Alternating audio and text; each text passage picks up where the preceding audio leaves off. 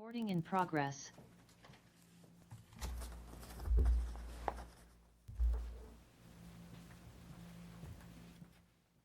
Good evening. This is to formally advise that as required by Massachusetts General Law, Chapter 30A, Sections 18 to 25, and pursuant to Chapter 20 of the Acts of 2021, an act relative to extending certain COVID-19 measures adopted during the state of emergency, signed into law on June 16, 2021, as extended by Chapter 2 of the Acts of 2023, the Yarmouth Select Board will hold a public meeting on Tuesday, January 21st, 2025, at 6 p.m. in the hearing room, Yarmouth Town Hall, 1146 Route 28, South Yarmouth, Mass. 02664. The public is welcome to attend either in person or via the alternative public access provided on the town website. If we'd all stand for the Pledge of Allegiance, please. I pledge allegiance to the flag of the United States of America and to the republic for which it stands, one nation, under God, indivisible, with liberty and justice for all. Good evening, on a chilly night that it is. Probably one of the chilliest we've had. Do we have any announcements for tonight? Madam Chair, I have a quick announcement. We were invited to attend a Dennis Yarmouth Women's Club meeting, a luncheon, and it was terrific. And I thought I would bring it forward because their logo is a bridge, the Bass River Bridge, and it is indeed a bridging group. And I encourage people to look into becoming a member of the Dennis Yarmouth Women's Club. And I had the pleasure of meeting Carlin Carey, who is a Dennis select person. So that was also a way of building another bridge. Thank you. Thank you, Liz. Do we have any other announcements for today? I do have one announcement that the Yarmouth Local Comprehensive Plan will hold their second community meeting on Wednesday, January 29, 2005 at 6 p.m., and that will be right in this room. So everyone's invited to come out and have your feedback on the local comprehensive plan. Wonderful. Okay. No other announcements. We'll move on to public comments. Do we have anyone for any public comments?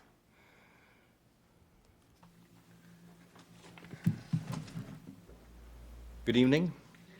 Good evening. I'm Bob Wilkins. I'm chairman of Yarmouth's Old Kings Highway Committee, and I'm here tonight because of the items on the agenda pertaining to the appointment of an architect to our committee and an alternate member of the committee.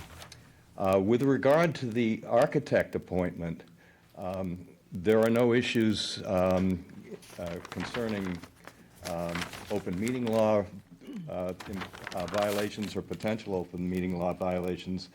The only involvement that the Yarmouth Old Kings Highway Committee has with the appointment of the architect is that we are permitted to participate in the interview process that has taken place. However, with regard to the appointment of the architect, the act as specified in our bulletin is very specific about that. And on Section 5, Establishment and Organization of the Town Historic District Committees, it states, the selectmen or town council of any member town may, upon the nomination and approval of the committee, annually appoint 2 persons residing in the district to serve as alternate members of the committee. So the nomination and approval of the committee did not take place. So in order to get the horse back in front of the cart, I would request of this board that that appointment be postponed until the next meeting. And in the interim, I have arranged through Lisa Sherman, our administrator, to put on our agenda for Monday the following item. Vote to nominate and approve John Grady and John Stewart for appointment by the Select Board as alternate members of the committee. Parenthetically, The John Stewart nomination was proposed by Chair, Committee Person, Board Person Liz Argo, and Mr. Whitnauer was present when that occurred. So I think that would alleviate any potential problems that might occur with, or challenges that might occur as a result of the open meeting law. Thank you. Can I ask one Yeah, question? go right I'm ahead. sorry, I just want to ask one question. Thank you, Mr. Wilkins. You said the committee was involved and participated in the interview. Were you given grading sheets? No, Okay. All right. Thank you. you're welcome. If I understand this correctly, you're not talking about the appointment of the architect, you're talking about the appointment of the two alternates? Yes, that's correct. Okay. Okay, They're two totally distinct appointments insofar as our involvement is concerned, the committee's involvement is concerned. So we have no responsibility to advise where it concerns the architect at all. That's totally your purview. The alternates are a different situation, as I just read to you. okay. Thank you. Okay. Anything else? I don't think so. All right. I don't think so. I just might mention concerning committee appointments generally. When the select board has someone interviewing someone for a committee appointment, a representative of the committee is welcome to be there. But when you send 3 members of 5 or 4 members of 7 with a larger committee, that's an egregious violation of the open meeting law. So I want everybody on town committees to be very aware that they're going to have to, if they're going to bring a majority of their committee, they're going to have to post that as a meeting. And if they do, that interview is open to the public. Yeah, just a point on that. The way it was years ago, when I was appointments chair, say I interviewed for a member of the planning board, I did it with the planning board in their public meeting. I went there, we interviewed together. There was always a grading sheet. They always gave their grades, and they were averaged and put together, and that's who got the position. That is, I believe, the way our handbook reads. And the way that it's supposed to be done with the full committee in a posted meeting, but things may have changed since it's been a lot of years since I was appointments chair, but that's the way it was supposed to happen. That was never my experience getting appointed. And when I served as the appointments chair, we would extend an opportunity for the committee to participate in the process as well. Sometimes the committees would choose to just nominate the chair of their committee to participate, or they would have a number of members, and if it was a majority that was interested, then we would do it in a public meeting. So that was the practice. I think that is in our handbook, and that's, I can tell you this, that there were some committees that took full advantage of that practice, and like I said, we have it codified in our handbook, so I encourage people to read it if they're unfamiliar with the way in which we go about interviewing candidates. And I will mention, since this issue came up last time, and it's been some discussion for the board, my reading of the old Kings Highway statute makes it very clear, as Mr. Wilkins suggested, that alternates are nominated by the committee and presented to us. So I think what he's trying to do this evening is to correct that oversight and to make sure that the committee has an opportunity to at least bless this, or at least give some consideration. And so when we take it up, it should be based on their nomination at a subsequent meeting. That's how I read the statute. In all fairness, Joyce, I was not given that information. I did as you have done and had been suggested to me when I came on board. So somewhere along the way, things changed. But I have to admit that the process, if it's in the handbook, then we certainly should be following. Yeah, I mean, the handbook is something that we've had pretty much in place for quite some time. It's posted on our website. It's where the committee information is. Like I said, I encourage people to read it. And I Certainly know do. with the Energy Committee, Mark, we have always had the interviews of new members with a member of the Select Board and the candidate and whoever the chair was of Energy Committee, never with the Select vote. Board Select Board can send the member to participate. In the past, there's been very limited interest in it. I think that may be referenced in the handbook, I'm not sure. Like I said, I would encourage people to read it. So I guess my thing is so you've never been given the grading sheets to use, whether it's a full board or not. How do you, how do you make your recommendations? Is it just based on your opinion?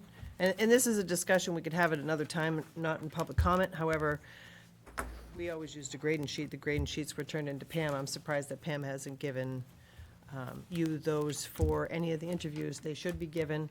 There should be a record of how we're coming to these decisions. That's the way it always was. It wasn't just me and me. If it was me and a group of people, even if it was the chair of the committee, we both rated each candidate, and based on the collective rating, that's who got the thing. It wasn't my particular choice to say this person or that person.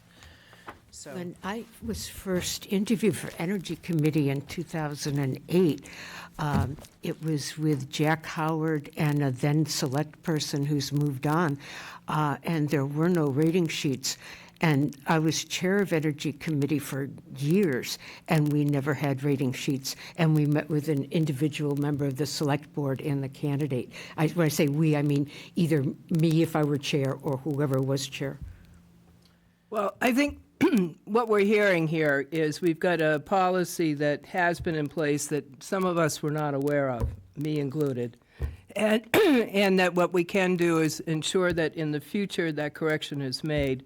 And as far as the agenda is concerned for tonight, we will not be reviewing the alternate positions for the Old Kings Highway. And Madam Chair, if I could just say, also the grading sheet method, I don't think would be in some ways the most helpful method, because you're interviewing, you're going over background. I mean, it's hard to make that in little 1 to 5s. Look at the grading sheet first and make an analysis, but it's a collective decision. It's just like when we grade him, it's not, the chair doesn't get to just say, you get a 50. It's based on everybody who's there. What's the purpose of sitting with the chairman if you're not taking their opinion into account? You mean as chair of appointments? As chair of appointments, if you're meeting with committee members, how can you go back when somebody argues that, the board wanted this person, you wanted this person, you have no proof? When I did it, I had everybody's grading sheets and the average on the top, and I turned them in, and this is the appointment. I write up a paragraph. Okay, I'm just saying, to help you, I think it would be. For a town volunteer process, we can get overly gradish. We could, but we're also being overly critical for somebody who's now serving the town, who we want to remove from a committee, so you can't have it both ways.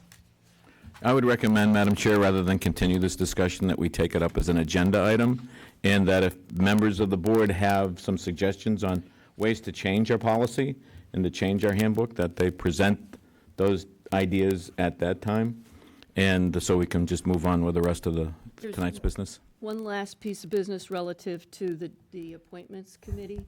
We are going to, Joyce is going to be handling, I think you brought this up to Dorcas, handling the Appointments Committee, and I will then step in March 15th. So we're not sharing the responsibilities as we were originally instructed to do. So I want that to be clear, too. Well, then, what I would recommend, again, it should come up under our business, and it's a board should take it up and vote on it in due order. So in the meantime, if we're going to make changes on policy, and these are all interesting ideas, but let's make it an agenda item, and let's take it up, discuss it, because this handbook was voted by a board of selectmen. So it's been voted, it's been adopted, it's our policy. We should follow it. If we're not going to follow it, then let's bring it up, put it on the agenda, and find ways to make modifications to it. Which we so will do, Mark. Thank you. I would just point out that there's a member of this current board who interviewed according to the procedure that I described with single board member and chair of committee and candidate. Well, I think at this point, let's just hold this for a discussion when we have it on the agenda. Okay? Great. Do we have any other public comment today? I see a hand up on the screen. Joe Glenn? Hi, Madam Chair, can you hear me? I can indeed. Joe Glenn, with a nod to my old Boston neighborhood from Southie Yarmouth. Now, I find it very interesting that you are concerned about the open meeting law and just spent 10-plus minutes violating the open meeting law by having a deliberation on a topic that's not on the agenda, but so be it. I did want to congratulate Officer or Sergeant Tom Hennessy, another great loss to our community. I wish him well. I always remind people who retired, as a retired public servant myself, that when you're retired, you don't get a day off. And I also wanted to recognize the other members of the YPD and Chief Lennon that's there, I see, but those that are being commended tonight, I saw Officer Renzi and Officer Nuss among them, but obviously they do a great job. And I did want to point out, just as a side, not as a school committee member, but as a person who happens to be on the school committee, that I believe that our school resource officers are the best value that we get in the district. What they do for us and the amount of what they do for us is incredible.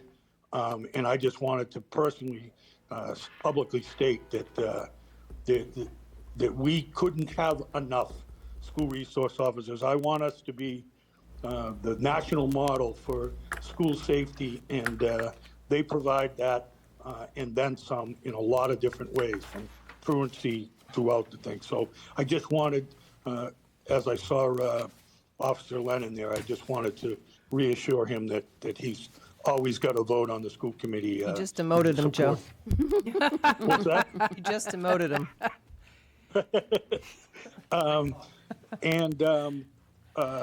I wanted to also commend the Mart committee that met earlier today. It was a jam-packed, full meeting with not only people but ideas that was very efficient and probably one of the best-run meetings that I've ever seen. I participated remotely, but it's a great start, and you should know that. I had told them that I will report back to the school committee because there are some overlapping issues there, but you should know that anytime the report goes back to you, the select board, I will report that back to the school committee because I'm not represented on that board, and nor is there anybody else. But as the liaison to the school committee, I want you to know that any progress or anything that is overlapping, that the school committee will be apprised of it. And then finally, the Yarmouth Housing Authority, I am always here in public comment, or try to be, but I had reported out after one of our meetings, try to update you. Sometimes the meetings are on the same night, so I reported up when the information that went up to the state, the RFP went up to the state. I immediately reported that to you. So I just don't want ever to be any kind of miscommunication or thought that there's non-communication. You can always contact me, you can call me, you can text me, you can do whatever you want. I'm available, but I want everybody to know on that board that anything that regards the Housing Authority that we can talk about or I can talk about, I will. So thanks very much. Have a great meeting and a great evening. Thank you, Joe. Okay, moving on to our next item on the agenda. It is with some pleasure and also, I have to admit, with some regret that I see that Sergeant Thomas W. Hennessy will be retiring. And Chief Lennon, if you'd like to come on up and tell us about this. I'll answer to whatever you call me. We'll start with Tom Hennessy. Tom could not be with us tonight, but on October 11, 2024, Tom Hennessy retired after proudly serving as a police officer for over 34 years. Sergeant Hennessy began his career with the Yarmouth Police Department as a 20-year-old summer reserve officer in 1990. He was hired by the Arlington Police Department and then transitioned back to Yarmouth a few years later. During his career, Sergeant Hennessy held many specialty positions within the organization, such as he was on the mountain bike unit, he was on the code enforcement unit, he was a firearms instructor, he was a canine handler, and he was a canine unit supervisor. He was in charge of a proactive anti-crime unit. He acted as a patrol sergeant, and he was also the alcohol licensing agent, or liaison rather. So we are all very grateful and proud for the service for Sergeant Hennessy. We wish him the best in his retirement. And Tommy is probably someplace warm right now, hopefully playing golf. Not right now, but we applaud his service, and we thank him for everything that he did, because he certainly made the Yarmouth Police Department proud. So Tommy, wherever you are.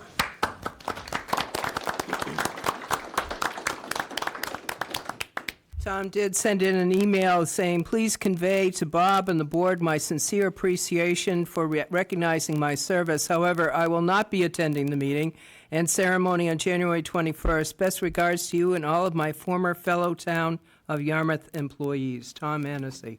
Let's hope it's somewhere warm. Would any of the board like to share some comments at this point about Tom? I just want to personally thank him. We had the ability to work very close with him, being the licensing liaison, and, it's not an easy job to do, to come and give that presentation. 34 years is remarkable. I'm kind of giggling still about the mountain bike thing, trying to picture him back in the day, riding his bike. But he did a lot. He did a lot, and he's going to be missed, and I'm just thankful for his service. So thank you, Tommy. I always like to see him at the dump. I call it the dump. I know it's the landfill, but it seems that's the place I always run into him. Any of the other board would like to share their comments? Madam Chair, yeah, I would also want to echo Tracy's comments as well. The board and the town have benefited enormously by his service, and we are going to miss him. He was not only a great public servant, he did a great job for this community, the police department, and he was a mentor. He was a leader in the community, and he set a very high bar and a great example. So we wish him nothing but the very best. He deserves it. I did not know Officer Hennessy well, but I admired the work and the times we heard him speak back when I was a member of the public. Thank you very much for having such a powerful department with good people leaving and getting a nice rest and good people arriving. I had the pleasure of knowing him for pretty much all that time, I think, that he was on the police force. He's a wonderful man, and he was a tremendous asset to the town. And with the licensing, he was excellent as far as how that was all handled. Some of the situations could be a little touchy. So, Tom, congratulations, and I hope you are somewhere warm. Chief, I'm going to have you have a seat because I have one more thing before I bring you back up. Okay. Okay, Paul, if you'd like to come up, please. Good evening. So our friend Bruce Barrow has retired, and I just would like to share one quick story just to tell you the character of who I knew Bruce was. I remember calling Bruce in on one of my first days here and saying, "I know that you work strongly with GIS and, that's your principal focus." And I said, "But if you'd like to be more involved with such a small staff we have, would you be interested in helping support us with the web?" And Bruce was the type of guy who just said, "I'm with you, let's do it, tell me what we need to do." So after 29 years of dedicated service to the town of Yarmouth, Bruce has retired. Through his remarkable 29 years of career, Bruce played an integral part at the DPW, making valuable contributions with the GIS. He later moved on to join the IT department. While continuing his work with GIS, he also stepped up to help manage the town's website. His expertise, his commitment, his problem-solving skills were instrumental in keeping our town connected and informed. Bruce's hard work and dedication has left a lasting impact, and he'll be greatly missed. And I know this because my door has not stopped being knocked. Where's Bruce? What do we do here? So he's going to be greatly missed by his colleagues and the residents alike. We extend our heartfelt gratitude for the many years of service and wish him the very best in his retirement. And he also was unable to join us tonight? He's unable to attend tonight. Well, let's hope he's somewhere warm as well. Our congratulations. Do any of the board want to share any comments? Well, thank you very much to Bruce. He was a great help to me, actually, who's a total computer neophyte coming on board and learning the ways of things. And we wish him very well and congratulate him for his service. Thank you, Paul. And Bruce also kept our website up to date, and it was another self-made experience and qualification that he had. Excellent. Thank you very much. Chief, I'm putting you back up on the seat again. Our next item on the agenda is citations for exemplary actions in response to a fraud incident. I turn it over to you, Chief, to explain. Thank you. So I sent this over to the town administrator because I thought it was important to highlight the work that not only one of our patrol officers did, but then getting our detective division involved and really thinking outside the box. So on December 16th, Officer Jefferson Willis received a call to go to one of the banks in town for a fraud, and we handle quite a bit of these. But it was one of our elderly residents, and somebody was trying to pull the normal scam of, hey, Grandma, I'm so-and-so, I'm in jail, I need money. So this woman went to the bank and she tried to withdraw a large sum of money. Officer Willis showed up, showed professionalism, compassion, talked to her, and then involved our detective division to get involved. And then they did some outside-the-box thinking to figure out how can we find out who did this. So they set up a sting, for lack of a better term. They traveled from Yarmouth to Worcester. They waited for the suspected package to be delivered, which there was nothing in the package because we didn't allow the woman to take the money out of the bank. When the two suspects showed up, they placed them under arrest, and during the investigation, they recovered $30,000 that was stolen from a previous scam in another part of the state. So I thought it was important to highlight, number one, the excellent job that Officer Willis did by going above and beyond. Sometimes cases like this, they can be handled with a report. Most of the time with these scams, we don't know who the perpetrators are. We can't find out who they are. So he did a very commendable job with that. And then Detective Sergeant Renzi, Detective Nuss, Detective Ambrosini, and Detective Rivet took the case from there with Officer Willis. They also contacted the state police, followed the package out to Worcester, waited for the exchange to happen, and then placed the two people under arrest. They were charged, and the case has now been turned over to the FBI for further investigation. So their actions, and we issued a letter of commendation, and I'll read it. It says, I'm pleased to concur with the recommendations of your supervisors regarding the issuance of this letter of commendation. For your exemplary actions in response to a fraud call on Monday, December 16th, officers responded to the Cape Cod 5 Bank in South Yarmouth to a response of a possible ongoing fraud. The victim, a 96-year-old resident, was attempting to withdraw a large sum of money. It was learned that the victim was contacted by an unknown person who was requesting $10,000 to bail her son out of jail. You, along with the members of the Detective Division and the Patrol Division, initiated an investigation, tracked the suspects to a location in Worcester. Your swift response, along with your effective teamwork in handling the situation, led to the arrest of two suspects and the recovery of $30,000. So they did a tremendous job. So gentlemen, come on up.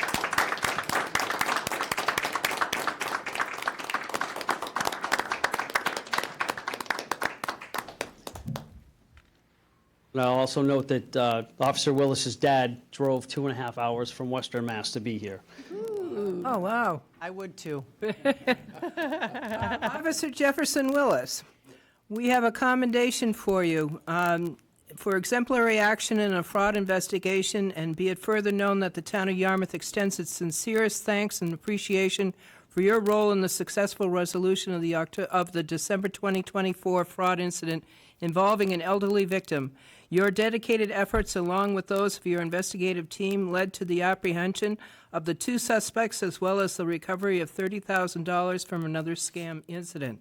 This citation is duly signed by the Chair of the Yarmouth Select Board on this 21st day of January in the year of our Lord 2025. Congratulations.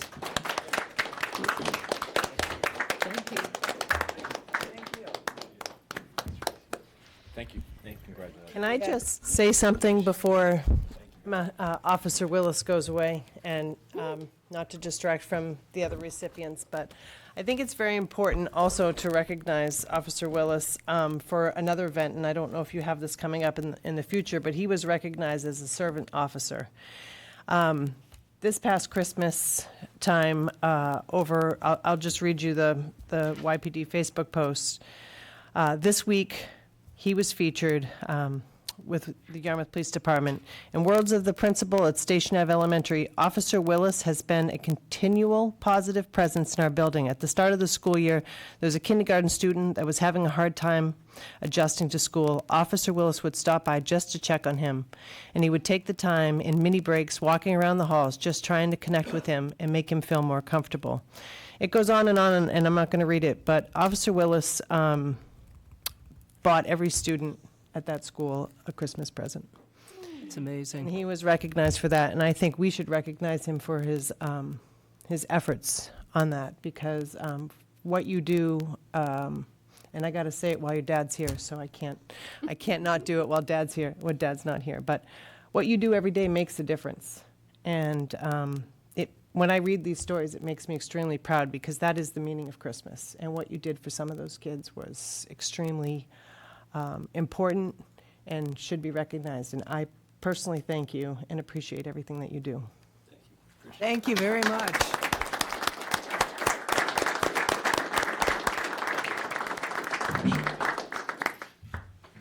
Detective Sergeant Stephen Renzi, we have an official citation for you for exemplary action in a fraud investigation, and be it further known that the town of Yarmouth extends its sincerest thanks and appreciation for your role in this successful resolution of the December 2024 fraud incident involving an elderly victim.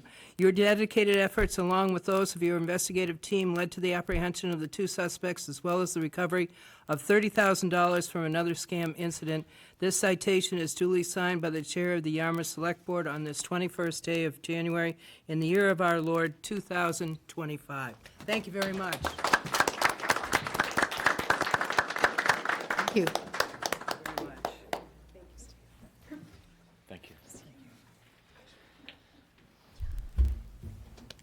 Detective Nicholas Ambrosini.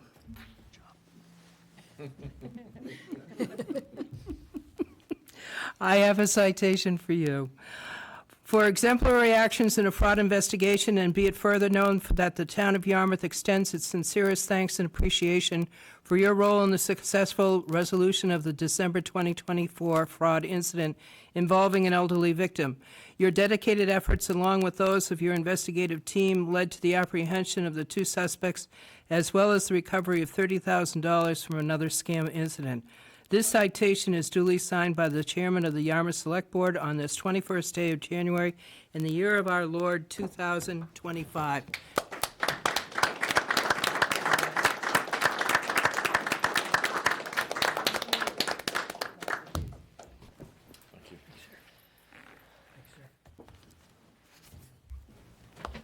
Detective Jeffrey Rivet. I have a citation for you for exemplary actions in a fraud investigation, and be it further known that the town of Yarmouth extends its sincerest thanks and appreciation for your role in the successful resolution of the December 2024 fraud incident involving an elderly victim. Your dedicated efforts, along with those of your investigative team, led to the apprehension of the 2 suspects as well as the recovery of $30,000 from another scam incident. This citation is duly signed by the Chair of the Yarmouth Select Board at this 21st day of January in the year of our Lord 2025. Congratulations.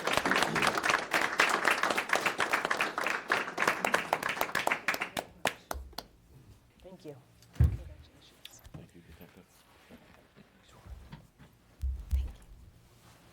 Detective Eric Nuss, you're not last but not least. You are all fabulous. I have a citation for you for exemplary actions in a fraud investigation. Be it further known that the town of Yarmouth extends its sincerest thanks and appreciation for your role in the successful resolution of the December 2024 fraud incident involving an elderly victim. Your dedicated efforts, along with those of your investigative team, led to the apprehension of the two suspects as well as the recovery of $30,000 from another scam incident. This citation is duly signed by the Chair of the Yarmouth Select Board on this 21st day of January in the year of our Lord, 2025. Congratulations. Thank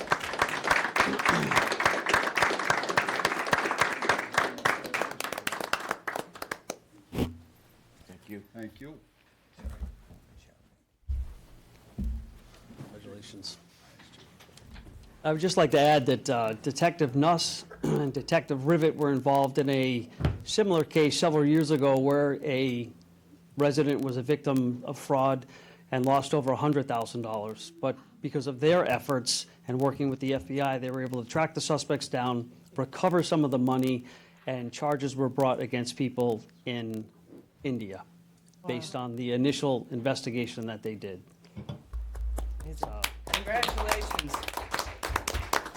I have to tell you that from my previous occupation as director of Heatherwood, I unfortunately saw many of these types of incidents, and one very similar to the one that you're talking about with India happened to one of our residents to the tune of $75,000.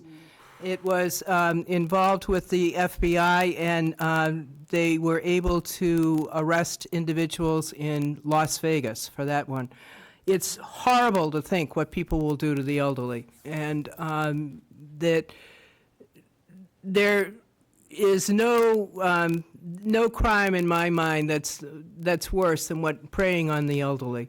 And it's wonderful to know that we have a police force that's ready, willing, and able to ensure that that's not going to happen in our town. Thank you very much. I appreciate it.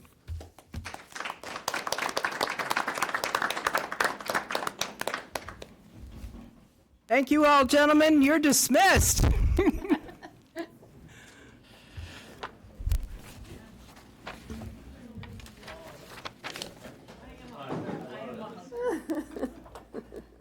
Okay, Bob. I can take this item in the vein of preying on the elderly. They're both online. Our next item on the agenda is the retiree health care benefits request. And I also want to recognize Sarah O'Reilly, our Human Resources Director, who worked on this as well. And I just want to call to your attention, there is a longstanding policy in the town with respect to retiree health insurance, whereby folks have a year after retirement to notify the town if they wish to elect to receive retiree health insurance benefits. And from time to time, we have requests for exception from the policy, which it's important that folks communicate with us if they experience a problem or an issue. That way, we hope to keep this policy, in strong, I guess, stead moving forward, because, it's, not fair to the community if people come back after many years and attempt to get on the health insurance. In this case, there's a request for two exceptions, which I recommend them both, and it's for longstanding town employees over 27 years each, and well in excess of 30 with Frank. And the first one is Carl Von Hohn, and he had indicated his desire to take advantage of the benefits. He didn't meet the 1 year, but it's within a year and a half, so it's close to the deadline. And he did have some extenuating circumstances of his own health issues that he was dealing with, and he missed the deadline, so that requires an exception from the select board. And secondly is from Chief Frederickson, who he did provide his notice, and he is on the town's insurance. However, he has an opportunity, as now he's a county official, I believe he's on the Assembly of Delegates, that he can get health insurance from the county. And if he notifies the board, and if the board accepts, he can get off the town's insurance, be under the county while he's a county official, and we don't have to pay any of his premiums, as long as, the board votes to grant him an exception. So when he's done with his county service, then he can resume under the existing insurance that he has now with the town. And with the notification on these issues, the way we look at them, the key is to know exactly, what's going on in every case. If, these are the people usually that we deal with, there are fewer and fewer of these long-term career employees that spent their entire career with the town of Yarmouth and provided exemplary service. So based on the service and the extenuating circumstances, I don't think Sarah feels any differently. I hope I didn't. I'd like to make a motion that we approve the two requests from both Frank Frederickson and Carl Von Hoen on the exception of the health insurance coverage. Second. Discussion? Yeah, Madam Chair? Yes. I support these as well, but my question is really about the policy of informing employees before they depart so that we won't have this happen again. Have we corrected this? Have we fixed this? I don't think there's anything to fix. There's nothing, so, well, I'm reading in Carl Von Hoen's message to us about lack of notification. And so, I just want to make sure that going forward, I don't want to hash over He was notified. what may. Okay, so there's a disagreement there. But rather than engage in that, we're just going to, okay, Yeah, and we reminded him, and I think he acknowledged that. okay. But if I were an employee of the town, would I get some kind of written notification? How does that work? Could you explain that? Notified upon your retirement, or if you continue your insurance coverage at the time. May of I ask retirement. you, Sarah, to come on up to a Yes, mic? Thank sorry. you. If a retiree is on health insurance upon retirement, then it continues. If they choose to go off of the town insurance, either at that point or at any point in the future, they're notified of that policy. Do they like sign a release or acknowledgement or something like that? I know when I was in federal employment, sometimes when there's separation, there are things that you at least acknowledge having a receipt of the policy. Is that something that we do? In this or could case, we- he was notified via email. By email, so there was, okay, well, that's Idea to an, get a signature. yeah, no, I would recommend, like I said, I worked for many years in federal government, and sometimes it was just to cover everybody. I had to sign that I was notified of this, and I put my signature on it, so it just provided an adequate degree of assurance that I was given full notification of whether or not, I wanted to continue on with any benefits, or Right. I was forfeiting my right, and I understood that I had so many months. I just recommend if we could do something like that, that might be, Yes. again, these are two individuals. I have no quibbles with their service to the town, or they're totally deserving. I'm just trying to think going Yes, forward, agreed. taking an added step of going. Typically, I meet with every employee before they retire with the town. And I'm I sure you go do, over all their benefits with them, and And I don't want you to think I I'm, have a checklist that they sign, okay. so, yeah. So they do sign a check, they do sign Did something? not, because there see. was some extenuating circumstances understand. where we were corresponding via email, but yes, typically Okay. that is the All right, process. thank you. You're welcome. Does anyone have any other discussion? Okay, although, I'm sorry, I would just say that I'm very proud that the town of Yarmouth sees these extenuating circumstances and is reaching out to do the right thing. So once again, I find myself proud of being on this board. thank you. Okay, no further discussion. All those in favor say aye. Aye. Aye. Opposed? Unanimous. Thank you. Thank you very much. Thank you, Sarah. Since we have a little bit of time, I'd like to read the citations for, they're not here with us tonight, but I think that it's fitting that they should be read into the record. I'm going to start with Sergeant Hennessy, the Town of Yarmouth Select Board official citation. Be it known that the Town of Yarmouth hereby recognizes Thomas W. Hennessy on his retirement as police sergeant effective October 11th, 2024, and for dedicated service to the Town of Yarmouth. And be it further known that the town of Yarmouth extends its sincerest thanks and appreciation for over 34 years of tireless service as a police officer. In the Yarmouth Police Department, he held multiple specialty positions, one of which was alcohol licensing liaison for the Yarmouth Select Board.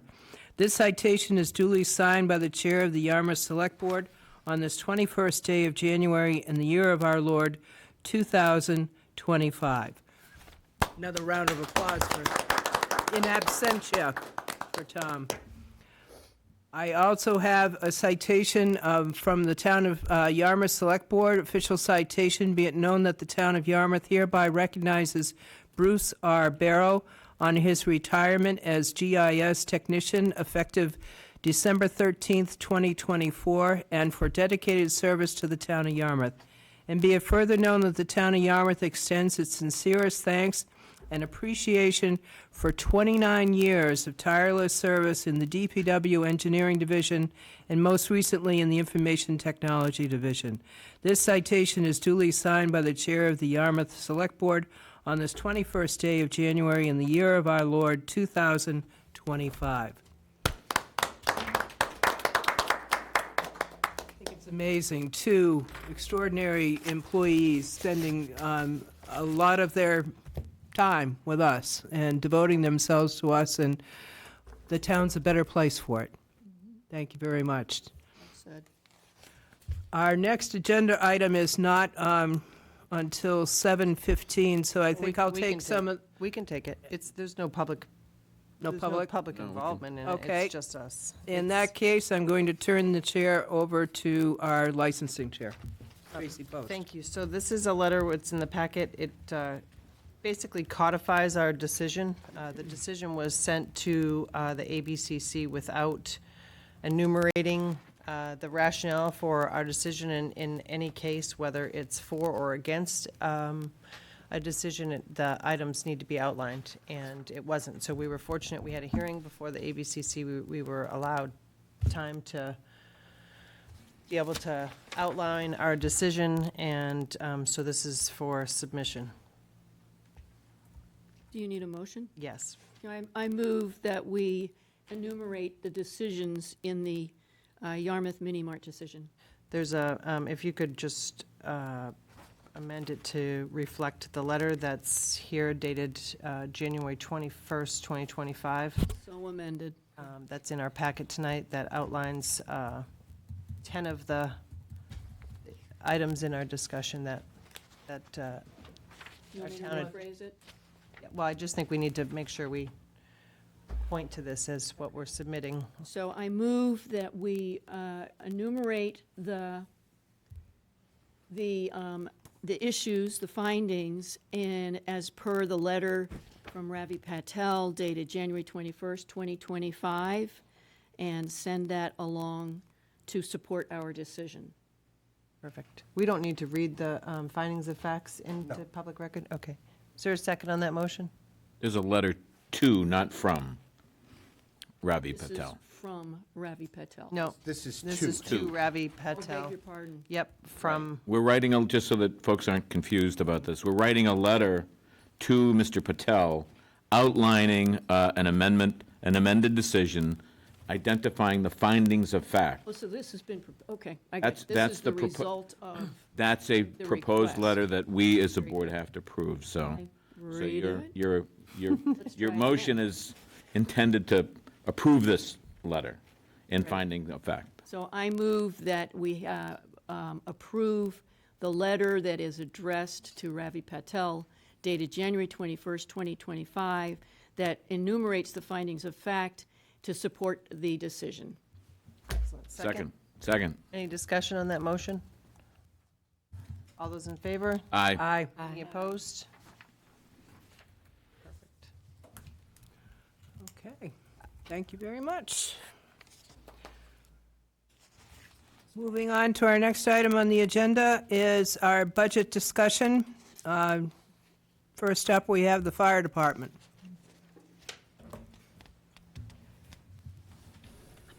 Nice work. I turn this over to Jennifer and to Bob, and the chief, and the vice, and the deputy chief. So the chiefs are here, and they have a presentation on their budget and hope to answer questions. I want to acknowledge Jennifer Mullen, our finance director, who has been just very instrumental in the whole budget process and working with the public safety departments. We know this year in the fire department, there is a strategic initiative to increase the staffing in the department that will require an override for us to pass. So we are very anxious to start our real specific budget reviews, following up on the budget workshop that we held at your last meeting to bring in the fire department. And actually, we've got public safety night this evening to lay out these issues, take a look at some of the facts, and hopefully answer any questions the board may have.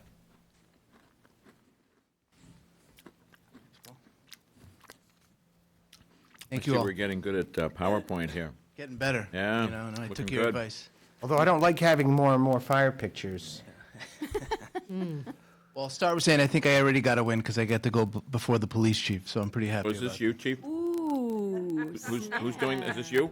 Is this your production? Yes, it is. No, so before I get into the details of that, I just wanted to kind of summarize. I appreciate the time and the audience here for us to explain what we're trying to do. 2.5 years ago, I sat in the same chair, kind of getting ready to talk to you guys, and with a whole initiative of making a positive change for the Yarmouth Fire Department. So 2 years in, with some help here from Deputy Smith, we're working really hard to achieve a lot of the goals that we set forth. We also did a strategic planning process last year when I had first started to identify the needs of the department, what we needed to do, and kind of chart a path forward. So I appreciate all that, and this is kind of where we are now. And obviously, don't take lightly having to ask to do an override to fund our initiatives, but I just kind of wanted to give you the background as to how we got to where we are today. And certainly, please ask away at any point for any questions that you might have. So last year, I came before you and asked for 8 firefighters to start because I knew we were far behind where we needed to be. We had done a lot of analysis over the last 20 years as to our call volume and our staffing and our models and how we do things. And I identified and I presented to you that we've been making some incremental gains. And I appreciate all that. I think the fire department appreciates that. The town appreciates that. But we needed to take kind of a bigger bite of the apple at some point to catch up for what we've been doing. So last year, the board, although it has changed a lot since then, we approved a 2-year plan to increase staffing by 8 firefighters to get to the shifts to a total of 18 personnel. So last year we hired 4, and what we're looking to do is hire an additional 4 this year to get to that number of 18. Our call volume continues to increase steadily. A 3% increase last year. We did just under 8,200 calls, which is an average of about 22 calls per day between the 3 fire stations. Not just addressing call volume, we also have a lot of other issues that we're trying to address within the fire department. One of them obviously being burnout, injuries, and employee morale. I know we're looking at kind of the fire department as a whole. We have a lot of strategies we're trying to accomplish, or goals that we're trying to accomplish at the same time. Recruitment and retention is a big one. And as you compare us to other departments in size and statistics and the call volume that we're doing, we need to increase our call volume in order to avoid these negative impacts of overworking our employees. The model that we've had here and sustained for too long of using callback to respond to subsequent calls is no longer a viable option for us. I know that I've talked about this before. The workforce has changed dramatically over the last couple of years. We don't have a living radius in town. Obviously, housing is an issue. So we have a lot of employees who aren't here and available to respond to subsequent emergencies. We're relying on a very small group of people that have been doing it for 20-plus years of coming in over and over and over, working their regular shifts, working overtime, and then also coming in on their days off to respond to emergencies, whether it be during the day or in the middle of the night. And obviously, those lead to long-term issues for our employees. And Most importantly, it has an effect on our response times and our ability to meet staffing standards for response types. And what I mean by that is, it's not just getting a firefighter or two firefighters to a call. Based on the emergency that we're going to, we have standards of what we need to get to a call in order to be effective in that incident and mitigating that incident, whether it be an emergency ambulance call or a fire or a motor vehicle accident, a technical rescue call, whatever it might be. Sometimes the statistics can be a little bit misleading because, yes, we are getting people to the call, but are we getting enough people to the call to actually make a difference? And that's the important part.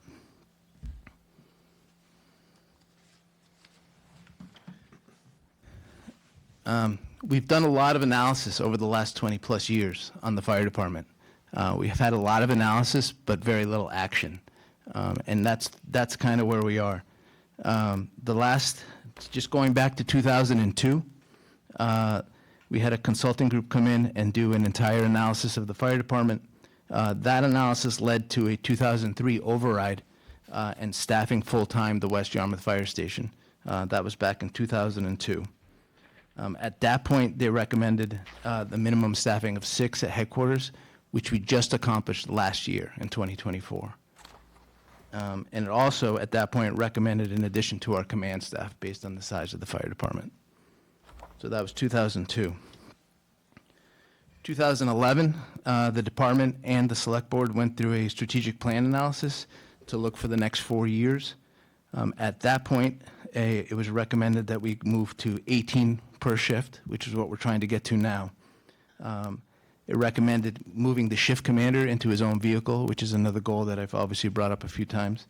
And also had recommended a full-time training officer and a second deputy fire chief.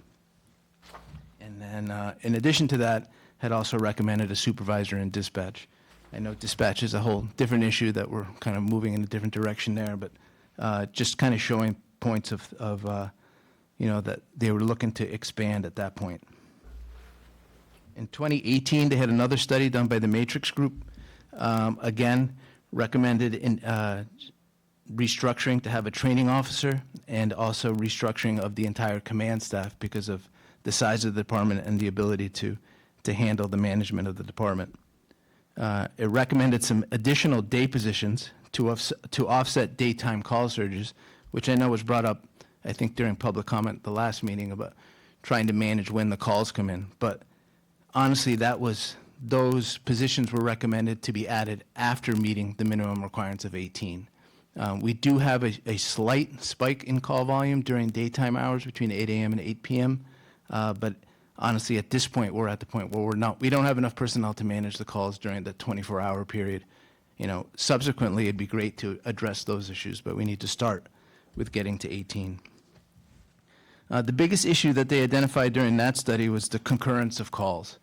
70% of the time, we're doing more than one call at a time. And what that means is either Station 2 is empty, Station 3 is empty, or headquarters is empty, or there's times where there's nobody in town because we haven't gotten anybody back on callback. So that's the importance of having or understanding how, if we're doing 2, 3, 4, 5 calls at a time, we don't have the personnel to respond. And if we, at that point, which has happened, we get a major incident like a structure fire or anything bigger like that, we're behind the 8 ball from the beginning. And the other thing it leads to is not meeting response times, because a lot of the times the responses are coming from out of district. So you're responding to a call in Yarmouth Port from the hospital, from South Yarmouth, from West Yarmouth.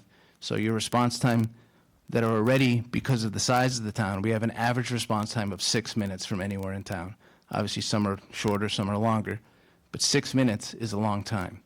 And what happens there is if you're already responding from another district that's not your first 2 area, you're adding to that time before you can get to a call. And then just last year, we had another consultant come in and do a kind of an overall picture of the fire department. We already knew we had holes in staffing and other issues, so we kind of focused on the other areas that we thought we could make an impact, and a lot of that had to do with leadership and administration of the fire department, which we're working on as well, our organization and staffing, and our professional and career development. I think one of the biggest things that we or as a group you identified during the last process for fire chief, is that there hadn't been enough done to plan for the future and to get some succession planning done. So you identified your future leaders within the department and prepared them to take those roles on. It just simply wasn't getting done.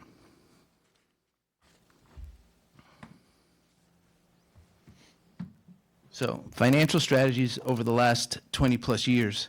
And one of the things that are really important to point out, that we're at this point taking $2 million out of about a 2.8. Almost every year we receive just under $3 million in ambulance receipts from the ambulance calls that we go on. So just under 3. We're spending $2 million of that to offset our salaries every year for the last 20-plus years.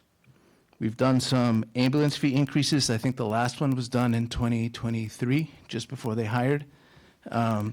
Again, this is a strategy that's difficult based on our demographic, because a lot of our demographic aren't paying private pay insurance.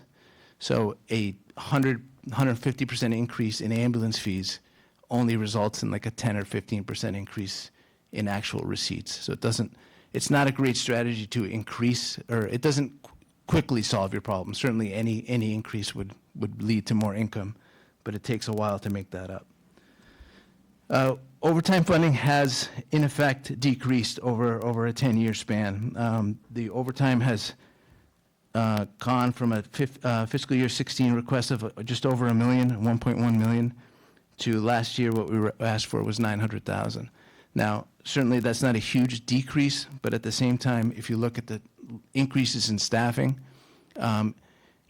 it's kind of a strategy that's been told, yeah, if we hire these many people, we're going to reduce our overtime. But as that number starts to creep up, you also have obligations to train people, to give them time off, whether it be their regular accruals, and then there's also a lot of every year requirements that they need to do to maintain their certifications, and it costs money to cover them to be off. In addition to that, we've also had to, we're trying to accomplish a lot of things at the same time. So we're also trying to do some community education and other fire prevention type initiatives and those things. And, there's only so much they can do on shift. So that requires a lot of backfill or having people come in off duty to meet those requirements. And they're important to get out into the community and find out, get back into the schools and do a lot of things that simply just kind of fell off the radar over the last 10 years. So we've been pushing those back and doing that. So in addition to that, it doesn't take into account the raises that collective bargaining raises, the obligations that come over time. So that number actually decreases every year as their salaries increase because the overtime rate goes up. So in effect, we have done a very good job of limiting that overtime increase. And I just wanted to point out again, the last override for fire department staffing was in 2002. And that's when they opened Station 3 full-time and hired 12.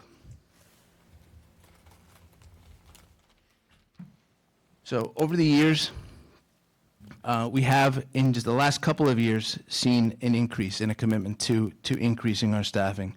But if you look backward, back in 2012, we were at 14 per shift. And then we went a 7-year span without doing any increases in staffing. So from 2012 to 2019, at 2019, we moved up by 1 to 15, and that was accomplished through a SAFER grant through the federal government. And then for the next 5 years, we had no increase in staff. So from 2019 to 2024, there was no change. 2024, we went to 16. In 2025, we went to 17, and our request now, obviously, is to get to 18 per shift in 2026.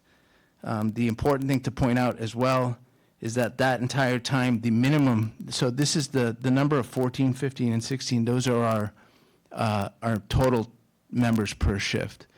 But our minimum staffing to start the shift has remained at 11 just until last year when we increased it to 12. So we were at 11 members just up until 2024.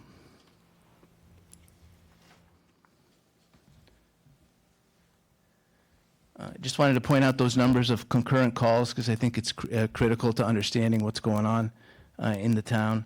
So only 25% of the calls occur as a single incident at a time.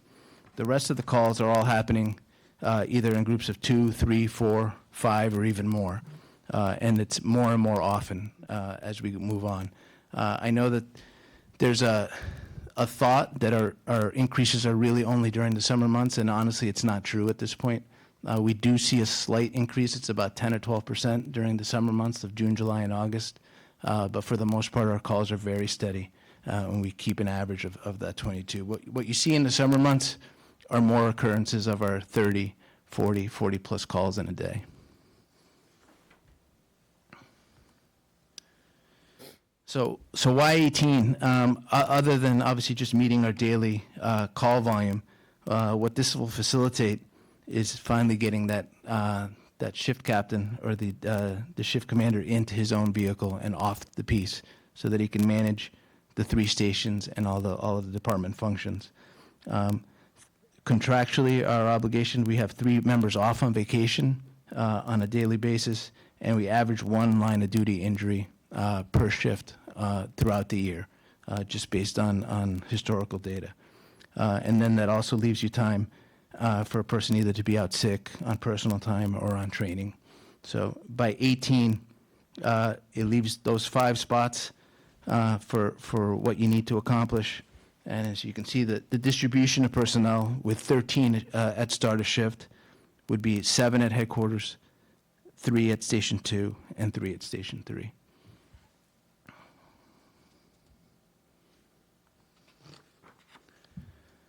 So also embedded in in the override is an increase in the command staff, or a change. I think I'd rather refer to it as a restructuring. The EMS officer is also our training officer and has been for the last 10 or 15 years. When that function was created, it was a great step forward from where we were, but the department was also a lot smaller and had less administrative requirements to accomplish what they have to do. That job now handled by 1 person. He's doing a great job, and he's doing it now. And we had the people that have filled that role before requires an enormous effort to get that work done. They do a good job, but we can do much better. Is basically what it comes down to. And what we don't have is the ability to, follow up on the training and make sure that things are getting done correctly and things are being accomplished at the shift level. So both of these roles are handled right now by 1 person. Like I said, the workload is really prohibitive of them doing it effectively. There's an enormous increase in continuing education requirements for all our EMTs and paramedics. They increase annually. They have to do, obviously, as our call volume goes up, they have to do more quality assurance and quality control of our ambulance calls and make sure that that's done correct. He also serves as the department's infectious disease control officer, which obviously proved vital during COVID and all those things, but continues to this day. And then attempts to participate in community education, has to order all our EMS equipment and our supplies. And then on top of that is doing our annual fire training plan for the department, which we have annual fire training standards for the different things that we do. So there's a lot there, and basically what happens is it ends up falling back on the shifts to try to make sure those things are accomplished and to find out if we're actually getting them done. And what's falling behind there is individual training plans and being able to follow up with our employees to see if they're getting things done the way they should and accomplishing the goals that they set out to do.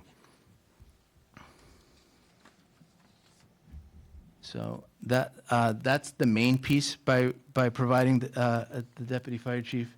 And I'm sorry, that's really small, so I'll read it to you. So there was a lot I was trying to fit in there. And I can obviously send you a copy of this so you can look at it later. But the goal here would be, like the two ones on the right, is to split up the EMS officer and the training officer. What it would allow to do is the EMS officer to accomplish a lot of the things that he's trying to do now, but do it better, and also provide an opportunity to possibly provide a lot of our annual recertification training that we're sending out for and paying for at the shift level.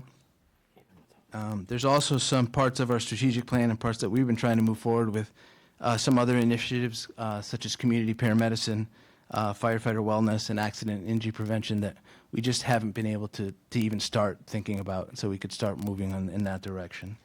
Then the deputy could do more training in emergency preparedness. It could develop, manage, and forecast daily department training.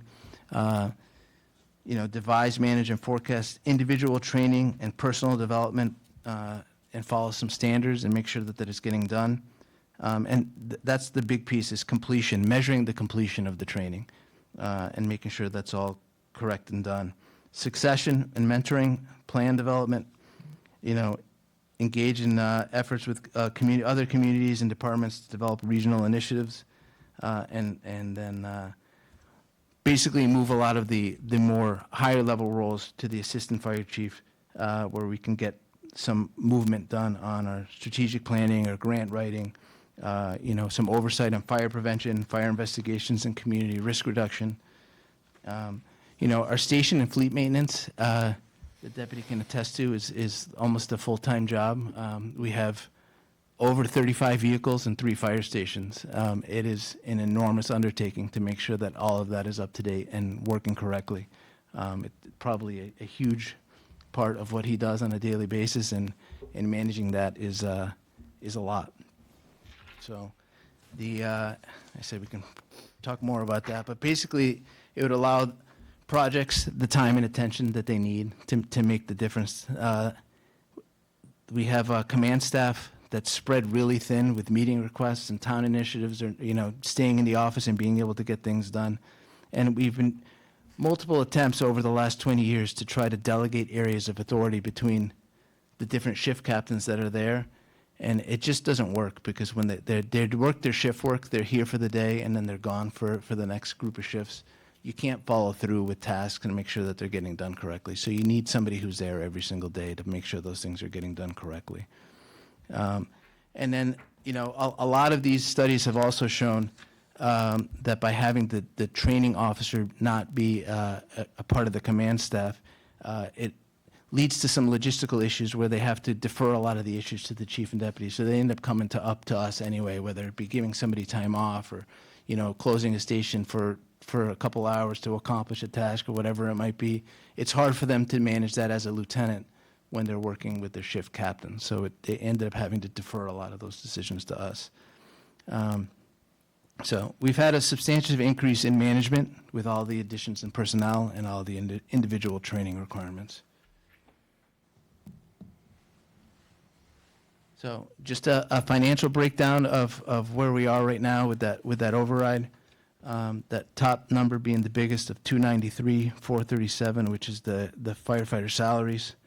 That second position of the assistant chief. And then the other thing that we tried to incorporate, because it really has never been done before, is the actual hiring expenses when we hire new people. A lot of the times we just try to absorb that in our operating budget, and it ends up making us fall behind. So that includes our physicals, our background checks, uniforms, the health insurance component, and their retirement assessment. So that gets you to that total of 617,726. And that's my spiel.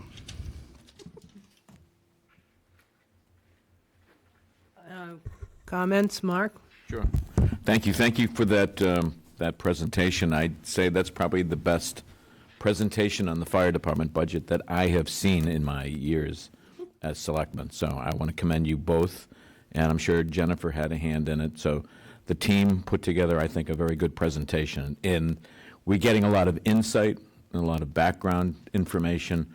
It's incredibly helpful. So thank you for this terrific presentation. In looking back, I think one of the things that I should sort of want to get out on the table for people that might be watching and paying attention to this is that, we have as a community, made these assessments that indeed we need to make changes and we need to make increases in staffing. But part of our problem has been that financially, the town has struggled. During those time periods that you're looking at, I can recall over the years the town really struggling with finances and the difficulties in dealing with increases in the schools and sometimes the unplanned expenses that came in from from the school department. So the fire department, I felt that always seemed to get the short end of the stick, so to speak, when it came to dealing with some of these challenges. And the town overall for many years has found itself in a very, very difficult financial situation. And I think, we have now found ourselves in a stronger situation. That's not to say that we're, I don't want to say that we're in a terrific situation, but we're in a much stronger financial position. And I think we've been gradually making improvements along the way to sort of fit within the financial resources that we have. So I think you've done a great job. I think you've laid out a great plan, and I'm fully supportive of it, and I think we're headed in the right direction. I think this is one of the reasons why we wanted to bring you on as chief, All right. and why we're so thrilled with your number two. Yeah. And together as a team, you guys have really done. Together, you guys have done a great job. No, I appreciate that, Mark. Thank you. Yeah, so I very much appreciate it. So I'm very supportive of the budget. I'm very supportive of the override. Like I said, I think you've laid it out. You've made the case. I wish we could have made those improvements financially before, but we just financially were in a very difficult bind. But today we're at a point where we can make these investments, and I think we're doing it just right. So thank you, Madam Chair. Thank you. Tracy? I agree. It's been tough because, we see the same information. We're not really in a bad position to be able to make those decisions, but I'm concerned this year as well with the school budget and how it could impact what we have. But, the reality is, with the increases that you've shown and being able to do what we've done is really remarkable. I'm interested in that 6-minute response time, how that has, there's an industry standard. Sure. And I'm wondering if I know we've kept track of it over the years for insurance purposes to make sure that we're within a number. But statistically, how these might help, because every time we think we're doing something to help, we're really, okay, so 2002, we needed 18. Yeah. Do we really need 18 now, or we're just really kind of like? We're bridging a gap. Right. No, and honestly, if I could ask, to be frank, is we need more. But what I'm trying to do is ask for the appropriate amount so it actually happens. Right, Because and people, we need to make a move. People need to understand that, and Yeah. we're not looking for really where we need to be. We're really looking for where we should have been probably 10 years ago. And I think it's, I don't know how we can't mention what's happening in California. That's a complete disaster. And if the people don't recognize the importance of what our fire people do from watching that, I know I certainly do. I do every day, but that just changed a complete community. Yeah. And, I like the restructuring of the admin. I think it's something that we could do, we should be doing, because I think some of those things, I'm always looking to where we can invest money that will save us money, right?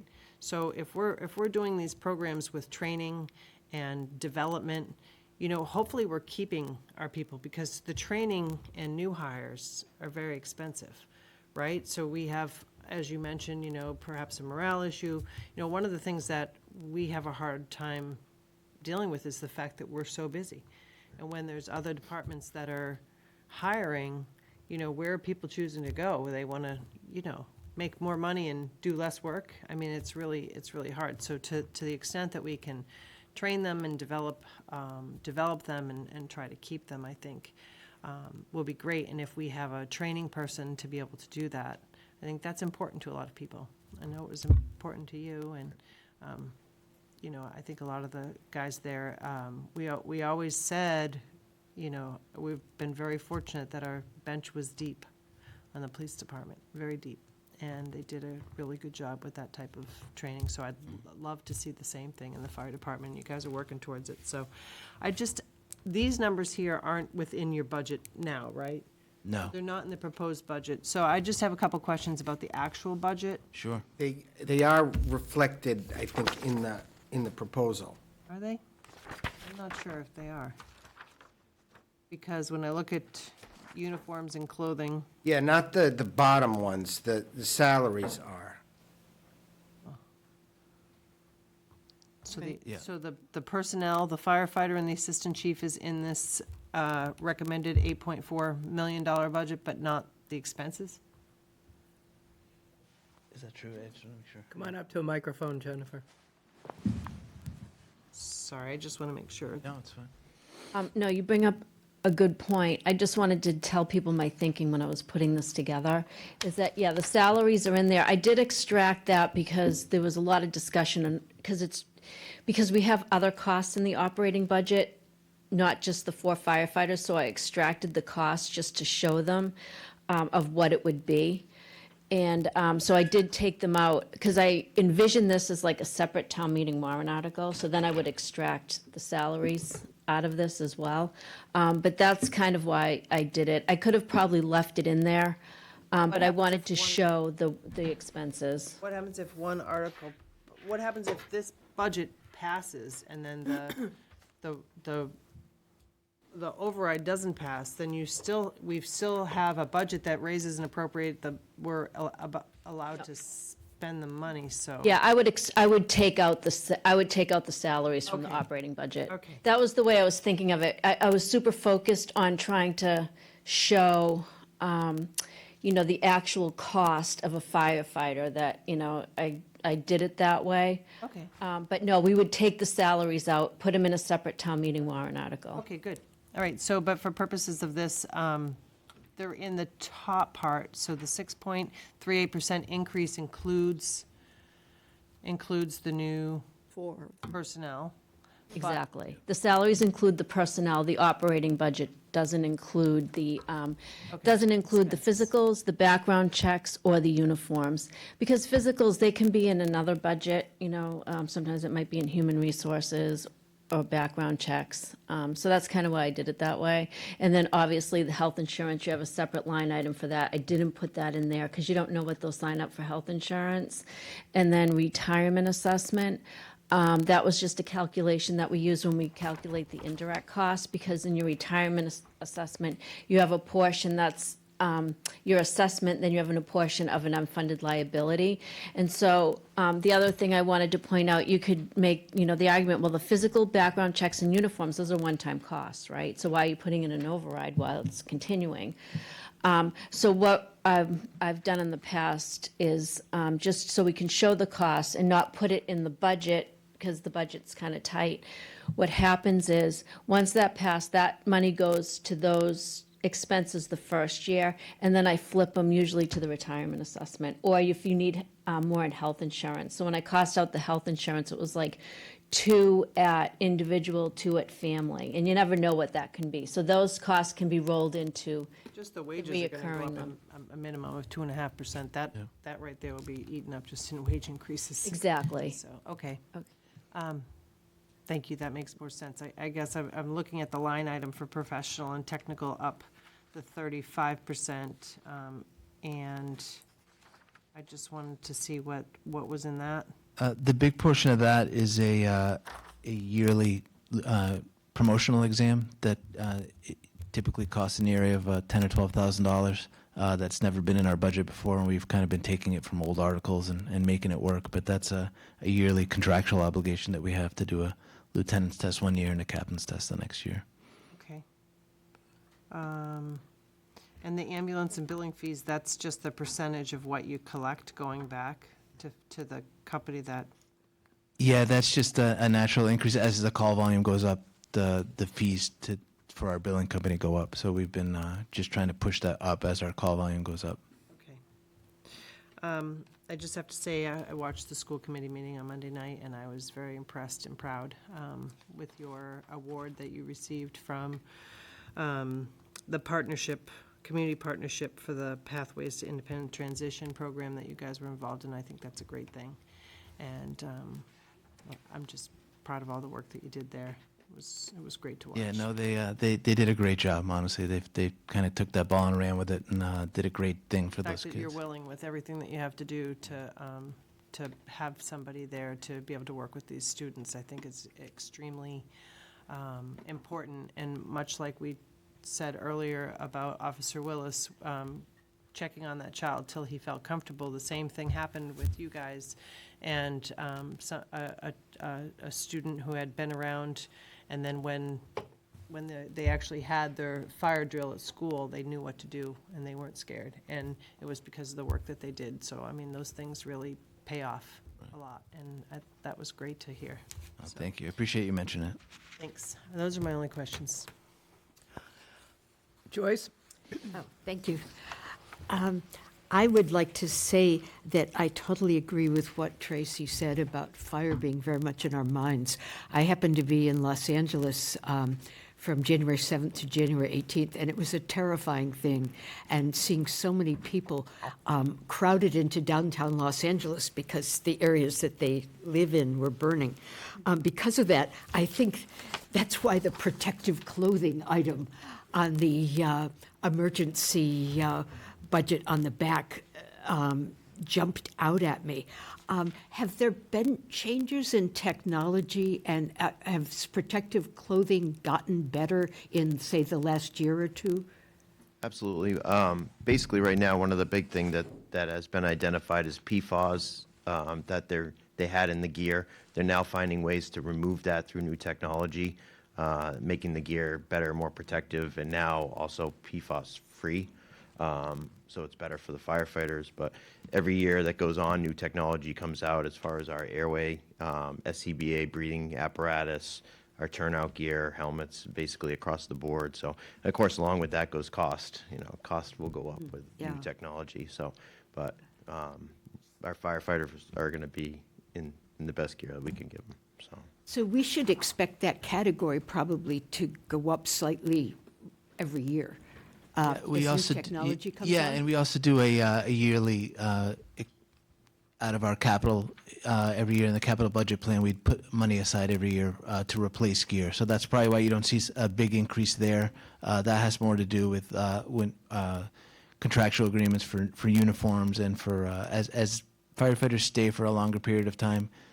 They get a Class A uniform, which is like their dress uniform. So after they've been there a certain amount of time, so we have to account for that. Uniforms seem to be page one, right? Yeah. It's separately categorized? Okay. Can I just say something about that? I know there Sure. was a law passed recently in Yes. terms of the PFAS gear, and I believe right now that full technology isn't available.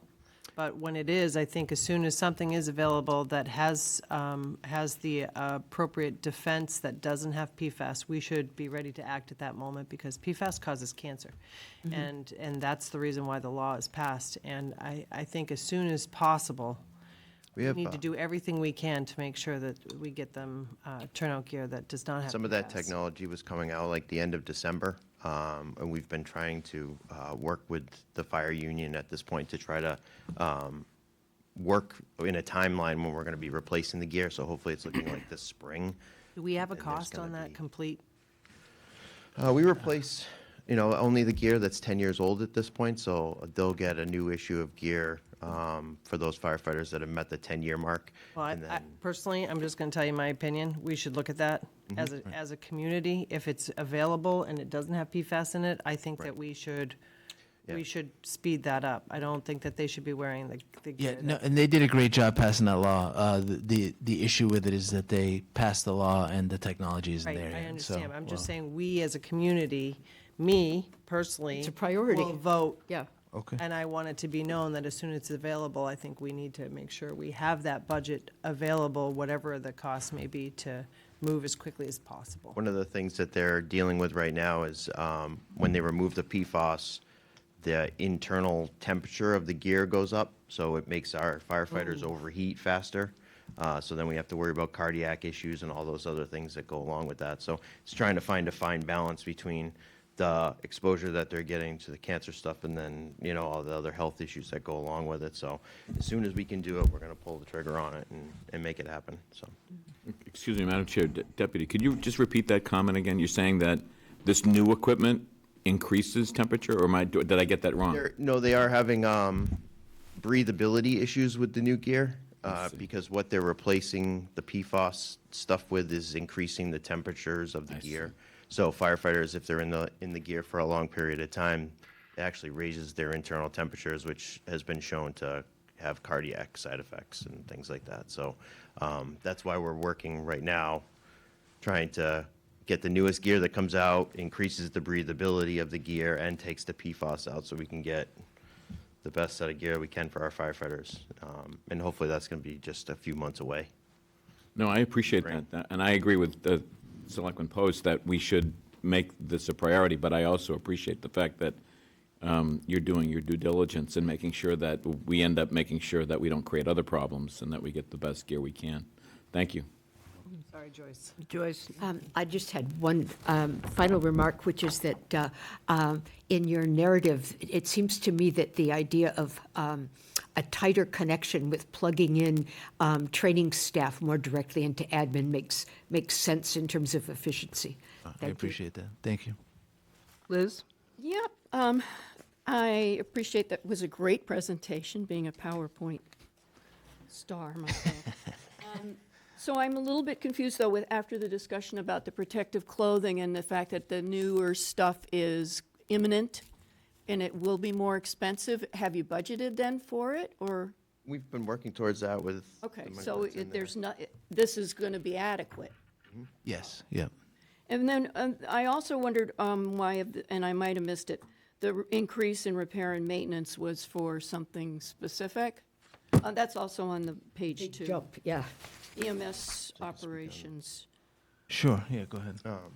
So basically, right now at this point, we've been struggling to do annual maintenance on all our apparatus to get them into a position where we're not replacing broken things all the time. So the that annual maintenance is hopefully going to help us get ahead of some of the repair issues that we're having. So by spending a little bit more money to help with our annual maintenance and take better care of our equipment, hopefully it'll last a little bit longer and cost us a little bit less in the long run. Can I ask one question about that? Are we still having to take them off Cape, or do we have somebody coming to? It's a combination. A lot of the emissions things and computer issues, software issues and things like that have to go back to a manufacturer. So those are off Cape.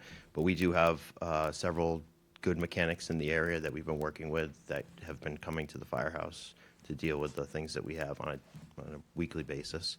But yeah, there are some things that we're still traveling, which Cost money. Yeah. cost money. Yeah, it's expensive. Do you have a mechanic on staff? No, ma'am. No, we've been relying heavily on, like the deputy mentioned, some local talent to get stuff done, but it certainly isn't an efficient operation at this point. And like I said, with 35 vehicles, boats, fire trucks, pickup trucks, ambulances, just in the last week, we've been moving vehicles to Walpole, to Plymouth, all over. You think there's a value in a regional situation? It's definitely something we've talked about. We've talked about maybe trying to incorporate something with Jeff Colby at DPW as at least maybe like a town-wide. But the issue, it becomes the certifications that you need to work on emergency vehicles are very unique to emergency vehicles, and it requires annual recertification and classes and schooling, and that market is very competitive for salaries as well. What do the other communities do? Do they have to bring theirs off Cape as well? For some of the work they do, some of the work, like you said, is unique to the manufacturer, but at least looking to our west in Barnstable, they have their own mechanics that are all certified to work on those vehicles. The town of Harwich has public works people that are signed off and have the certificates to work on emergency equipment, so they do that in town. So that's something we should look into. Liz? Yeah, so, catch me up, the status of moving the comms center from Main Street to Station 3, where's that at? It's actually, so it's moving, the direction they're looking into is a regional dispatch, which actually be in the town of Barnstable. So it's not going to be a combined dispatch within the town. It's going to be a regional effort with Barnstable, Sandwich, and Yarmouth. Relieve some issues for you Certainly, yeah, it's forecasted to certainly provide the town some savings over some time. Nice. Do you have any idea why the annual call increase? I mean, does it track directly with population? It doesn't sound like it. No, I mean, it's something that we were discussing today. You know, over the last, whether you call it 20, 25 years, obviously there's been a commitment to provide services in the town, whether it be nursing facilities, elderly care, elderly living, assisted living, and then some of the housing projects that have gone on have all increased our volume significantly over time. And it's something that we're very concerned with or want to be involved in. I know the deputy met today with the Matikes committee over thoughts or what they want to do there, because all of that just drives calls for service for both police and fire. Yeah, I am guilty of calling 911, or at least calling not 911, but calling the fire station when the smoke alarms, when we first moved into our house, could not fix the smoke alarms. And twice we called the fire department, and they came in all their gear, and I was mortified. But is that still happening? If I did it, I'm sure there are other people. Yes, it happens all the time, you know. Is there anything we can, is there anything we can do to fix that? Is there a lay person who can be there to handle that and relieve your fire officers from having to make those calls? I volunteer. Most of the directions are on the back of the smoke detector, Oh so my if you can God. get them off the ceiling to read the back, it'll explain Right. what's going on, so. But it's a hard thing, you know. Obviously, there's been increased regulation with CO calls specifically, and we don't like to just say, oh, it's just a battery or it's just a bad detector. We like to come in and we meter the house no matter what, because there's been times when we go for, what you think is an unsuspecting or a Right, non-issue, and it wanna actually turns into something. Find out, oops. So. So do you think this 18 shift people per shift is going to hold the town of Yarmouth for very long, or I think you were indicating it's going to get us caught up, and then I'll we're be gonna- back. No, it's I think it's a step in the right direction. It's not the complete solution.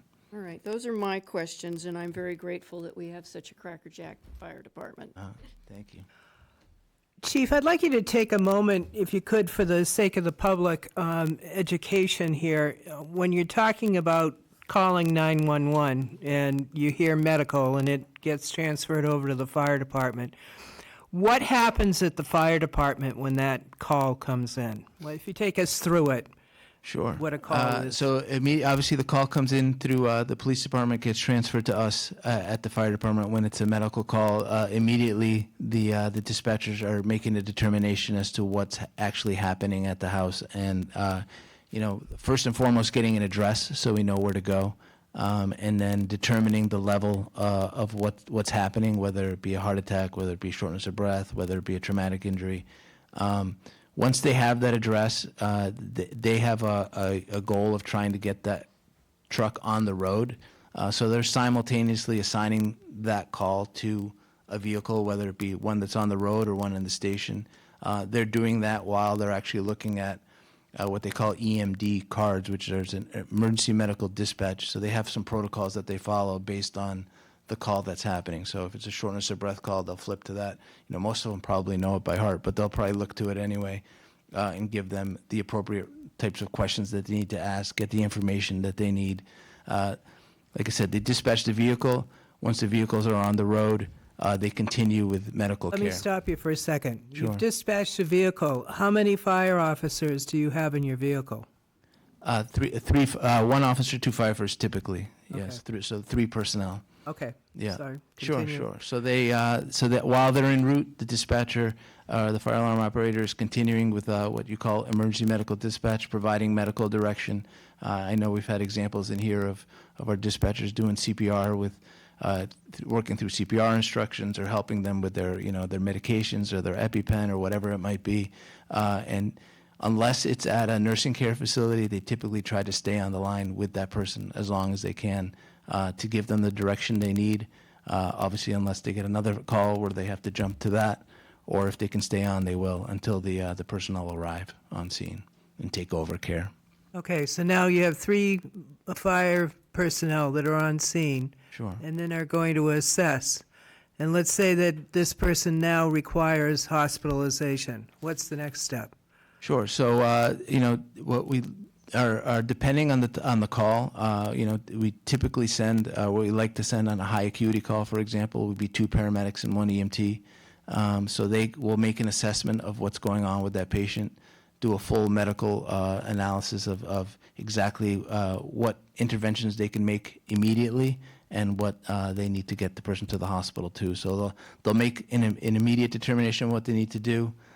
They can start IVs, they can put somebody on a cardiac monitor, they can give them medications in the home, start treatment while they're transferring them to our stretcher in the ambulance, and then continue. If they need further medical direction, they can call the hospital right from the ambulance, get medical direction based on what they're presented with.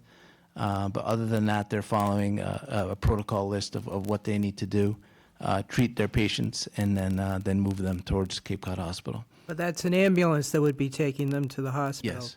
But the first vehicle on the scene might not necessarily be an ambulance, isn't that correct? Yeah, there are times when we do have to send a fire truck, and it's typically either if there is no other ambulance available or if it's coming from another part of town. And if we do have staff for the fire truck, we will send the fire truck so they can start making that assessment of the patient.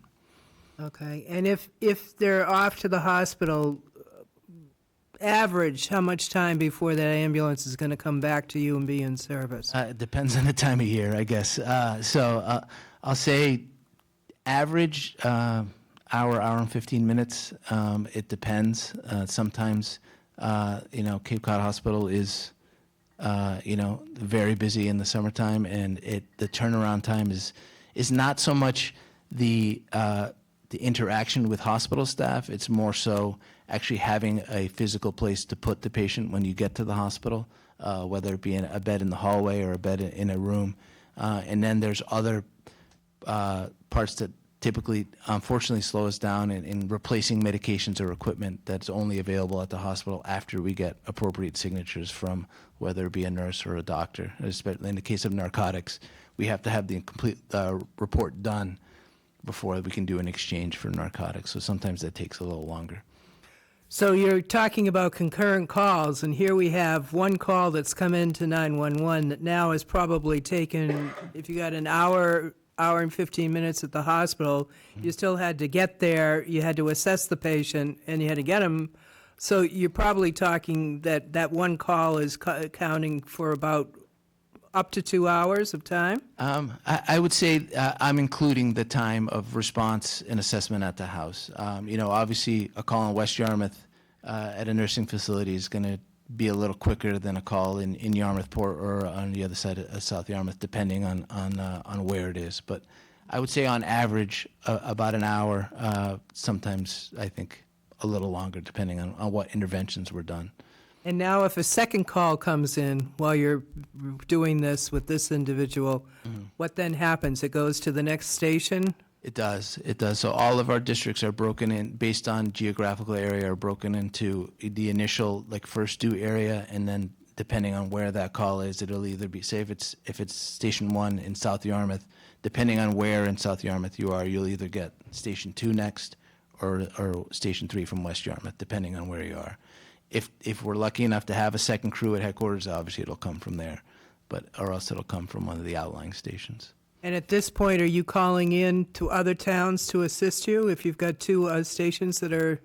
Not with 2 stations, no. Like I said, we're fortunate that we have, on most days we can handle 4 calls simultaneously before having to call mutual aid. It obviously depends on those calls and what they entail, because sometimes you do have to rely on callback personnel from home to make that 4th call actually happen. But we do rely on our mutual aid partners. As much as they rely on us, we rely on them.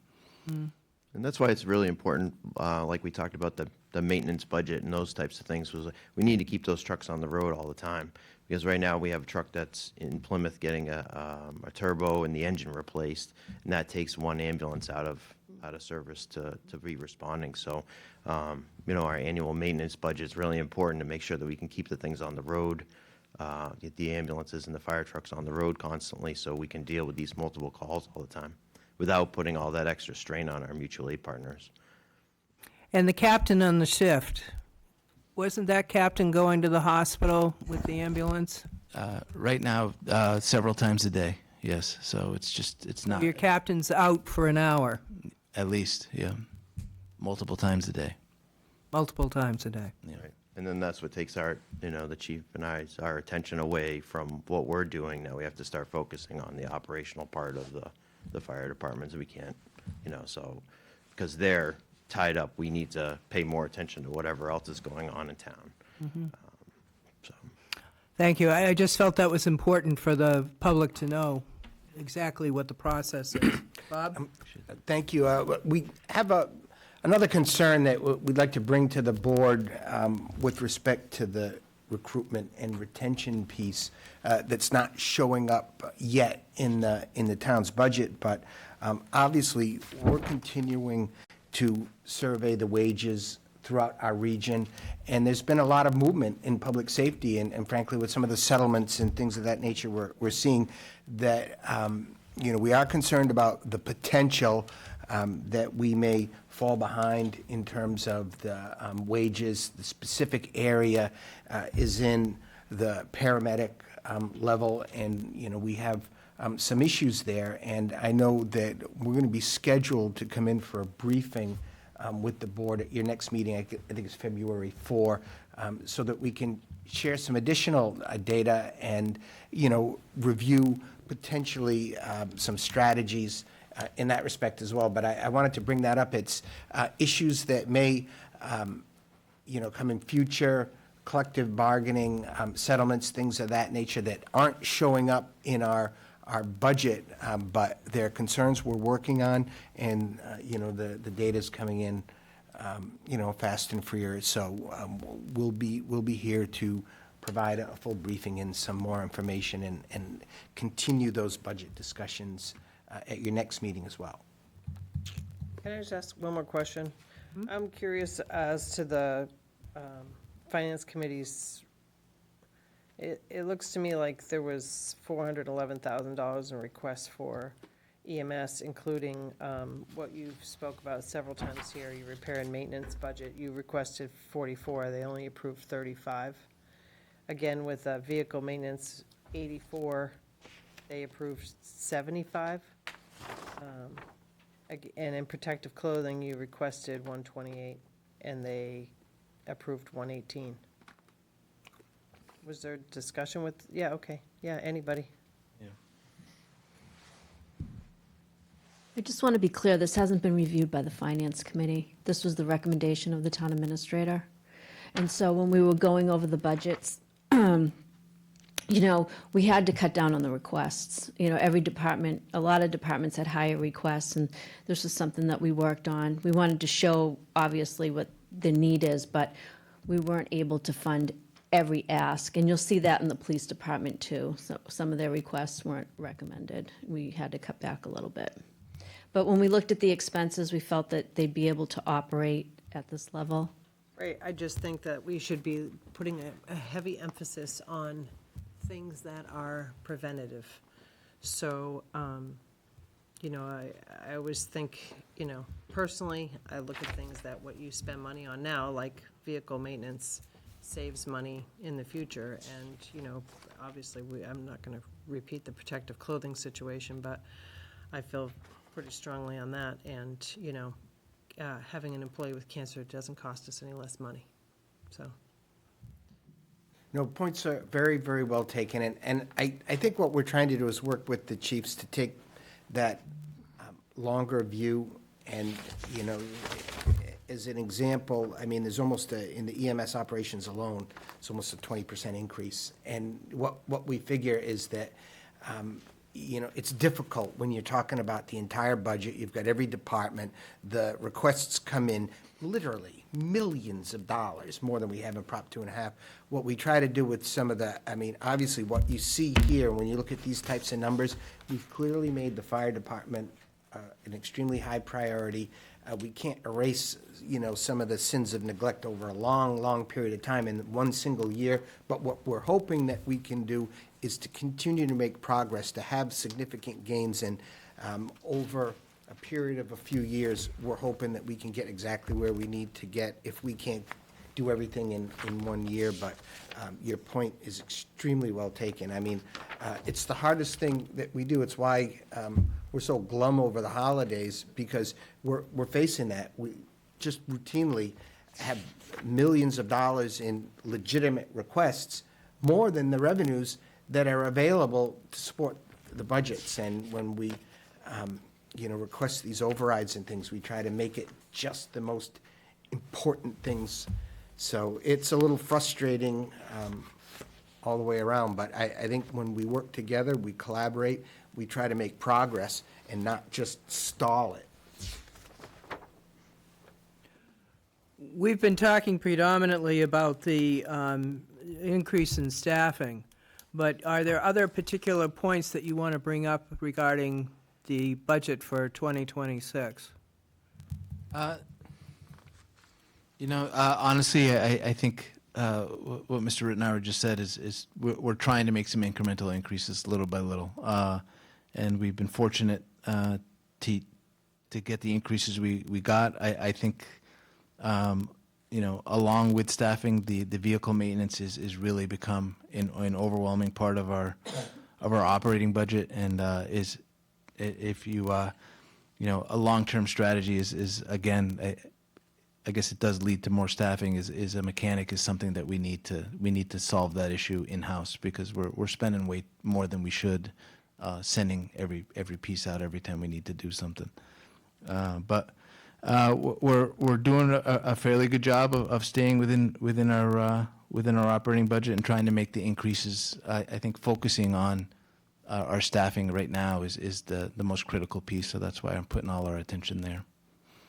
We do have some capital budget items that are coming up that will satisfy some apparatus and things like that. I thought you were going to say, we'll curl your hair.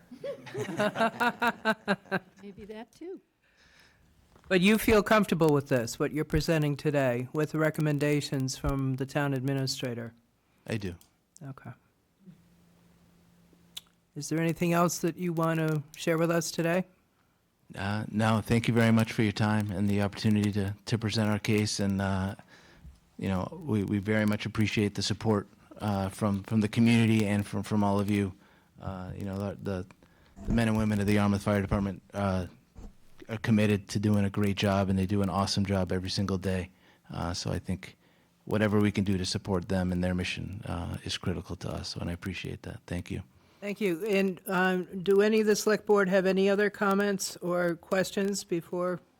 I just have a question about the hospital having the trauma at some point in time. I know it's not budget related, but I'd like to see how that impacts us as a community. I'm very happy to see that, but I don't know how it changes your work, but that's a discussion for another day. Sure, yeah, it's we can get into the weeds in that later.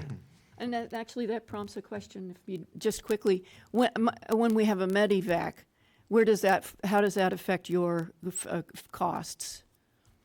Does it, if the helicopter is involved bringing somebody into Boston? No, it doesn't affect us. No, yep. We're very fortunate in the members that we have serving us in our fire department, and particularly in the presence of the two of you here tonight. So thank you very much. All right. Thank you very much for your time. Thanks, Bob. Thank you. Thanks, Chief.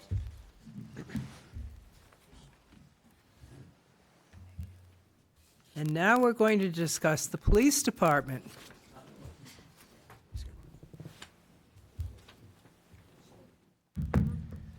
This could be really quick.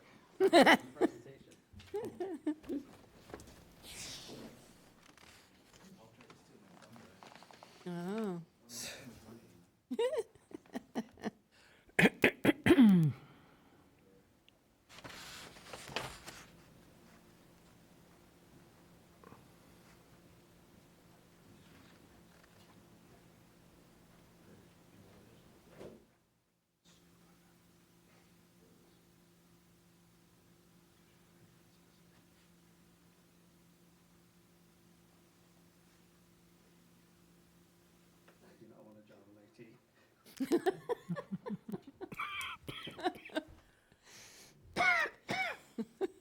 I was trying to do a lateral transfer over there, or what? Yes. He's trying to recruit the new member for his former retiree.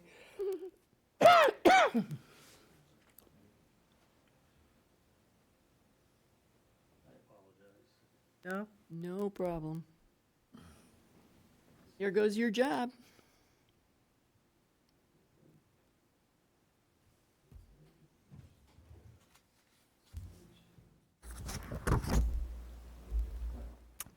There you go, chief.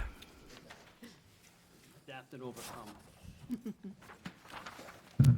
Good evening. Good evening.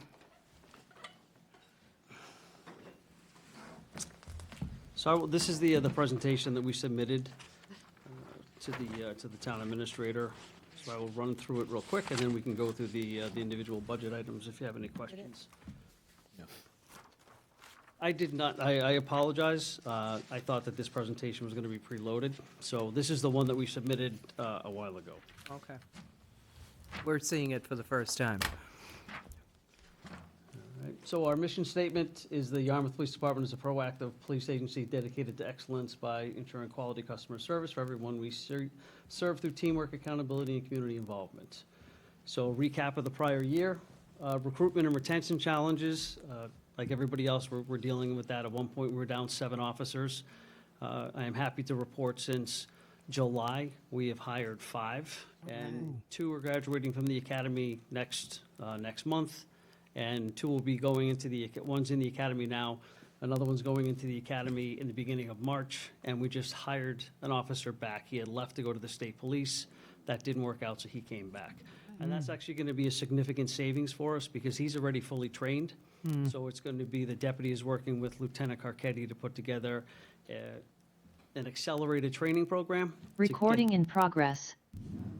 To get him back on the road as quickly as possible.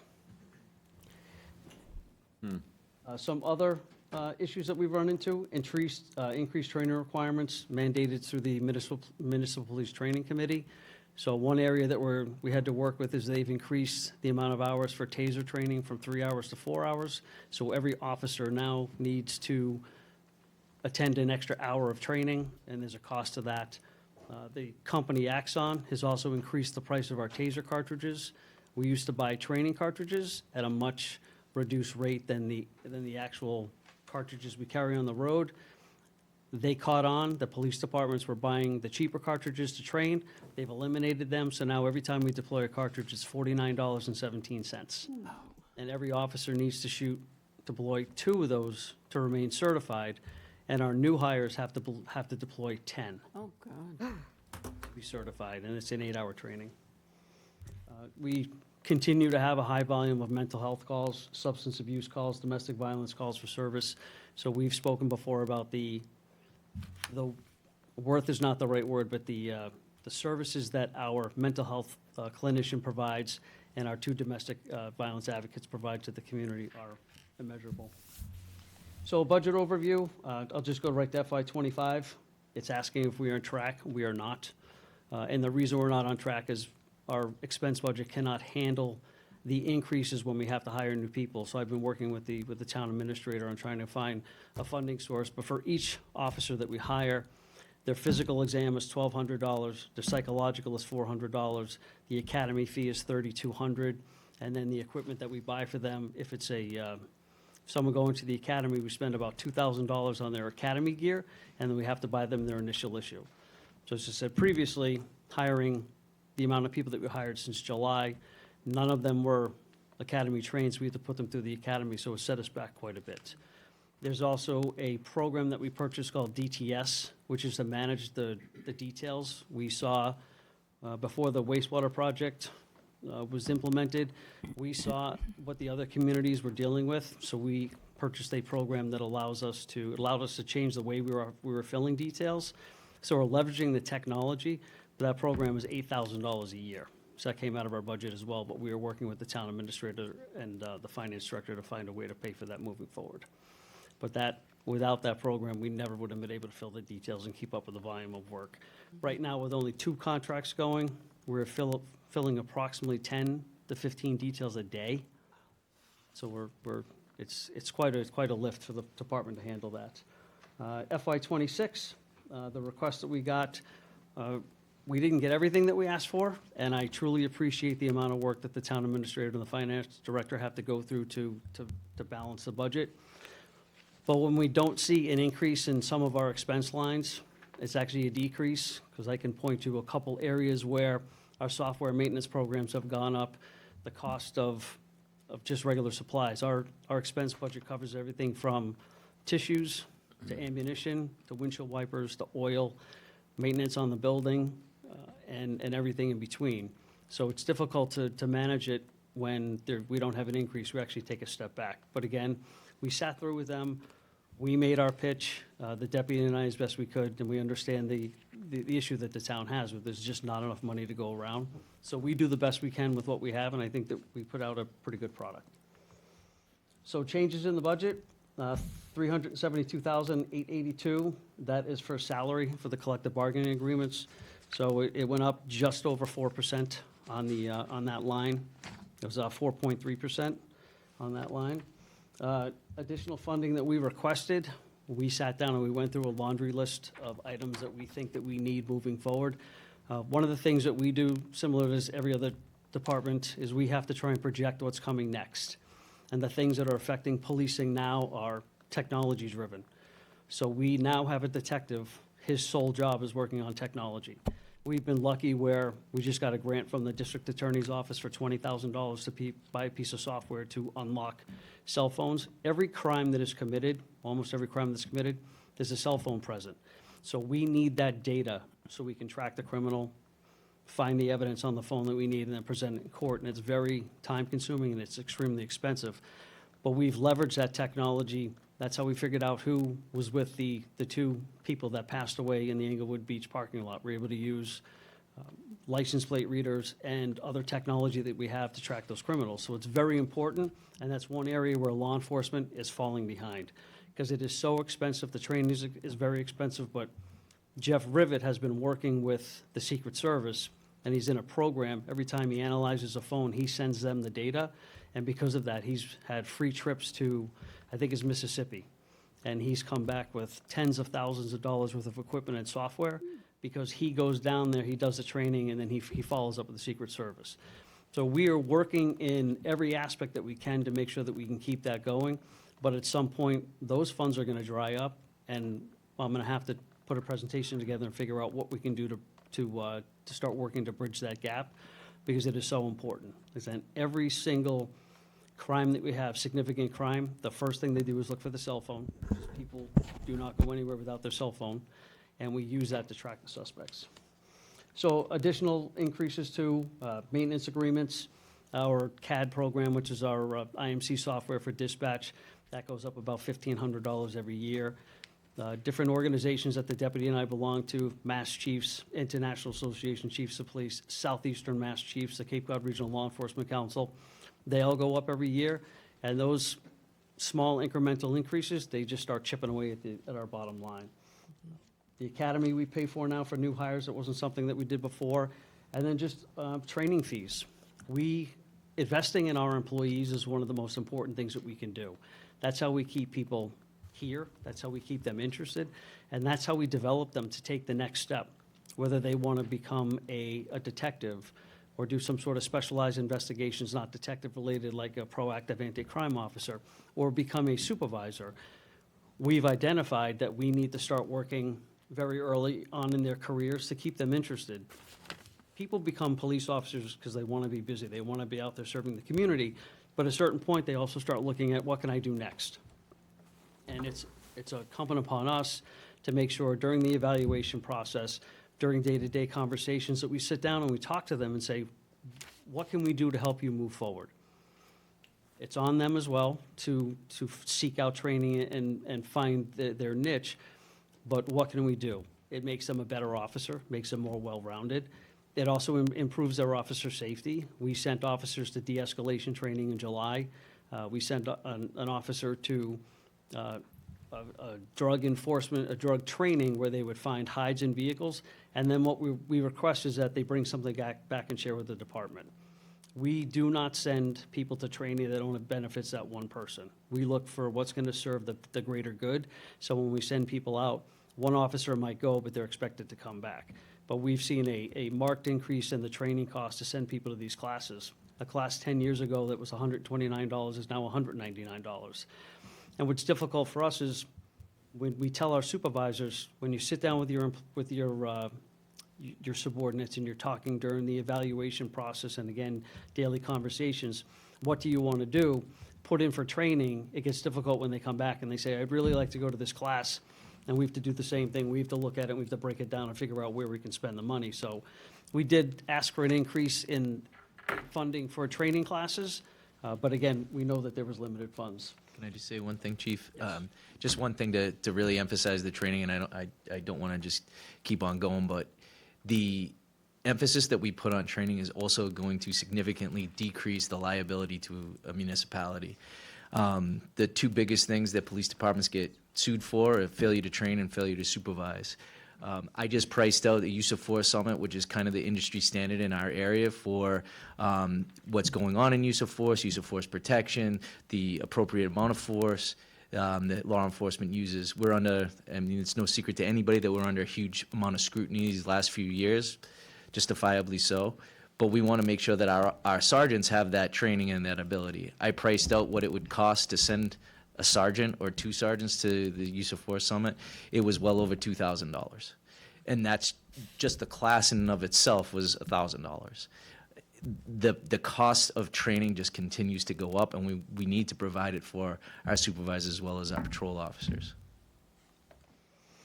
So some additional challenges, we know that we have a couple more retirements coming up. They may happen before July 1st, but we know that they're pending.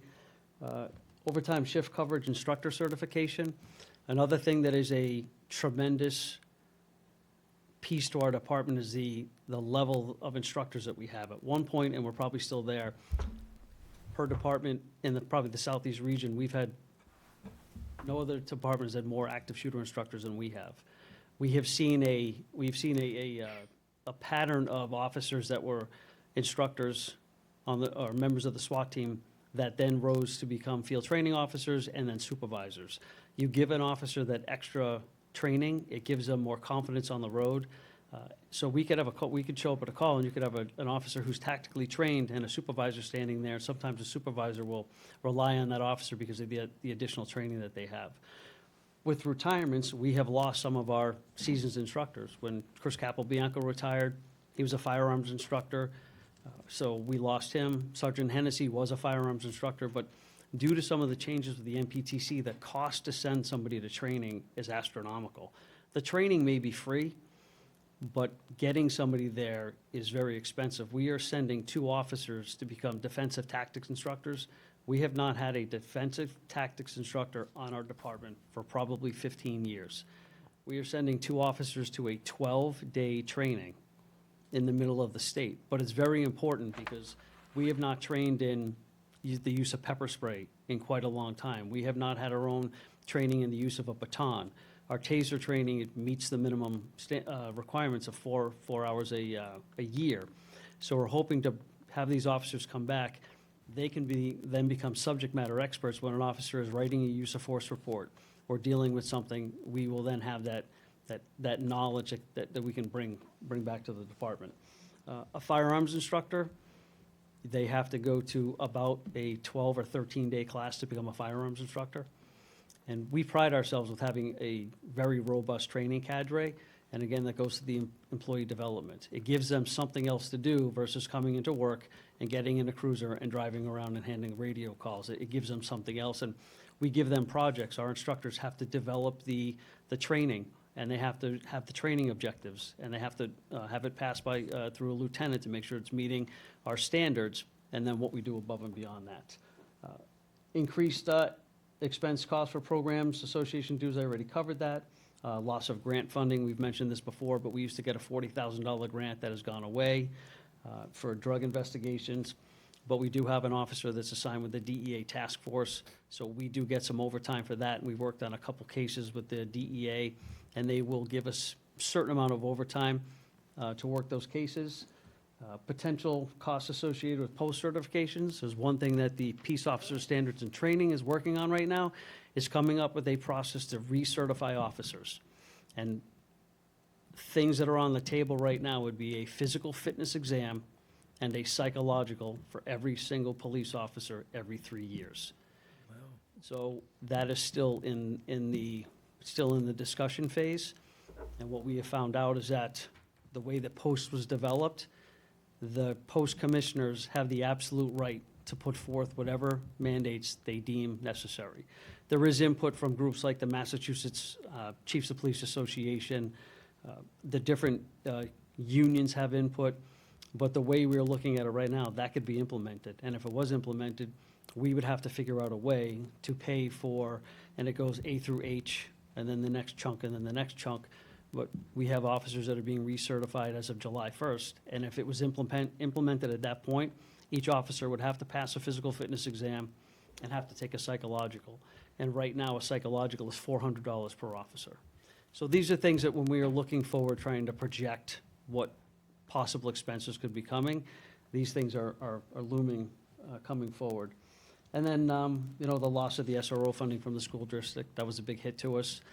And again, I've said this numerous times, I'm hoping that we're fully staffed so I can keep the level of the services up at the school where it should be. So recommendations, we, through the deputies, the deputy took the bull by the horns and ran with our recruitment and worked with Nick Giamarco and other officers within the department to put a recruitment team together that has gone out to the different colleges for the job fairs. We have worked very hard with the town administrator and with the union on the signing bonus. Thank you. We haven't had anybody take advantage of that yet, but we're hoping that's out there. We just recently worked with the patrol union to give a lateral transfer up to 5 years of credit for service and bring them in at a higher pay rate, and then also give them more vacation time, because we can see what the landscape looks like. Chatham is ahead of us with their signing bonus. Provincetown is ahead of us with their signing bonus. And Barnstable next door is coming out of civil service in the next, they keep saying 6 months. They said that 6 months ago, and so we're not really too sure when it's going to happen. But when it does happen, Barnstable is going to be a force to be reckoned with, because they have their contract is better than ours. Their benefits are a little bit better than ours. It's a busier department, and we could see some younger officers jump and go there because they also have a signing bonus. So we've stayed, our efforts with recruitment have been very diligent, working with Lori, the communications aspect of it, of putting it out on the radio. So really hoping that we can attract some qualified candidates. Increase funding to cover investigative programs. I mentioned that a little bit, but we are in a world where technology drives everything now. Every case that we work on has a technology component to it. So we need to figure out a way to move forward. In the past, we've used the New England State Police Network, which is up in Franklin, to analyze cell phones. We've used the state police, we've used the Secret Service, but you can only go to those wells so many times.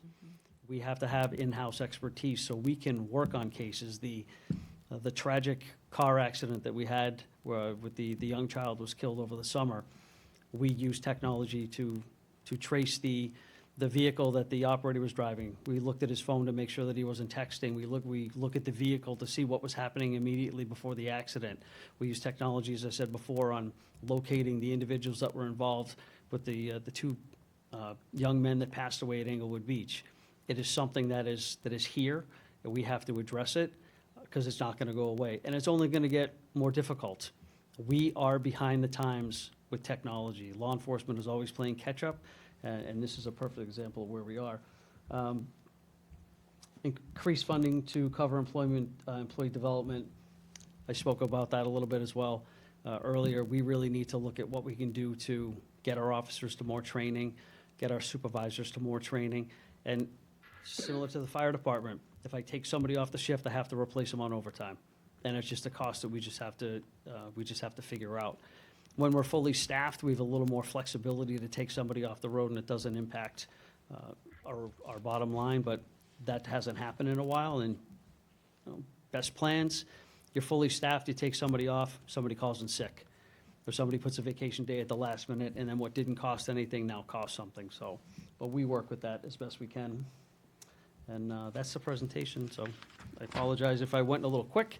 I didn't know if I was short on time, but if you have any questions, or I can run through the memorandum that I sent down to the town administrator, just outlining some of the changes that we hope to see in the future. We know that we can't take a big bite all at once.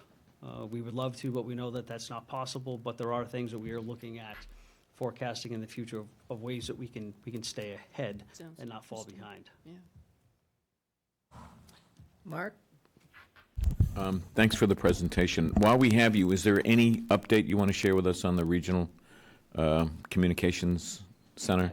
Excuse me, I have not heard anything, so I will reach out to Chief Burke or Chief Chalice. I know that the next step was to apply for the next round of grant funding. Yes. So that would be, the application would be going in, and now due March 1st for funding in July. Last I was told it was on track, but I will find out. That would be great. Yeah. No, I also want to encourage our newest member of the board, Liz, to find some time and maybe with your assistance, get a tour of the facility on the South Shore. Some of us have had the chance to get up there. It was quite an impressive. On the South Shore? Duxbury. Duxbury. Yeah, there's a regional emergency. Communications Center? Yeah, there's a regional communications center there, and they're doing. Very It was very impressive, and it gives us a sense of how things will operate here. So I would put that on the list of things to do, and Sounds good. reach out. To go in a vehicle, the police.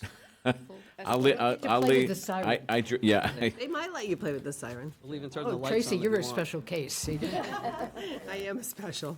No, but I would highly recommend it because I think, this is the future. And I think this is going to be a first-class operation here in the Cape that, we've teamed up with Barnstable and Sandwich on. And, those departments are incredibly well-led. And I think we've got a good collaboration going here. And like I said, it was impressive when we got a chance to get up there and see what they were doing. With respect to the budget, I don't have any questions. I think you pretty much answered everything on my mind. So thank you. Thank you. Tracy? Thank you. Can you flip back to the, where, there was a question I had about the post-training, and I can't, if I see I it. don't know where, I'll start from the beginning and go that way. Well, I guess just generally speaking, It's right there. It's the second from the bottom. okay. Certification mandates. Just generally speaking, with the environment that we've been in and the inability to have a full staff, I've feared for a very long time what's happened in our society, and what's the limited amount of people who apply, and what's essentially happened because of that is we've had to reduce our criteria. And that, to me, you talked about town liability, it's always been in the back of my mind because, I know law enforcement from Florida who basically is at the situation we're at now. They were there 10, 15 years ago, and they have very little training, and it's very reflective in, I guess, the lawsuits that come to the municipalities and so on and so forth. So, it's, if we're going to be dropping our criteria, I think training is extremely important. We have a very amazing police department. Don't get me wrong. I'm not saying that it's not, but it's just seconds matter. And I think I learned that many, many years ago when you had the live fire training here, and I was able to participate in that and the scenarios that they went through and the literally split-second decisions that are life or death that need to be made is something that training, you can't have enough training to be able to do that. And a lot of the things that you touched on have to do with training. And we need to make sure that we have the best trained staff that we possibly can. I think the technology, we've been talking about that cell phone reader for some time. What is the cost of something like that to have our own technology? To throw a Just curious, 60,000 a year per year? per year. Because what it is you're buying licenses, so you're buying, so the grant that we just got from the district attorney's office is if you have an iPhone that is locked, you only have certain amount of times you can try and unlock it, but for the phone, it becomes a brick. It's useless now. With this software that we have, we can, so Jeff Rivet, not we, Jeff Rivet has the training. He can plug it in and whatever software that we have, but it's very expensive, it unlocks the phone, and then we can extract the data. And when Jeff extracts data, if we're dealing with someone that commits a crime and they take a picture and then they delete it, it's never really gone. Right. So he has a technology to go in and pull the pictures off of the phone or take the cell data, and he can map it, and we can show that the phone was at a certain spot. So if somebody says, I was not in that area, we can say, well, your cell phone was, and you texted somebody 5 minutes before that or 30 seconds before that, so you were with your cell phone, so you actually were there.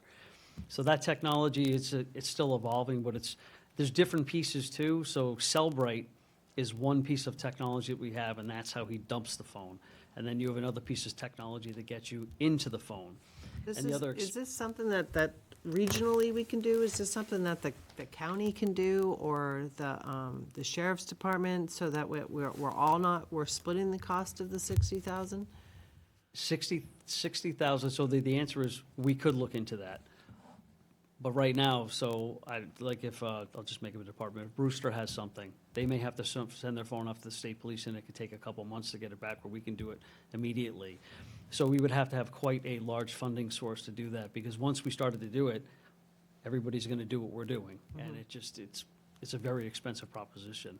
And it's a per-seat license, so Jeff has it, and he's the one that can work on it. For the $20,000, there's only so many times, so many phones we can unlock, and then we have to go back to either using the state police or the Secret Service.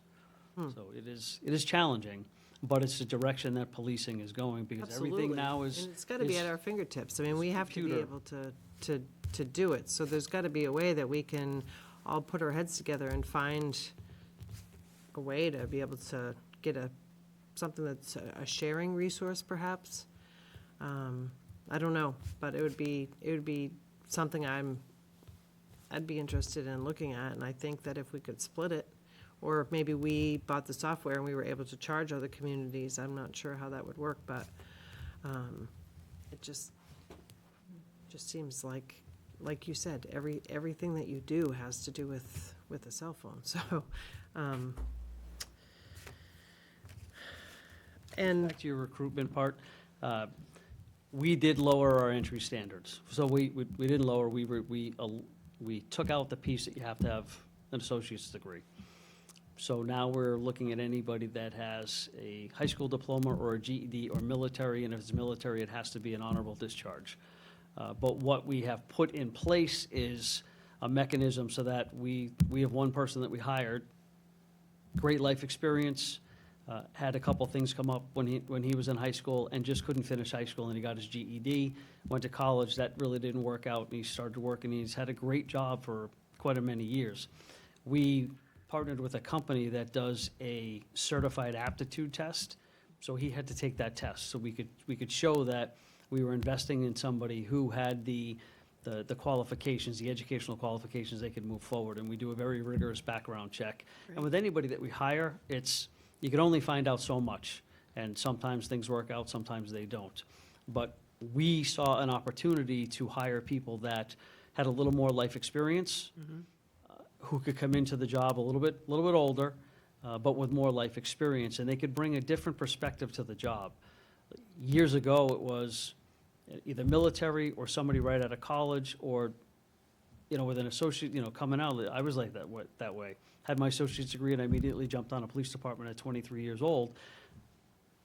We can hire somebody who's 30 or a little bit older. They have that extra bit of life experience. So when they're dealing with these calls, where now everything involves de-escalation, everything involves talking through a problem. And then our goal is, with these people that we're hiring, is start steering them through programs that we can offer within the department, but just push them. There's an educational incentive. So you don't have your degree now, go back and get your degree. It is much easier now to get a college degree than it was. I think life experience is great, and my comments really weren't negative towards any of those people. It's just in lieu of some things, training is like the constant, right? It's life experiences, I think, help with a lot of those things too, more than a college degree would, but seconds matter. And that's, I always go to that. I know what I was gonna say about the post-training.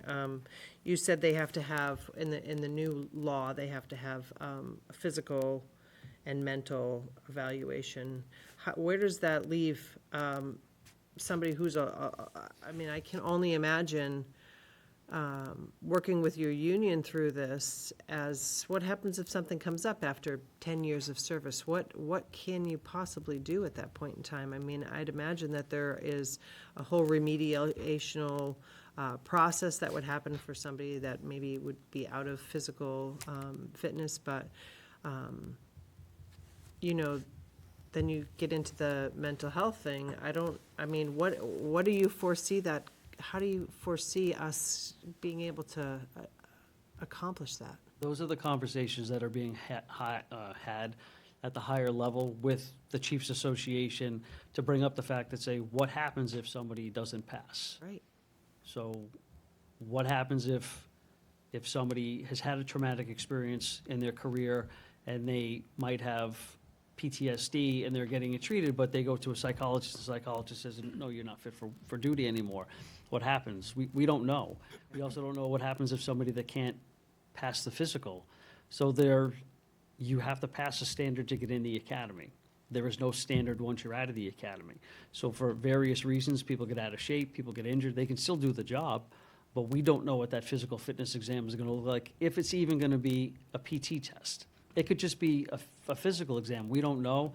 That dialogue is still ongoing, but that's something that we wanted to bring forward and let the town administrator know, because we don't have a say in the matter. We do to a certain extent, but they are driving it, and they're the ones that are gonna make that decision. So there's been a lot of dialogue, but with some of the other decisions that have been made through the post-commission, we have a seat at the table, but we don't really have a voice. Well, So that'd the be chiefs are interesting. pushing very hard to make sure that the message of what the impact is going to be on the organizations is getting across. And the Cape Chiefs delegate just met with Senator Sear, the other senators and representatives, and we brought it up at our meeting with them to put it on their radar to say, hey, this is what's going on, and we may need your help if they start going in that direction, where they're gonna say every single police officer has to be, when they get recertified, they have to pass a psychological and a physical. The effect that could have on law enforcement, it's hard enough to get people today, but if you get somebody who's towards the end of their career and they say, I'm not gonna go through with that, and they just retire, we could see mass retirements. And those are the things that we're bringing up to say, look, you have to, we want highly qualified police officers to do the job. We want people that are mentally fit, we want people that are physically fit. It's a very demanding job. We dress, the deputy and I dress like your average police officers. We wear body armor, we wear full duty belts when we come to work, because at any given time, we could be thrown into a situation. We're held to the same standard as a patrol officer when it comes to our annual in-service training. All of those things are great, but when the unfunded mandates start coming out and there's no relief and there's no assistance, that's when it becomes very difficult for us. What's the implementation schedule? There is none, because they haven't decided what they're gonna do. So we may Because have a the next group, actually not the next group, the first group of recertifications, which is A through H, if your last name is A through H, is July 1st. So what we do right now is there's a questionnaire that they have to fill out, and then I have to sign off on their good moral character, and then we send it up, and they're stamped. When my certification comes up, the town administrator has to sign off on it, and then it goes up. If they make a change to that, and we now have to implement physicals and psychologicals, not only do we have to bear the cost of that, but it's also gonna cost us money to send somebody to the physical or the psychological, backfill them on overtime. So we are hoping, the law enforcement industry in Massachusetts, we're hoping that the post-commission is listening to everything that we're saying, said this is gonna be too much of a lift. If you wanna do something other than the basic recertification, we're okay with it. Just let us know what it is and listen to us when we tell you, if you put A in place, it's going to cost this. If you put B in place, it's going to cost this, so that we can prepare for it. Right. My other question is, you had mentioned earlier about the academy. You said at one point in time it was being paid for, and that stopped. Who was paying for it, and why did that stop? The recruit used to pay for the academy. Then we changed that because, again, when we were fighting for a limited amount of people to come to you, and the deputy can speak to it, he went to a school where they were doing a job fair, and he was interviewed by the student officers. What is your salary? What does your vacation time look like? What does this look like? What does that look like? Do you have a signing bonus? So when we were looking at remaining competitive in the market, that was one thing where it didn't sit right, where congratulations, we're going to send you to the academy, you're a Yarmouth police officer, but you have to write a check to the Municipal Police Training Committee for $3,200 to go to the class that we're going to require you to have to become a police officer.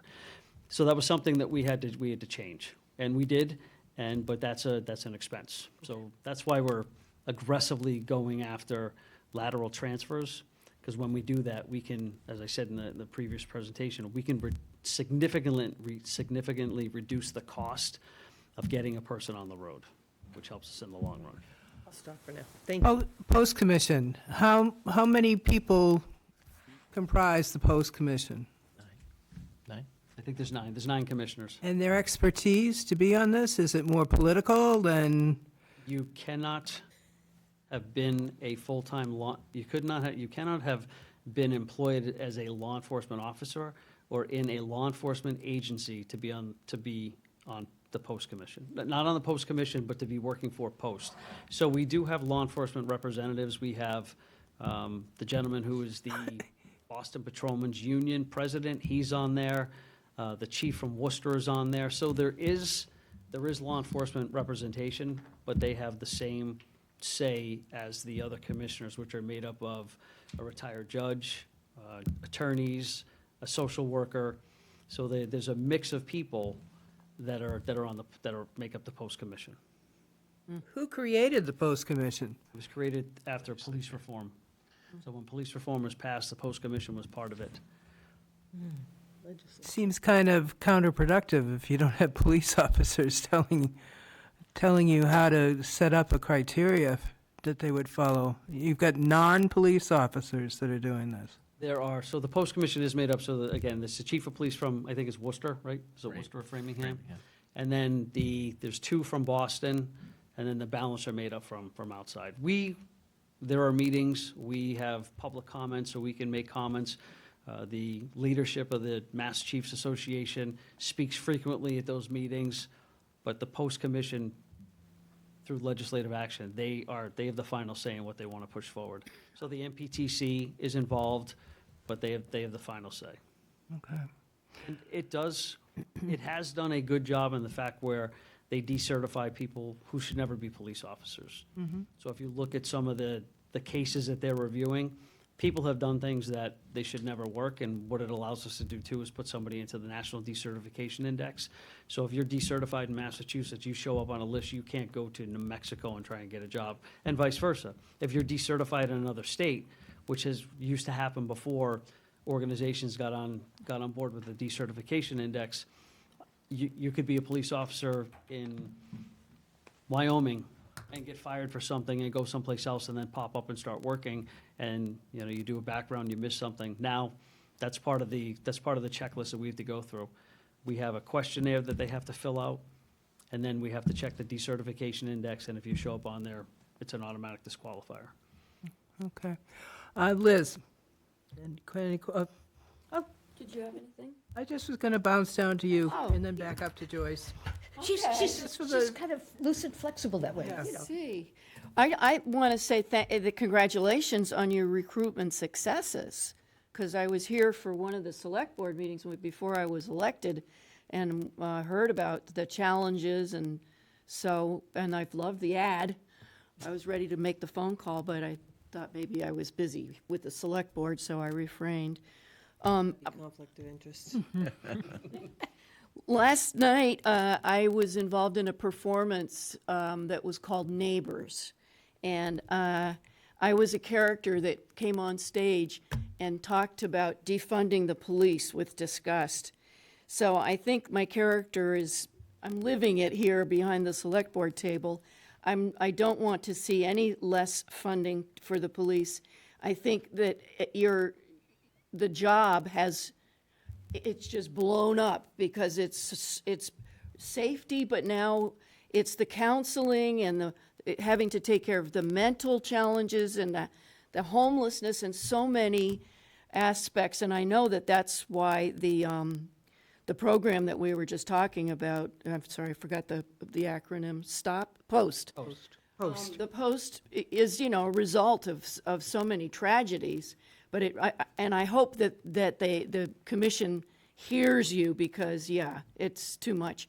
But I understand too that it came about because the police have so much more that they're expected to do, and of course avoid inflicting harm at all times to your own, when harm may fall on you. So thank you for your service, and I say again, let's not defund the police, not in Yarmouth, and I don't think that that's what Mr. Rittenhour has suggested or Jennifer has suggested, so it works for me, and thank you. No, thank you. And we had a great conversation when we sat down with the town administrator and the finance director. And I believe it's our responsibility to put everything out on the table to say, this is what we need, this is what we see coming, and then we certainly understand that there is only so much money to go around. And it's not a fun position to be in, but that's just what we do. And we do the best we can with what we have to make things work. And I also know that through the support of Mr. Rittenhour and the finance director, that I can go to them if I have a problem, and they're going to assist the best that they possibly can. So we didn't get everything that we asked for. We knew that going in. It's no different than when we go before the capital budget committee. We know what we're requesting, and we're trying to project out what we're going to need and put it out there so that it's not the first time that they're seeing it, so we can start chipping away at it to make sure that we're staying on top of the changes that we're seeing in this profession. And it's dynamic, it flows. I also want to give a call out to one of your officers. We had a fraud incident last summer with, I won't give the company's name, but they essentially, we did a Google search for the 800 number for one of our big providers, service providers, and it was somebody within the company who took our credit card, and they didn't work for the company. So your officer came, and he was great. He was a giant, redhead giant, but a canine officer. He was wonderful. So shout out. Thank you. Joyce.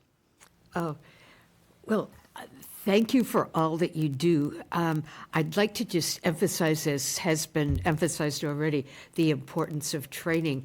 And I think it's important not just for like best practices and how to, and even kind of, practicing them again from time to time. But I know as somebody who taught for years, it was wonderful to sometimes just take a course, to not be the person in charge, to be the person kind of having someone walk you through something. And I found that just a big help professionally to occasionally do that. I also would like to say I think it was heroic for the department, given all the financial constraints, to assume the $3,200 tuition for the academy, because that would have been a huge barrier for some people who probably would make very excellent police officers. Thank you. Thank you. I have a couple of quick questions. Maintenance and repair of the vehicles. Yes. That's not in here? That falls under, you'll have to give me a second. Vehicle supplies? That falls under vehicle supplies. It also may fall under other. So our vehicles, the hybrids are finally coming around, but some of our older vehicles, we're still having an issue with. So one large expense that we have every year is tires. They have gone up and down. Our Lieutenant Bryant works with our mechanic, and actually the deputy implemented a program where we track everything in an Excel spreadsheet right now so we can see what's being spent.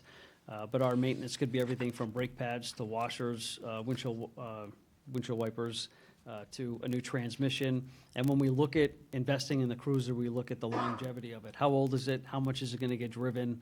It's like we just had a car that the transmission only had 70,000 miles on it, but the engine went, so we decided to replace it. So the vehicle maintenance is tied up in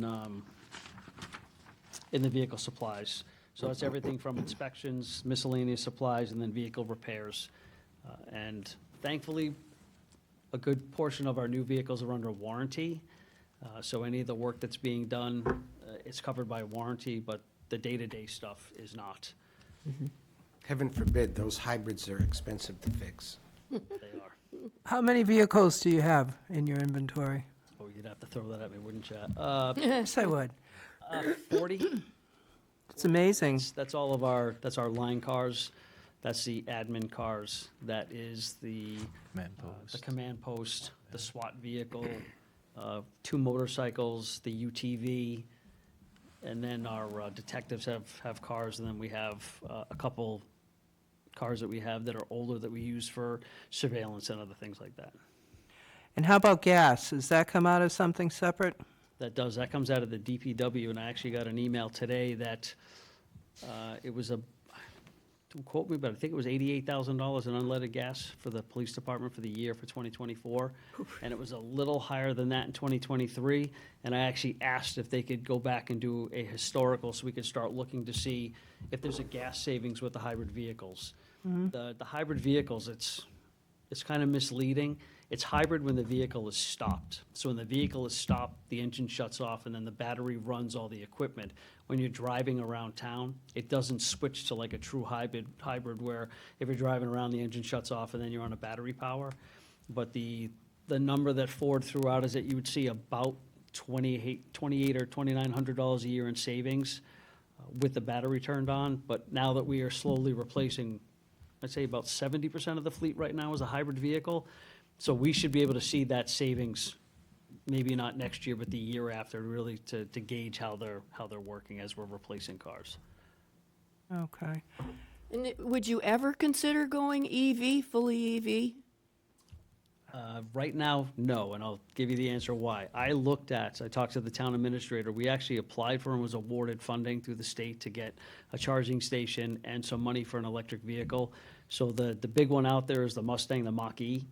The one that I priced out was over $75,000 after we did the upfitting, and you had to replace the batteries in 5 years for a cost of about $35,000 or $40,000. So an admin car like I have, my car will last 10 or 12 years. So when we looked at it, and then in doing some research, there was a police department that is not in this area, but they started getting EVs for all the officers, and they were finding that they just start putting charging stations in the officers' houses. Because if the car sits, so I take my car home, if my car sits over the weekend, in this cold weather, it would have to be charged so I could get in it and go. Because my responsibility is not only to the town of Yarmouth, I'm also the control chief for the SWAT team for the Cape Cod Regional Law Enforcement Council. So anytime the SWAT team gets called out, if I'm available, I go to that call. So an EV for me wouldn't have worked out. Chevy just rolled out a patrol EV, and the price tag on that is well over $80,000. And then we have to look at charging, or you have to look at, if it says it'll go 250 miles, but that's under ideal conditions. You can't charge them up to 100%. If it's colder, you get less of a charge out of it. If it's hot, you get less of a charge. And that the technology is it's still so new that right now, I just don't see it as an investment for the police department. So we're cautiously looking at it to see how it goes forward. I'm glad you're looking at it. I have had an electric car since 2019, and the big advantage is there's no maintenance. So, but again, that's a 10-year battery, not a 5-year battery, so it does sound too expensive. Okay. I have a follow-up question on vehicles, if I could. Can you give us a sense of what proportion of the vehicles in the department are leased as opposed to owned? They're all owned. So we do the municipal lease program, but we're paying for the vehicles over time. But at the end of that lease, we own them. So it's not a traditional lease where we're paying and then we give it back. Rent to At own. the end of that payment period, which is 4 years, the cars are ours. We can't lease cars because we have to put equipment in them. So even if we were gonna do like a detective car, our admin cruisers get a certain amount of equipment installed in it. So we would have to pay a charge for damaging the vehicle, because when we give it back, there'd be holes all over it. So we don't lease vehicles. It's a lease to own program. We own them outright at the end. Okay, thank you.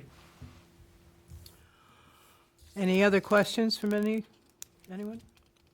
I just want to say, again, training, you've really shown yourselves in the police department for being really on top of that, and we were so impressed, those of us that did the interviews for the police chief position, at the depth that was available within your own department. And that's fantastic, and anything we can do to continue that, I certainly support. Thank you. Thank you. Thank you very much for coming out. Thank We'll let you go. Chiefs.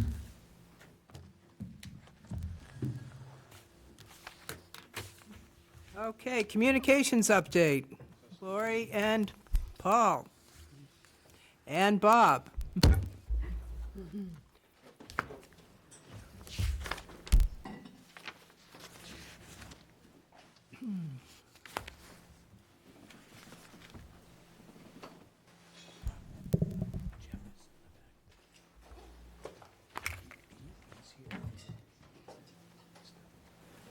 Green Communities Update.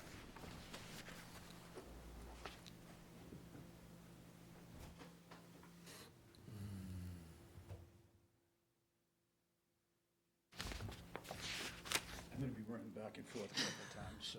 He's going to be busy. Good evening. Good evening. I know that some of you know my background, but I know that Tracy and Liz and Joyce, you may not. So I just wanted to give you just a quick little bio of my background, so maybe you can understand where I've come from. I've been in television my whole life, my whole career, spending most of my time at the ABC6 affiliate in Providence with two stints there. And then I also worked at Channel 7 in Boston in the special projects unit over there as well.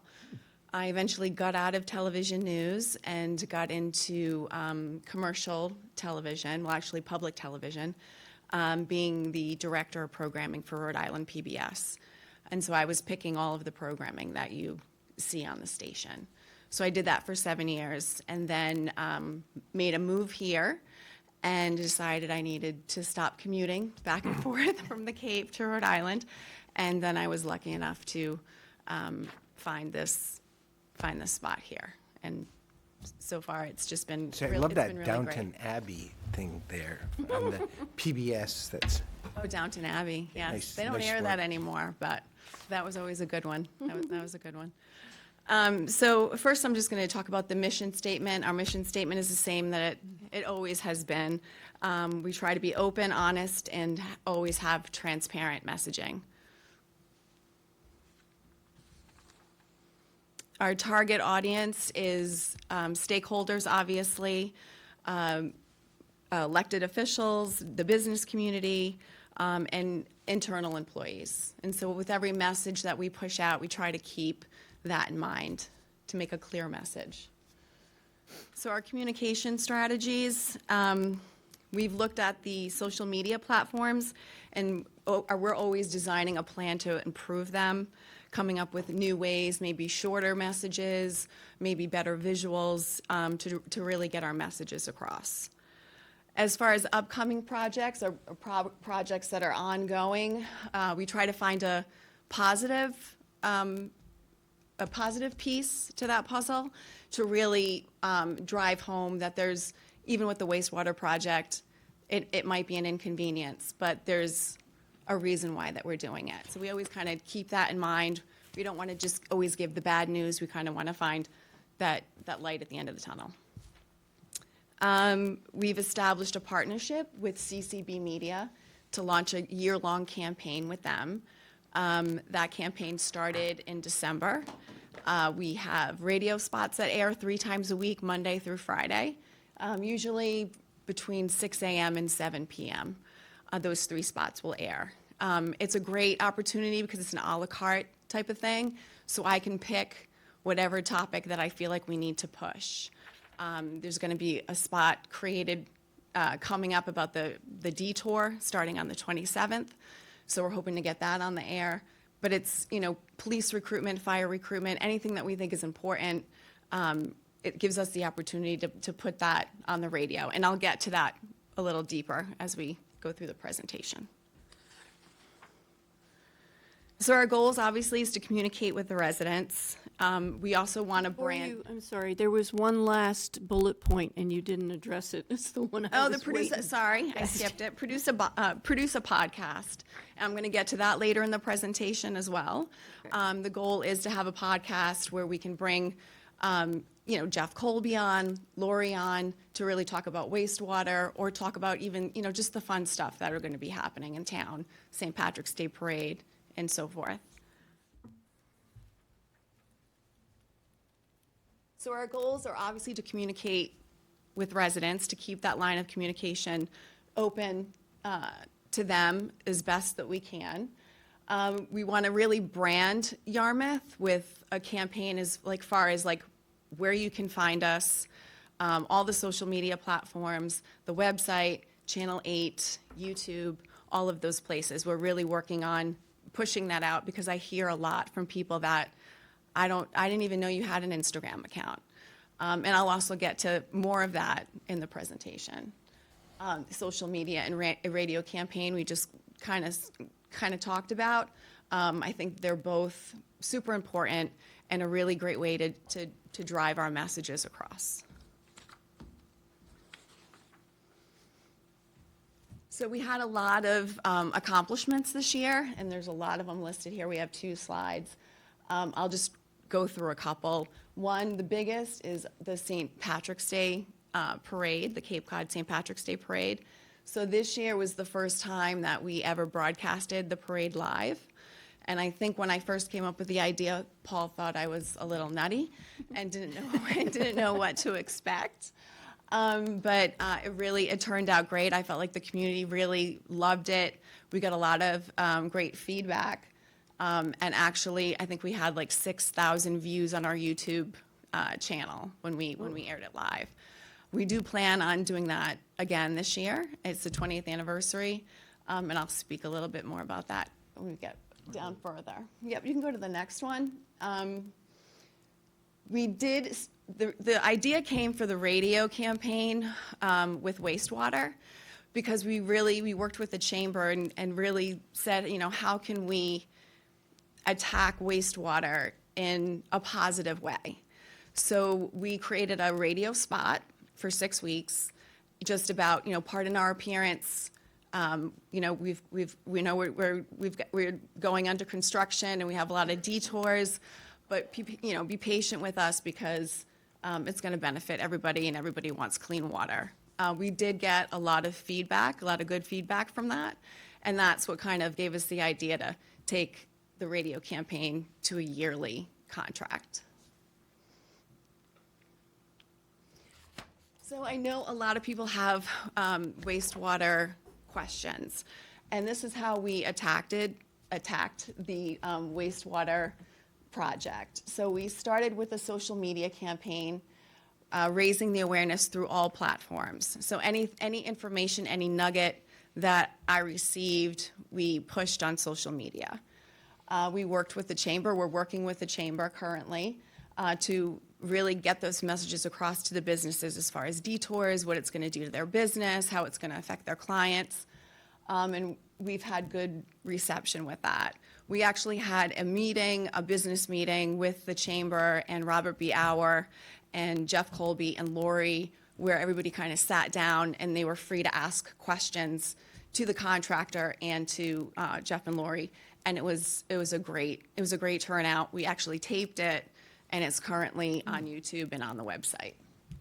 Next scheduled meeting for that will be the 28th of this month, where we bring in the chamber along with many of the businesses to answer questions on the upcoming sections of each of the contracts. And where are you going to do that? Here in Here. this room, And say the date again 28th of, January. okay. Yeah, we just finalized that today, the date. We also push about Waze and are constantly telling people, please download the Waze app. It's going to help you, even though you know your way to work in the morning. If you download the Waze app, and there might be a different way for you to get to work because of a detour. And Waze is updated daily by Laurie's team because they're getting the most accurate. We created a relationship with Waze so that we have input into what is being said in the town of Yarmouth. So I just mentioned the local business meeting. The radio spot, we're going to have a new radio spot for just the detour, and I think I spoke about that earlier.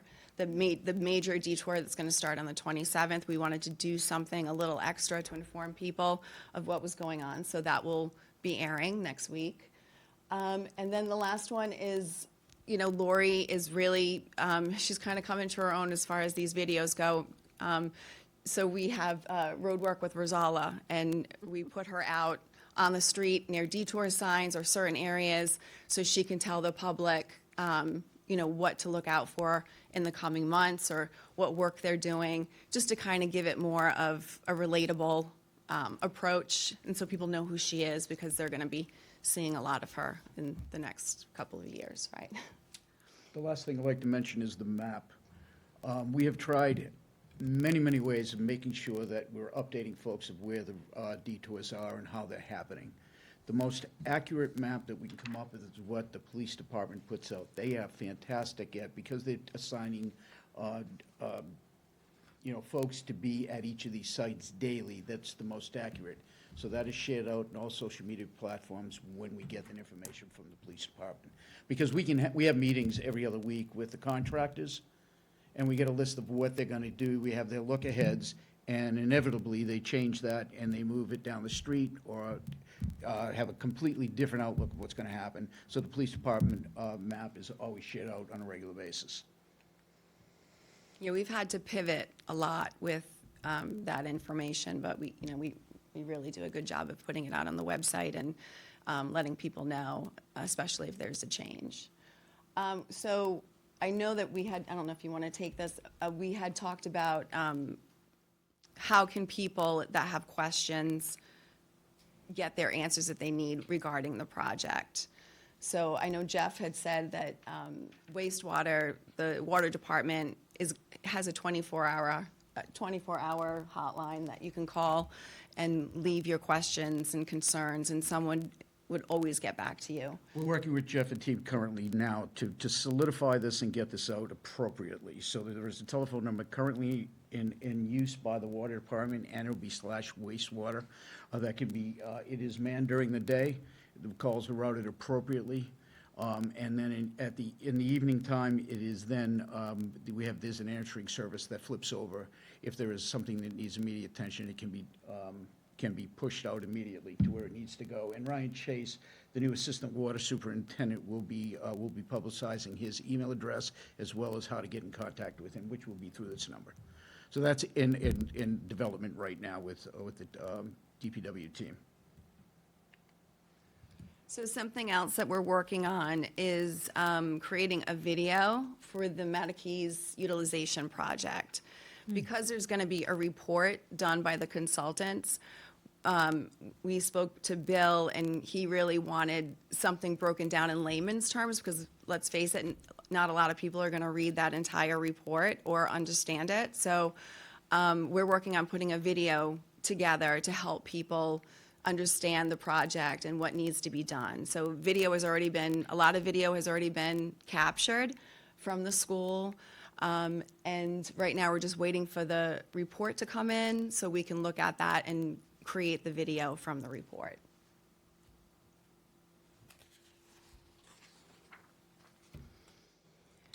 So now the fun part. So like I said in the beginning, a lot of people always say, oh, I didn't know we had an Instagram account, or do we have a Facebook page?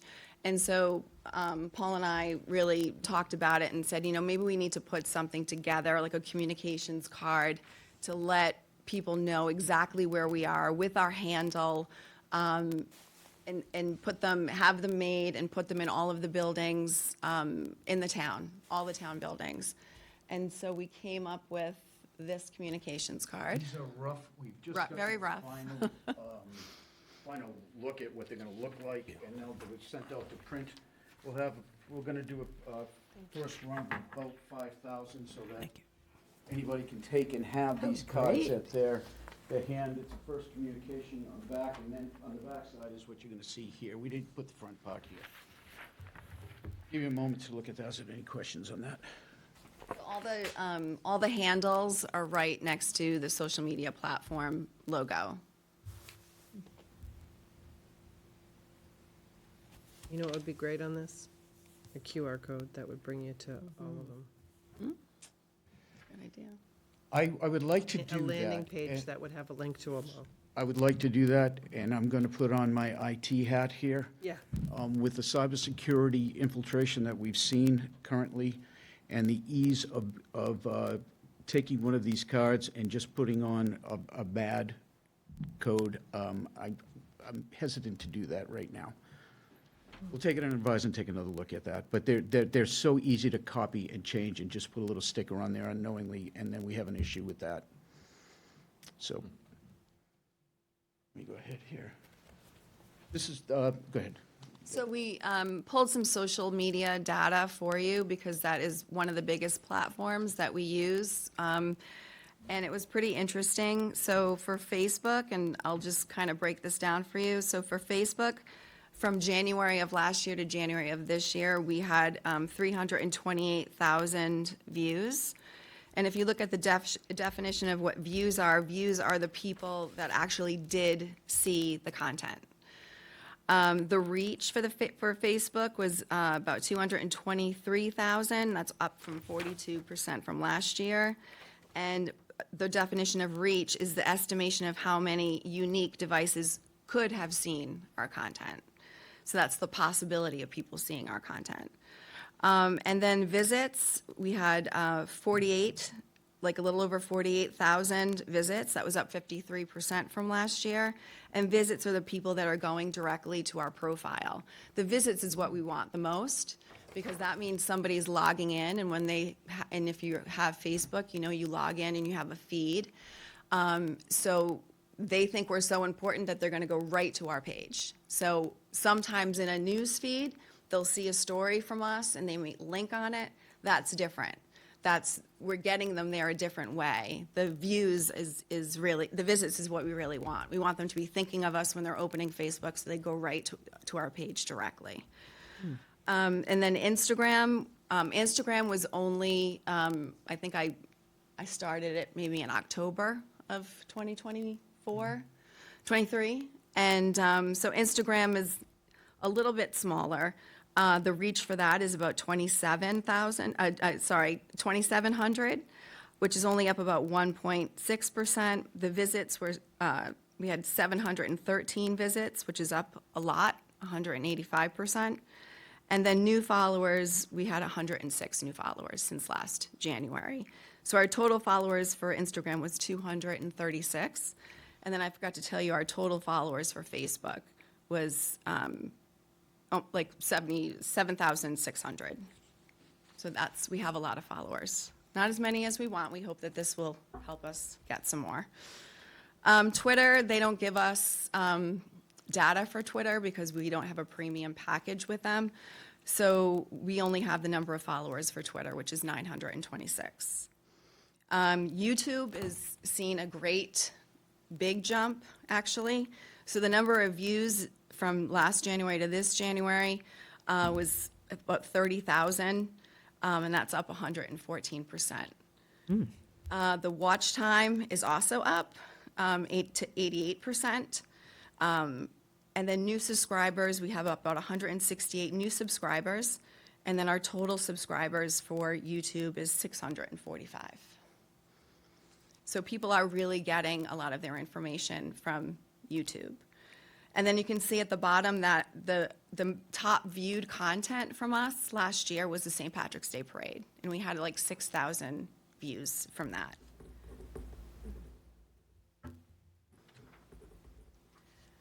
So So the next thing we're really excited about is the mobile app. You might have heard rumblings about it. We've really have realized that people were getting frustrated because they were trying to find information on their phone through the website, and it was either blurry or the words were cut off, or they couldn't log into certain things or get information. So Paul and I were like, we need to get the mobile app.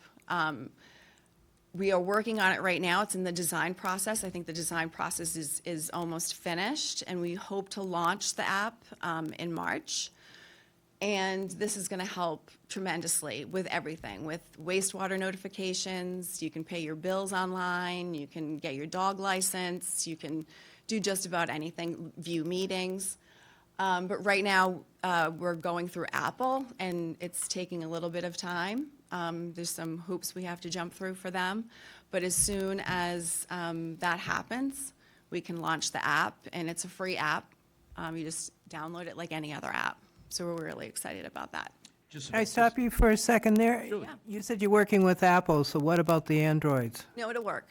It'll work for Yep, them too? Totally compatible. So what happened, we signed this contract back in November. From November, we worked with Civic Plus, and they needed to convert the current page, the current website down so that it is formatable on to an iPhone or an Android. From there, they go ahead and they have to apply, we have to apply to Apple to be on the Apple Store.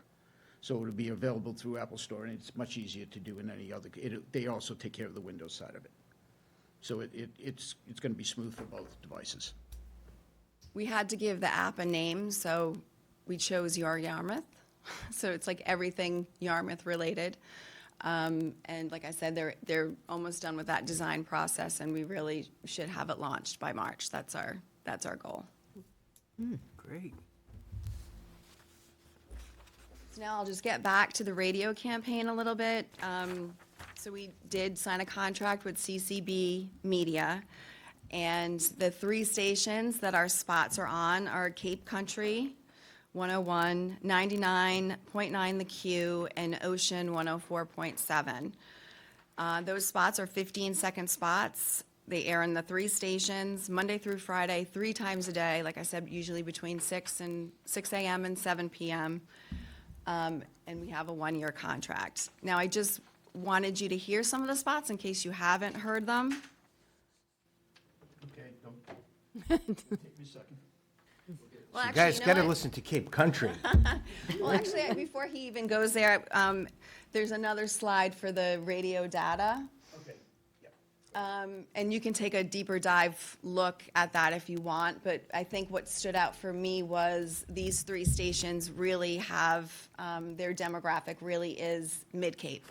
So we thought it was going to be a really good fit because of that. So now we've got a couple of spots here for you. Make sure, see if it'll work.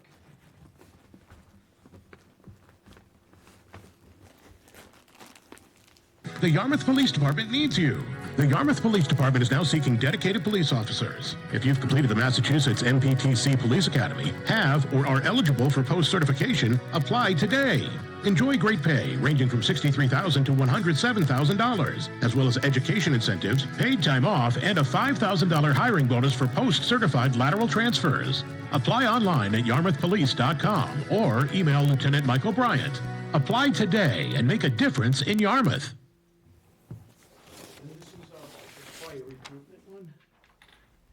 Ready for a rewarding career in public safety? The Yarmouth Fire Department needs you. The Yarmouth Fire Department is now hiring paramedics with great benefits, including a $2,500 Fire Academy stipend, paid holidays, vacation, sick time, education incentives, and opportunities to join specialized teams like the Tech Rescue, Cape SWAT, and Hazmat. Apply online at yarmouthfire.com or email Deputy Fire Chief Scott Smith. Start a career that will make you proud. Apply today and make a difference in Yarmouth. So Laurie is working with some of the department heads who are needing some kind of message sent out. And with that, she develops, writes the script, then submits it, and then they record it for us. And this is just one of the events that's happened in the town. This one's a little fun. Ready to make a big splash this new year? Join the Friends of the Yarmouth Council on Aging for the annual Polar Bear Plunge. Just head to Smuggler's Beach on New Year's Day at noon, dive in for bragging rights, or just cheer the plungers on. Either way, they need you there. You're never too old to try something new. Kick off a great 2025 at the Yarmouth Annual Polar Bear Plunge, New Year's Day at noon. Registration and info at foycoa.org.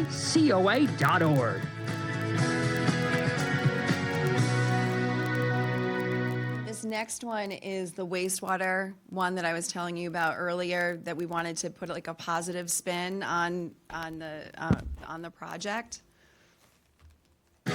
Yarmouth is open for business. The wastewater construction project on Route 28 may be an inconvenience, but it's temporary, and the upgrades will make for a cleaner Yarmouth. In the meantime, don't let detours get you down. Download the free Waze app today for a smoother ride to your favorite Yarmouth restaurant or shop. Learn more at yarmouth.ma.us. And while you're there, sign up for notifications to get updates on project status. The town of Yarmouth thanks you for your patience and continued support of its local businesses. And that's in conjunction with... Hey Yarmouth, it's January. Time to clean up and get organized. Still have your Christmas tree? Yarmouth residents can recycle it for free through mid-February. Stop by the gatehouse and the staff will show you where to place it. What about old batteries and light bulbs?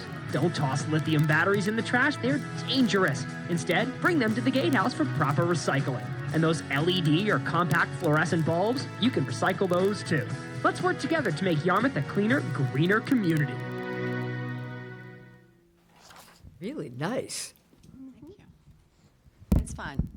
We want to have fun too, so. I love the way the wastewater update is called WAVE. I mean, so it's consistent with thinking about water. That's great.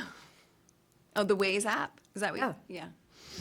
And then the podcast. So it's always been on my list of things to do. And with the wastewater project continuing and revving up again in the spring, especially, we thought it would be a good time to launch one. So we could start out really small and we can go really big. We have a lot of room here to do what we want. We can start off just doing the podcast once a month until we get a lot of content, or we could do it three times a week. It's a really great platform, and I think it's going to be an easy lift. Once again, that podcast, staying with the theme of Your Yarmouth, that's what we would call it. And it would be great, like I said, especially with wastewater, I can, pull Jeff Colby in, pull Lori in, and then we could, always, bring Bob in or one of you in.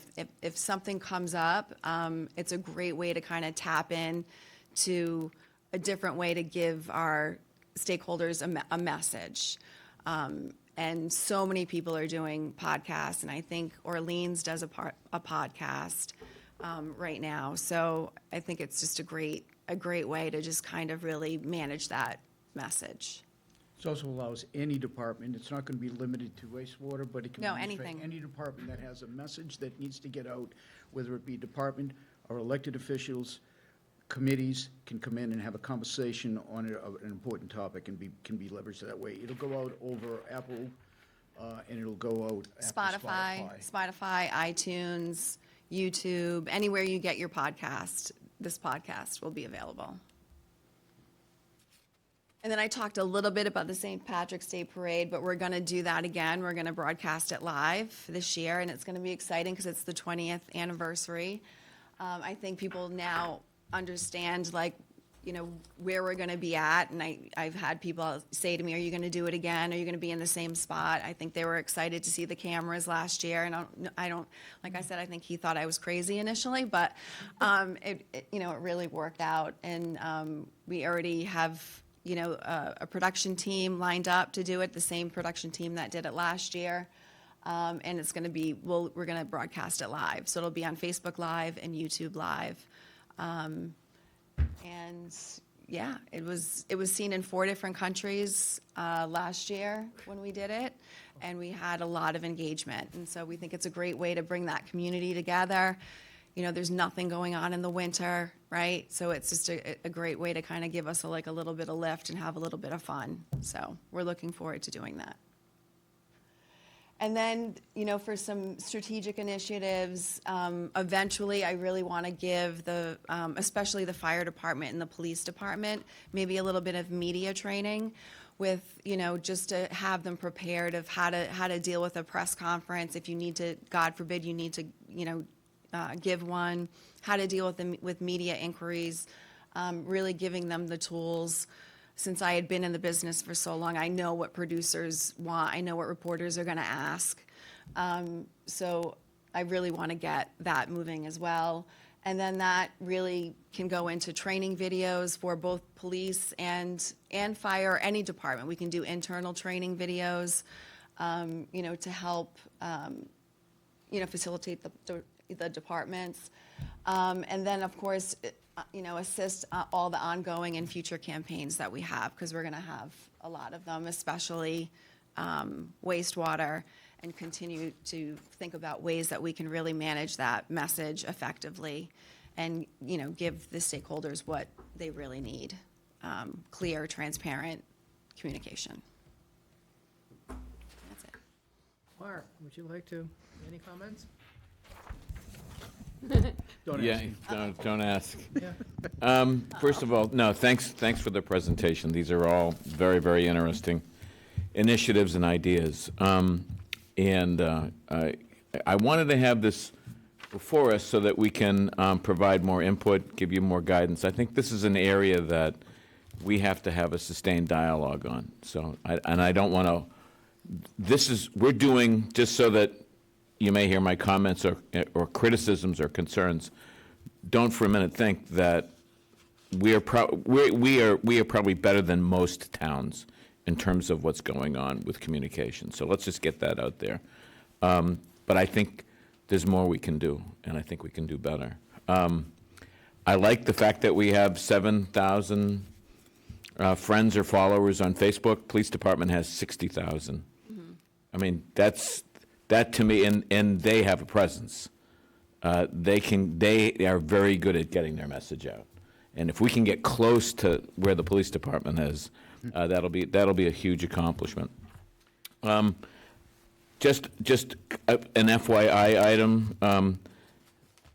The Mass Municipal Association has created an association for communications directors and communicators. That's an association that we may want to hook up with. I'm going to be at the Mass Municipal Association convention later on this week. There's actually going to be some workshops and forums focused specifically on communications. This is a field that is growing in municipal government in Massachusetts. It's coinciding with the demise of the local press. So as we lose local press, as we lose local media, what's happening is we, like a lot of communities, are in a situation where we're sort of struggling to make sure that we can get the news out, the word out about the things that we're doing. And it's basic stuff that relates to our work. I mean, it's good to draw attention to our parade, but, things like getting people to town meeting, getting people to follow what's going on in the town. So I'm going to just identify some things that I can put this in writing and follow up with this, but I think there's some to-do items that I'd like to see some improvements on. First of all, in terms of videos and communications, I'd like to see more coverage of a number of committees. There's some committees that we just don't get any coverage on, and we don't get any videos on or on demand. For example, I like watching what the Finance Committee is up to, but you can't find anything on our website. There's no video on their meetings or any coverage of them. So that's an area that we have to improve. Community preservation, if I want to follow their meeting, you have to understand, I'm a video junkie. I watch select board meetings in other towns. I'll follow the Sandwich Town meeting. They had a town meeting the other night. I watched that.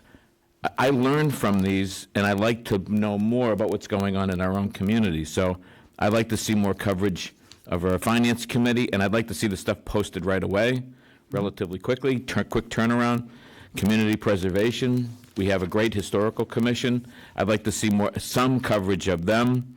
When the Drive-In Site Committee, I know they're kind of phasing out, but when they were around, it would have been great to see more of their stuff on video. So the video and coverage of what the municipal government does is incredibly important to me. Truly. It's incredibly important to get it in the video on demand section of our website so that people can quickly get at it. The YouTube feature is still important, and that needs to be obviously sustained, and I don't have a complaint about that because I think we do reasonably decent job on that. So that's one area where, so the in-house stuff, the stuff that we do here, and then there's the in-the-field stuff.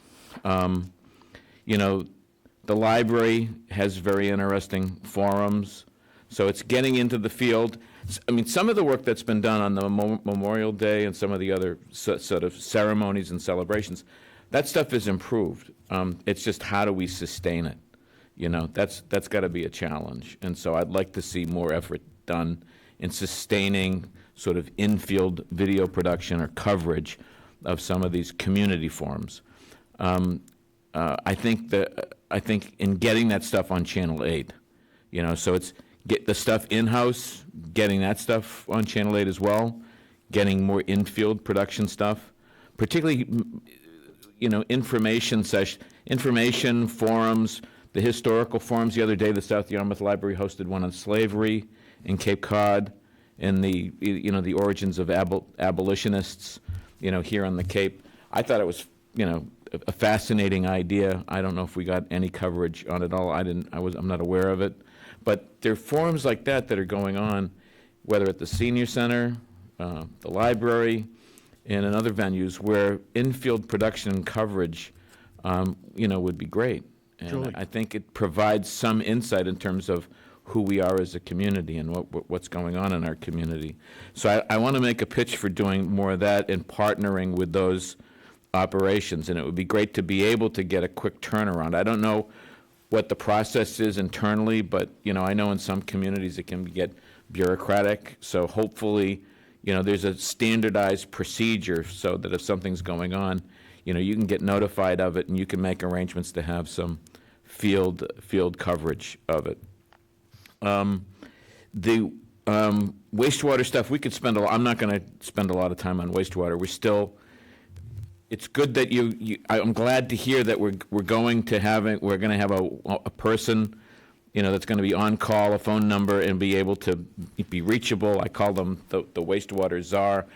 But getting that going is going to be incredibly important because I still believe, just in the handful of businesses that I talk to, people are getting impacted. Businesses are losing money, all right? This is not I'll be honest with you, this is not working nearly as well as I'd hoped. So it's got to be the focus of almost everything that we're looking at and working on. Because I think on the wastewater side, it's just businesses are losing money. And hopefully on the 28th, you can have again another discussion and hopefully more ideas. But you know, we've got to figure out a way to improve the situation and help our business community, because the feedback that I'm getting from the businesses that I visit and the places that I go is not good. So, and that's just not acceptable. So we've got to keep working on that. So, and I'll leave wastewater at that. I could keep going on, but I'll leave it at that. I want to pitch as a suggestion item is creating. I mean, it's good to have a plan, but we may need a communications policy. And I just want to put that out just from a legal point of view. What do we cover? What don't we cover? And maybe having some conversations with council about, you know, what should be the basic framework of a communications policy that we as a board can adopt in terms of what we're going to cover and not going to cover and how that is handled. So I just put that out there because I think we have a communications policy. Actually, I think Sean McGinnis did it before we even started with Facebook because it was we might want to look, but I'm pretty sure I'll look into it. Yeah, I think that would. Are you aware of our communications policy that we voted on? I'm not aware of it, but I am not aware of it. So there you go. If they're not aware of it, then we've got to resurrect it if we can. But I think we should find a way to look at that question. I think that's got to be on our list of things to do. The other item, and I'm going to keep this short. I've got a few more things, but I'm going to just, in the interest of time, I think we need to start thinking more about, because other towns are doing this, and we need to think more about how do we build up an email base where we do either a weekly or a monthly newsletter, where we're finding a way to blast out our story on what we're doing in Yarmouth on a given month or on a given week. Now, the town managers are doing this in a number of towns. I get a weekly newsletter from a number of town managers from around the Cape, so we need to be thinking about either a weekly newsletter or a monthly newsletter, just getting something out, the things that we're working on. So if you're a resident and you know that maybe next week we're going to have a hearing on this particular issue or that particular issue, it's a hot potato, we can use this as a way to help at least building some awareness and communicate in a more, instead of news bites and press releases, sort of help people sort of plan ahead and think ahead about, getting ready for town meeting. We could have in one of our newsletters, like if we were doing one now, sort of a preview of what's coming up in the budget, give people some idea that we got some ballot questions that are coming up. There's some big decisions we're going to have to make with the fire department, some background on it. You could have links to the videos and other presentations. Finding a way to build, if we've got, 7,000 people on Facebook, right? Yep. Think about connecting them with an email newsletter. And again, if you're looking at who shows up at town meeting, on an annual town meeting, we can get, 400, 500 people, maybe more, hopefully. This could be at least a news source for the people that really like to stay in the know in terms of what's going on in the community. So with a newsletter, I'm not sure we need 7,000, although I'd love 7,000 subscribing to it. But if we have a way of regularly communicating with the folks that really like to spend, time and attention on things that are of real concern here in this community, I think that would be of some value. So I'd like, that's on my list of things to think about. So these are all suggestions. These are all my recommendations on where I'd like to see some improvements. So let me just stop right there and see if you have any reaction. Thank you. Well, some of those things we have been looking at. For example, I'm looking for a common database of all the email addresses. So we've talked with the clerk. She has some with voter registration, but not all. They don't require it. We've looked at assessors, and I haven't had a chance to, but next stop is police department with the code red to find out where we have and what we have for so those are valuable things. I think that's one of the things we needed to establish, a database of email addresses for the folks in the town. Good stuff. I think another thing that has been kind of sitting off a little bit to the side is we're trying to find out how can we cover more of the things that are happening. And one of the things we're looking into, and we're really preliminary at this point, is taking and looking how we can put in a studio over at the senior center so that it will allow us and afford us a different venue than this particular room, but equipped with the equipment that's needed for any type of a meeting, where it can be broken down into smaller studio where you can have the intimate settings where we want to sit and have conversations, these larger conversations, like similar to a podcast, but elevated to that point. So these are some of the things we are looking at, and these are all good points, and it's on video, so I can get all that information tomorrow. I would say that any help that we can get of committees that are not being covered, or events in the town, that if we could get that fed to us in some way, shape, or form, because there is so much going on right now in the town, that anything that would like to be covered. I know that we got a request, I think it was last year, where there was a gentleman from who's from Japan who came in and gave a story, and it was recorded and it was put on Channel 8. That was a good production. It was a solid production that could be shown time and time again. One of my pet peeves is, why isn't Channel 8 not filled? We're working. Well, that was on my list. So but I'm glad it's on your list too. It is on my list, and it's Yeah, we need more content there. There's no question about it. Exactly. My So all biggest of this will work. the committee that I'm concerned about the most is the Finance Committee. Finance Committee, Community Preservation, they do important stuff in this town. When I was the interim town administrator in Brewster, we did not miss a Finance Committee meeting, and we filmed their meetings live.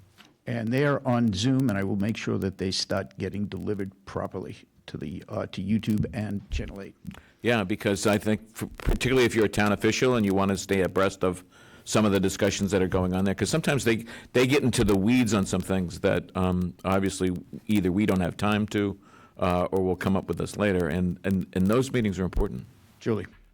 But all the other committee meetings that I mentioned that we don't cover, they're important too. Absolutely. So I'm going to stop right there, Madam Chair. Tracy? Yes, well, Mark hit on a lot of them. Channel 8 to me has got to be, you know, it's come a little ways, but just things that people are interested in. You know, I mean, a lot of it's, I think the video, and I keep going back to, you know, Joyce had her fair with people who are interested in serving on committees, but I think if people were able to like really, not just like play a video, but interview these people, what makes you interested to be in here? What are you working on? Having something that people might actually, content that people will.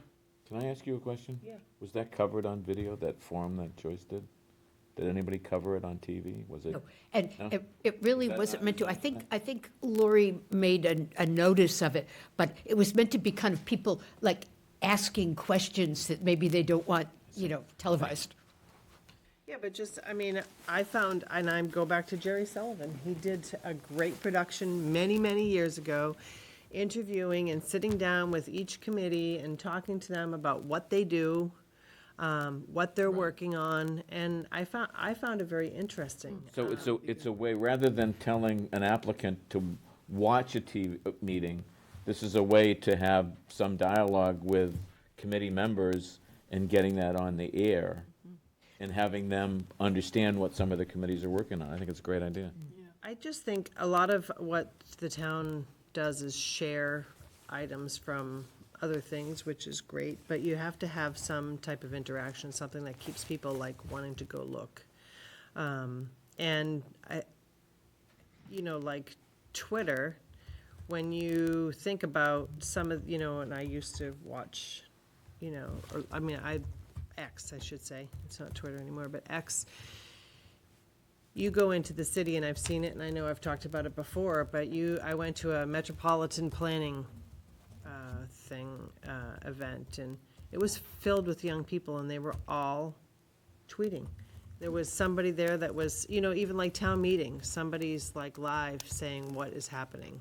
I just think if you want people to be there, they need to see actually what's going on, like what's happening, make it exciting, like, you know, somebody should be tweeting from these meetings, or what, just as updates go, you know, passed unanimously. You see some people do that at different meetings, and I find that a lot of younger people will start to engage when they feel like they're part of it or they know what's going on. But Mark talked a lot about it. I just think timing and repetitiveness, you know, like you talked about the detour thing that's going to go out next week.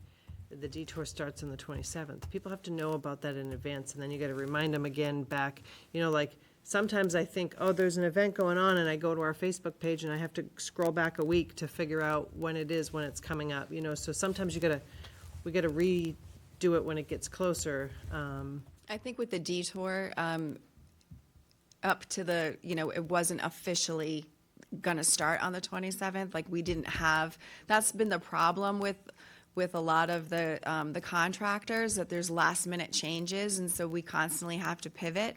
So the radio spot is made, it's written, it just needs to be produced, because I needed to know, like, is this gonna happen on the 27th? Because I can't put a radio spot out there and then have it not happen. So that's been a frustration on everybody's end, especially, you know, Jeff's, because he's told one thing and then it completely changes, and so we have to kind of pivot the way that we're gonna get a message out. So So can you guys tell me, I know when the chamber was here and we talked about their contract, they had some part of their contract that was dealing with some of this social media or communication. What is our responsibility and what is their responsibility? That's unclear to me, because I agree wholeheartedly with what Mark's saying, and I know that we've talked about everything is open during construction, and I don't know if it's training the detail officers better, or something like that, but I would love to see a feature out in the field live from the green spot, saying, we're here, here's the owner, here's how you get in here. You know, go out to the businesses and try to help people visualize how they can get there, and really try to feature some of these businesses on video, because they are being impacted. And I do believe that they do everything they can to make sure everything is accessible, but it's confusing. And I think that if we went out there and explained from there, you know, I know Lori does her spots out in the field, but it's not really featuring a business and saying, here's how you can get here. You know, you can go the back way, or come over this way, or give me a call, and I'll tell you, you know, this particular day. I just think we have to do a little bit better trying to help communicate.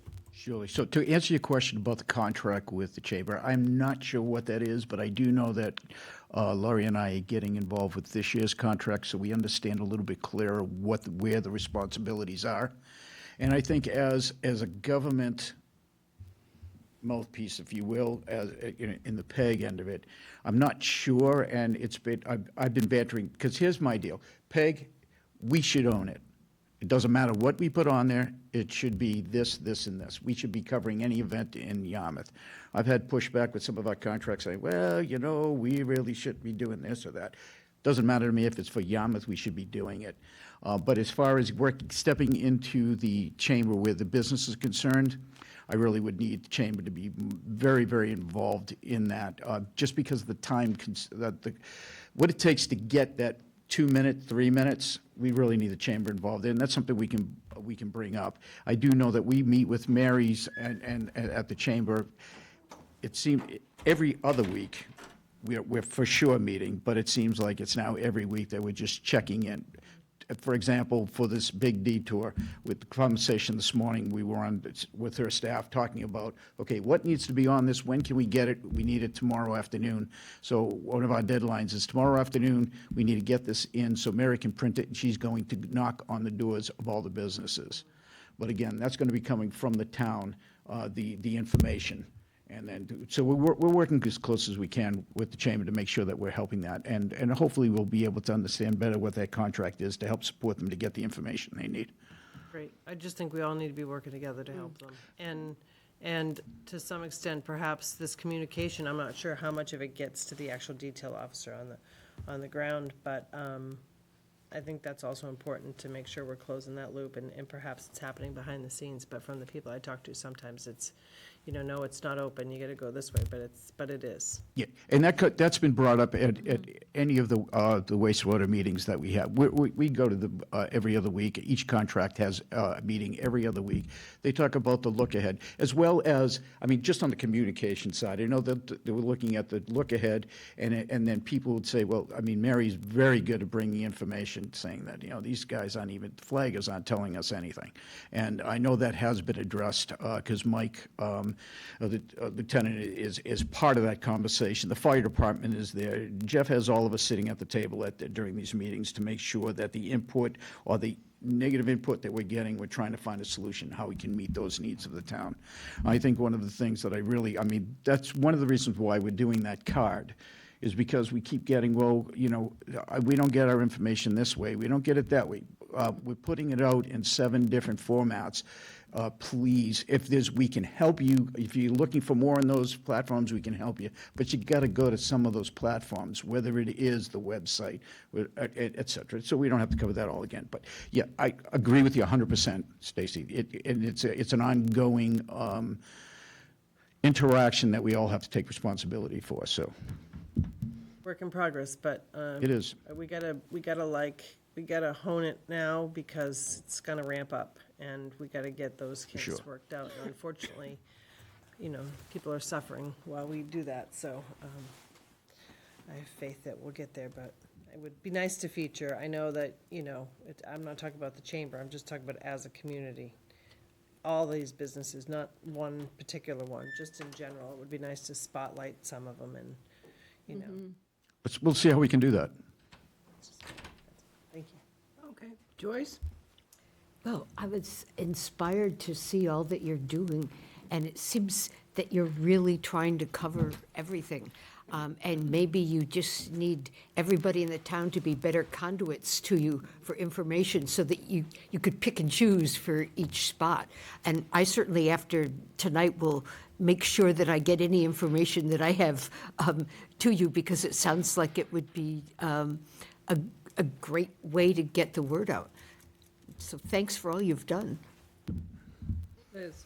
Well, first of all, I think that if you work with C3 TV, which is in Dennis, but it's Cape close. Media. Pardon? Cape Media. Yeah, whatever their new name might be this week. But they have the studios, and you can walk in there, and so there wouldn't be any reason to create your own studio, I don't think. I'm on the board. Yeah. Of So, rather, because the senior center's kind of jammed up at this point anyways. I can't even get them to answer my phone calls. Surely. We're looking for options. We do work with C3 TV, Cape Media. We're down there. We asked Laurie to sit on the board to make sure we Good. have a voice. Perfect. I know that. She's real excited Helen is real excited to try to fill the gap that we now have because of the newspapers being so lame. So, yeah, she wants to be there for you. Is there a way to take the YouTube videos, maybe not of all of the different committees, but the select board meetings, and create chapters? Can you put a marker? And so if you could, and you're going to have mobile app, which I think is going to be the solution I'm looking for. My constituents and I don't use social media. I couldn't even find our Christmas video when I went on Facebook. It was like, she says it's here somewhere. We could never found it. But so I'm really looking forward to that. I would love it if the website had a side menu and the headline for every piece of news was there, and you clicked on it, and it brought you to the page that told you about what you clicked on, whether it's wastewater or the muck, the Mattakey's utilization, and it would also have the chapter that was relevant, perhaps from the select board meeting, that you have the choice, of course, of watching or not watching. So I don't know if that's something that exists, but I think it would be really helpful for our voters, people, residents, to be able to use the select board meetings, but most of them cannot sit through the whole thing. Sure. Well, there's one thing that we do have to be careful about. I can't edit once we have on film a meeting, we can't touch it. So to break it down, I can look into that. But the issue that I have with that is that that's a resource, and it would take a lot of time to edit down and Well, I wasn't to thinking flag. about editing down, and so maybe it's not a feature that exists, but it's a marker that, and I can look into it myself, so. Tabs, basically, that says when a certain item starts. So if It they does wanna- take editing to do that. It takes somebody to sit there and put these markers in, and currently I don't have that resource available. It's something that we can look at. We have submitted might to, be worth just so that you know, we have submitted to the Employment Board to hire a new assistant in the Communications Department to help alleviate some of these things, as well as go out to department heads saying, who do you use, what committees are having meetings, how can we get in there, how can we talk to them, et cetera, because it takes a lot of effort to just get a list of these things and make sure we have somebody scheduled to be in that place. So that position, that's already a budgeted position. Madam Chair? Don't we have a contract with a media services company? We do. Yeah, I mean, why can't we try to just ask them to provide more service? They are. We've actually doubled from last year what we're covering. Yeah, we are. Yeah, I guess what I'm getting at is that, my reaction in terms of building capacity is to try to, rather than hire new staff with all the costs associated with staff, is if there are ways to work with vendors, to try to do that as best we can. That would be my approach. We have doubled up in what they're doing as far as what they're recording on a weekly basis has skyrocketed. Working on the website because Bruce has left, so we needed somebody to kind of help us navigate the website because a lot of departments needed things uploaded, and We didn't know how to do that, so. Who is the website maven now? With We don't Bruce have Gunn? one yet. We don't have it there. So right now, what we've done is we called Civic Plus, and we'll be having some training for the department heads that they can designate an individual that they can help upload and update their particular page. So we'll be helping with that training. And then we will have somebody sitting over in this to help with that. Because I find the website is lacking a lot of information. But if we don't have anybody working on it, that explains why. And we're learning very quickly how to get stuff on. There was stuff missing out of the calendar that we didn't realize Bruce was putting in. There was some finance issues that the budget wasn't placed properly. That was hopefully has been corrected so it can be found now. Okay. I wondered too what happened with our ombudsman for the wastewater. Isn't that the assistant superintendent of wastewater? So that's who's going to do it? Diane. Oh, okay. And so what's the hotline number? That we Is it put the that up a little 771 earlier. number? Yeah, I think what they need to do is they need to do a PR push on all of it. I think that's in the works, No, right? It's in the works. We're working on Yep. that right now. Let me see if I can find Jeff that. is right- here. In the right meantime, there. we've got Jeff, I think. Sure, yeah, Jeff Colby, Public Works Director. So we really want to push the phone number that goes to water now, really looking forward towards the operations once the system's up and running.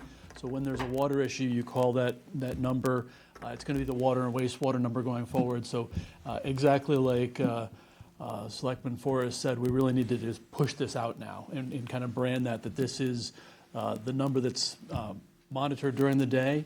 There's the ability to leave a message after hours or even a call service that if you want to hit 1, you go to the call service. If it's an emergency, they'll dispatch somebody immediately. So that's kind of the format we want to have going forward. We still want to push the email, the wastewater at yarmouth.ma.us, because it's a great way that we have multiple people monitoring and can get back to people right away. But if you need to have a telephone number, that's the one we want to brand as the wastewater number to call.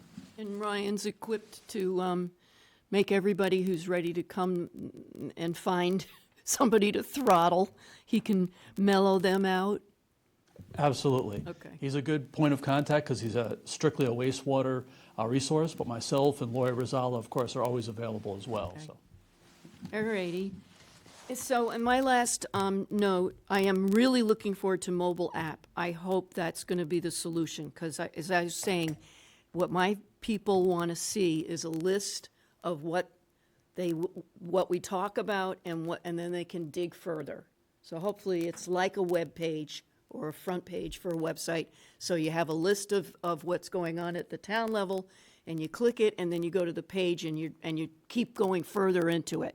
The more you want to find out, the further you can go. So what's on the website now will be on the mobile app, adjusted so that it's readable and functioning. Well, so maybe it's the webmaster, because I can't find anything on our website. I just went on it to try to find some stuff while you guys were doing your presentation, and it's just, there's nothing there. Certainly no, so that's why I think what you need is for people who are trying to find out information, maybe it's a dedicated page, but it's right there on the front page that says, want to find out what's happening at Yarmouth? Go to this page, and there you have your list of what's happening, we can create the list, but wastewater, dump hours, transfer station hours. So like a Today in Yarmouth or something? Yeah, I think it's like the newsletter, but it's an updated page after a select board meeting. It should be, here's what the select board talked about, and here's where you go find out about all of these different things. Because people still don't even know in some cases what's going on with our fellow Chris Wilson and his cranberry bog. And they don't know where to go to ask the question. And if that were on the website somewhere, and we have to be careful because, again, you have to be careful about what you say and what you post, but there should be information about that updated. If it's even just to say it's on hold. Because people that's what they want to know. They want to find out, these were issues and we don't understand what's going on. The plastics in the restaurants. Where is that at now? They voted, and what's the outcome? What's the next step? What's going on with it? That's, I think, what people want to find out, and they don't have anywhere to go. I think those are better handled in a newsletter. If it's a newsletter, that's You know, fine, but yeah, for me, and the this website. becomes part of the, sort of the development of the plan. Some of these things lend themselves to a weekly item, to try to create we're having trouble keeping up with content now. So to create new content in the moment is a huge, you're gonna have to hire all sorts of staff. The point I'm getting at is that some of these things, like what's going to happen on the plastics, that's a great question. People want to know what's going on, and that's a very easy blurb that you can put in a newsletter, whether it's weekly or monthly. And a newsletter's fine. I come more from the world of building websites, because that's part of what I used to do. So for me, a newsletter is a website, and it's instead of, it's the same function. It would be a page of the Yarmouth website, for instance. Yeah, But I think- it's fine to handle it that way. Call it a newsletter. Yeah, I think what I'm trying to pitch is focusing, and this is why a policy might be a good idea, because there are lots of interesting things to cover. But I think our first priority ought to be making sure that we're doing the municipal business in a way that's transparent and accessible. That should be at the heart of what we do. So, for example, if we had a limitation on resources, let's say maybe we don't do the St. Patty's Day, we don't pay for that project and covering that because we need resources for something that's more municipally oriented in terms of the town. There may be things that we might try to get maybe the chamber to cover rather than the town. I'm interested in finding ways to connect people with the decisions of this board so we can include them. I know in the past when we've gotten word out early on a key hearing that's coming up or a key decision that's coming up, getting the word out early and inviting people to come to our meeting or follow us on Zoom, we've been successful in getting people to participate. On our wastewater, when we did our DHY wastewater discussions, we made it very clear that on a date 3 weeks out, we were going to talk about wastewater and whether or not we should go forward with the DHY wastewater treatment plant project. And we asked people to show up because the board was going to have to make a decision. Do we continue with it, or do we pull the plug and go off on our own? And I thought it was incredibly helpful for the board. We had almost 100 people, checking in with us between the group that was here in the room and the folks that were here on Zoom. I thought the public's involvement in that meeting was critically important. So from my point of view, my priority is getting the municipal government's business done. When we need to hear from people, when we want to have a hearing on an important issue facing the town, and we need to hear from people, we want to be able to get the word out so we can fill a room, we can fill up Zoom, and we can get lots of feedback, and we can hear a really good sense of where the people of Yarmouth are on a particular issue. From my point of view, that's my priority. There are lots of other interesting ideas, but if we want to stay at the heart of what I think is most critical in communications, it's dealing with the municipal government's business. It's dealing with projects that might disrupt people, things that people really need to know. And to be somewhat selfish, I want public input for the decisions that we're making here. So if we have a huge issue that's coming up, we need our team's help in building a crowd, getting the word out to make sure that this room is packed, and that we get a lot of people on Zoom giving us feedback on things that are critical to the town. So from my point of view, a lot of interesting ideas, but if at some point, if we really had to sort of cut to the core of what it is we really need to focus on, that should be it. And that's why I suggest it might be helpful to resurrect the policy if there's one out there. Take a look. I was You got just it? trying to, yeah, I found it, but It won't? it won't let me, it's in the employee handbook. I'll When you look and into Eric that tomorrow. Tully run the board, right? Definitely look at it. was The biggest 20 thing that I would say is, I agree 100%. The biggest help that we can get is that we're the vehicle that we're going to publish it out. We're going to move it everywhere it needs. The content, we need to know what that content is, as clearly and as in-depth that we can get, then we can communicate it out. But the policy also helps you. So when you come in here and you hear people like me complaining about this, that, and the other thing, you can say, well, let me remind you, Selectman Forrest, that's a nice idea, but on the list of priorities, It doesn't really necessarily rank, at this level. Absolutely. And so I hope when we call you, you're going to come in and do the, I'm going to come in and help, whatever you need. want you on camera, that's all. Want that mug on camera. I don't know about that. I'm talking about on the substantive aspects of this. No. Yeah, that would be good. Absolutely. So just to finish up, so I think we are saying the same thing, Mark and I. So publish a newsletter, but have it on the website too as a page. And then last, the communications policy. I go back to the issue that we had over the holiday, and the press called and there was nobody to respond. I think Mark ended up putting the person off, the reporter off. But that should also be something that would be in our communications policy. And I think that's worth being clear, but in defense of the town staff, this person called the day before, like Christmas. Yeah, I was on vacation. And then they wanted an answer like the day after Christmas. And I think that's, I kind of had to make it clear to them that that's a bit, much, right? And so. I think if you, from my viewpoint, it would have been better to have had some kind of response because they published without our response.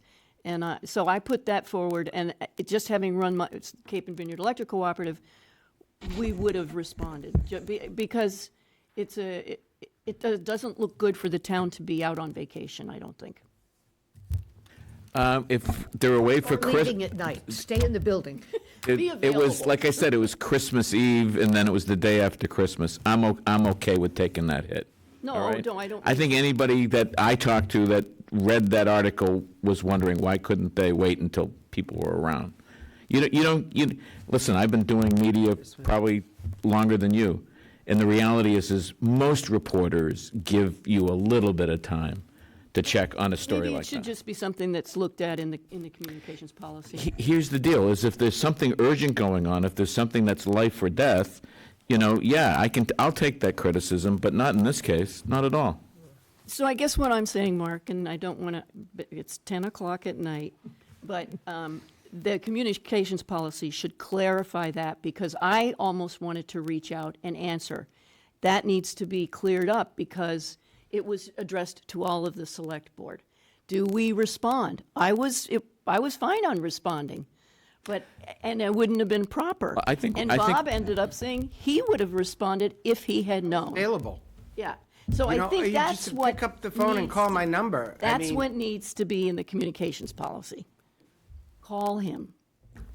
The reporter has his phone number. And I would have repeated it to her, At any rate, it should be in the policy. So can I just put my 2 cents in? I would like, if any kind of media outlet contacts any of you for anything, I would like you to tell me about that, so I can... Well, I forwarded the email to you. You did. No, and you I did. forwarded it to Bob. No, you did. I'm just And saying... they generally, and everybody checks on this stuff. So, again, I don't think you folks should be thrown under the bus at all on this thing. I think you handled things just fine. This was not an urgent call. The reporter should have given the town a little bit of time to provide a response. They didn't have any time. They were given a very inappropriate deadline.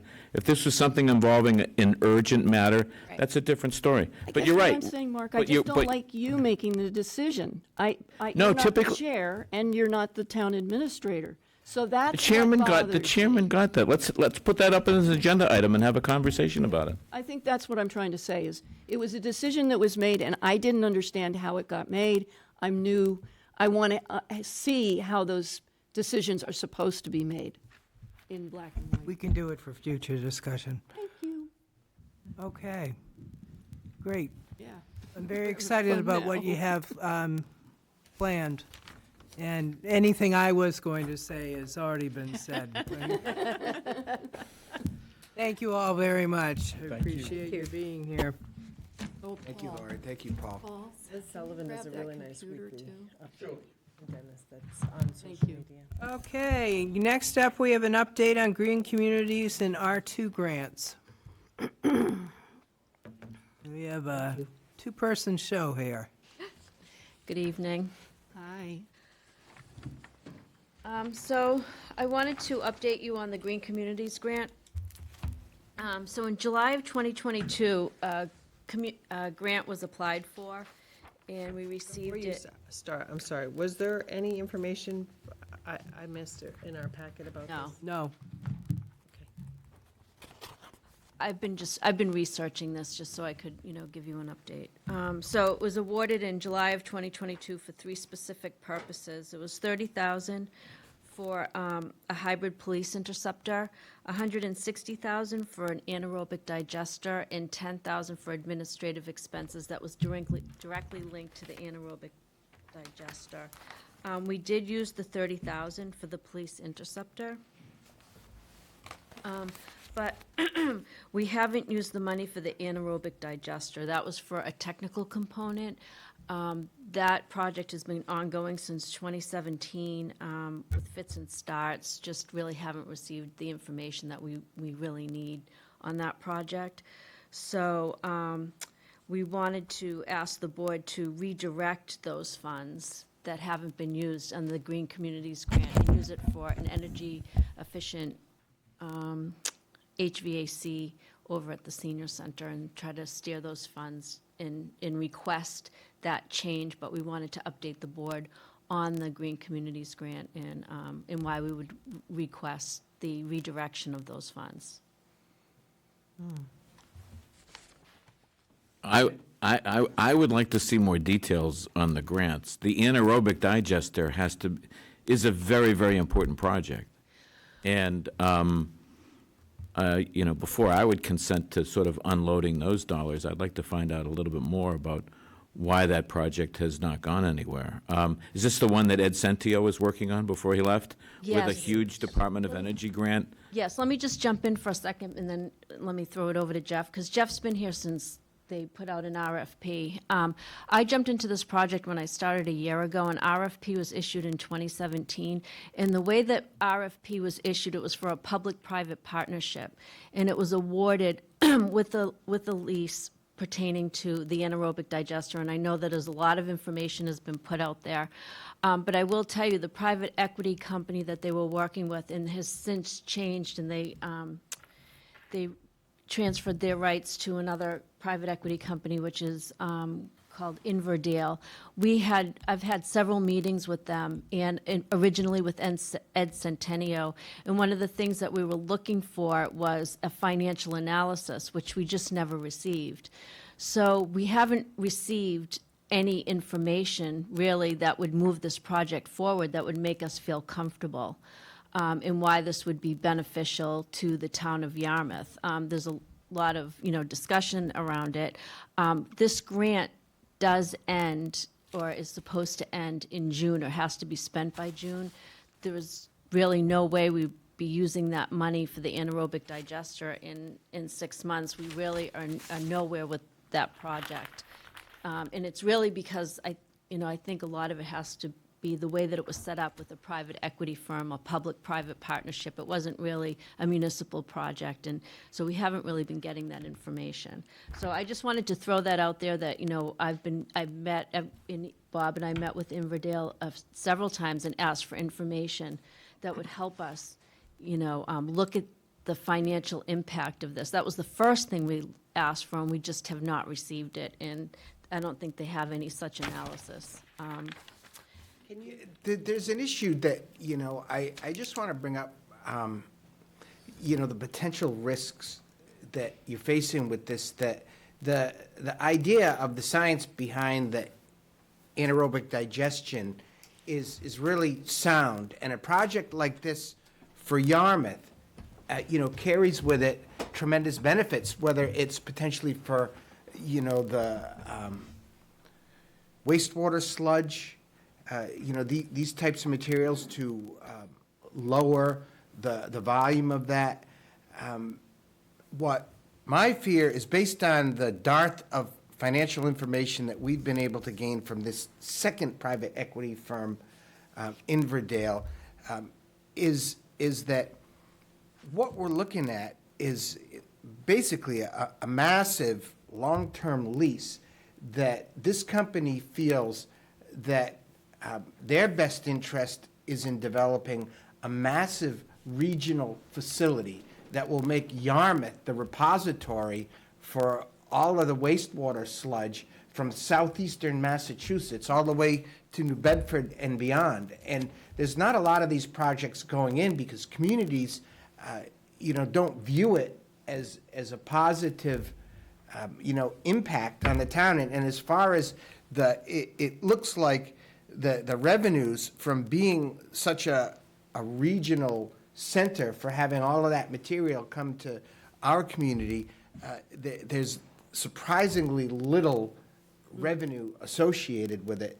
And when we've asked for additional financial information, and all they do is they give you a couple of pages of the executive summary from a report they've done, but flatly refuse to provide the whole report. I honestly don't think that their heart is in the town of Yarmouth's interest. And I just want to, put that out there, that if, and then they say that, well, until you sign a lease with us, that you lease this control of the property over to our company, well, we're not going to do any more work. As far as I'm concerned, that's not in our town's interest. And I just was not aware that the select board, was together with making us such a regional facility for, the wastewater sludge. And I think that there's a lot of issues, there's a lot of concerns I have, not the least of which is, you read the report from the EPA just last week that, they're determining that the digested sludge, right, from wastewater can no longer be used as a fertilizer because it's considered a hazardous waste because of all of the PFAS in it. It's just another reason to be a little bit concerned about everyone, within driving distance taking their sludge to Yarmouth. There's questions. It's a good idea. It's a good process. I worked with Ed on it for a bit before he left. And, the motives were pure and in the benefit for the town of Yarmouth, but this particular company seems to be more interested in, trying to get as much control as they can and then having a big regional facility. So I think there's issues. I think that this should be the anaerobic digester alone, should be an agenda item to just talk through. But I have not seen anything that makes me convinced that this is a huge win for Yarmouth at all. Madam Chair, before we have a discussion on this, I really would like to have in front of me more details on exactly what it is we're talking about. Because literally, we could spend tonight going through each one of these items that they're concerned about and spend a considerable amount of time sort of trying to extract the details when it might be best if we had a briefing, something on paper that lays out in some detail the amount of money that we're talking about and the nature of the projects and some background on how we got to this point. I really think that would be the most productive use of everyone's time. I'd like to come into this discussion, as Bob said, as a separate agenda item and have some detailed information, a briefing in front of us so that we know what we're talking about. Let's add it to the February 11th meeting.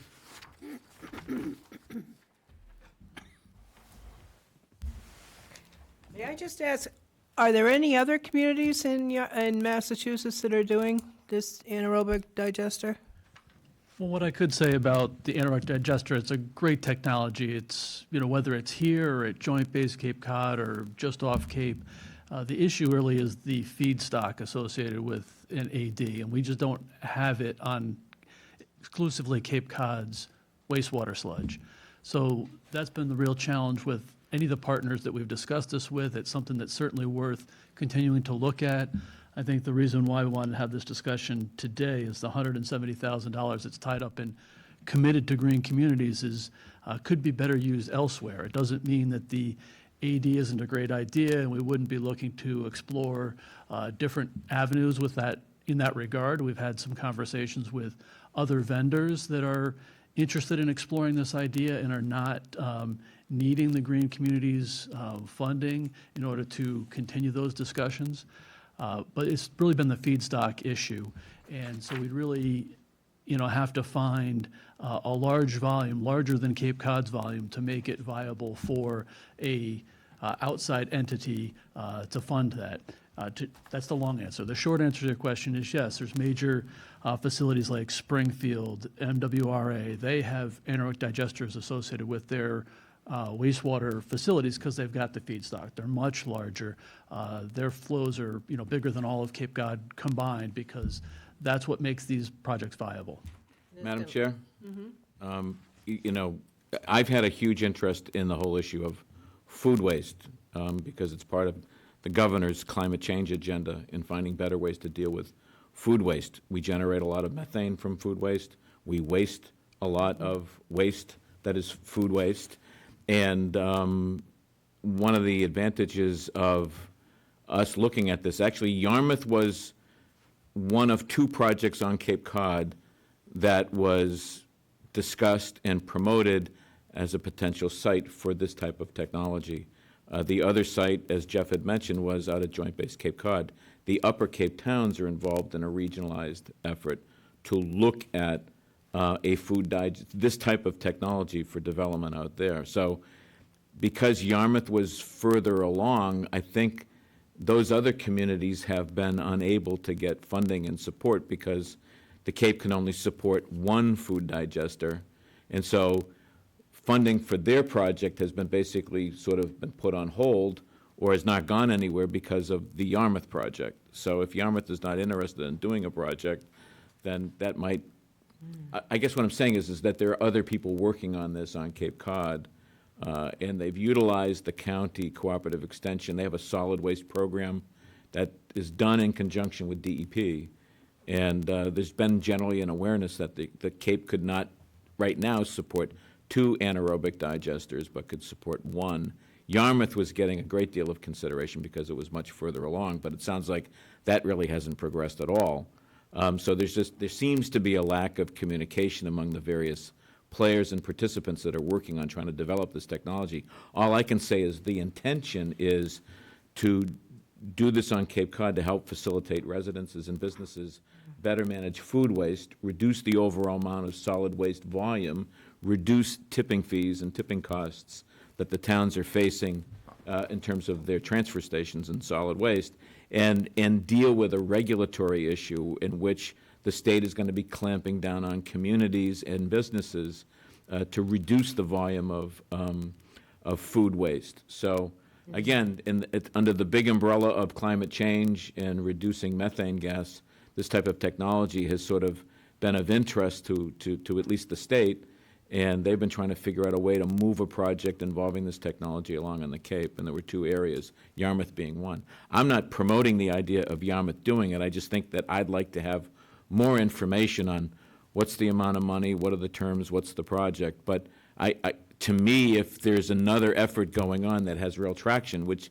this other effort does, my hope would be to just, weigh in with them, join their efforts, and help them get their project underway. And maybe there's a way to either allocate that money for that or find another way to help them get their project funded. But in any event, I just need to know more about this. I just want to mention, yeah, definitely an update. I can work with Jeff on the update because Jeff's been involved in this since, well, on the outskirts and has known about it since 2017. And from what I gather, I just don't want to have high expectation when I come in on the 11th. We don't have costs. We don't have anything like that we can present. Like, this is what it would be if we decide to do it. And I just want to, lower that expectation. I don't. They even have a federal grant. See, what happened was that the town went out to bid, and a firm bid on it. And then they wound up going out of business, and they sold their interest, which we accepted this new company that was interested because we wanted to keep the project going. And then so this new company came in, and they're a private equity firm, and they were hoping to do a regional facility, and they got tied up with the project that had litigation up in Maine, which is the closest one that was going on, and never came back to provide the detail to support the original bid.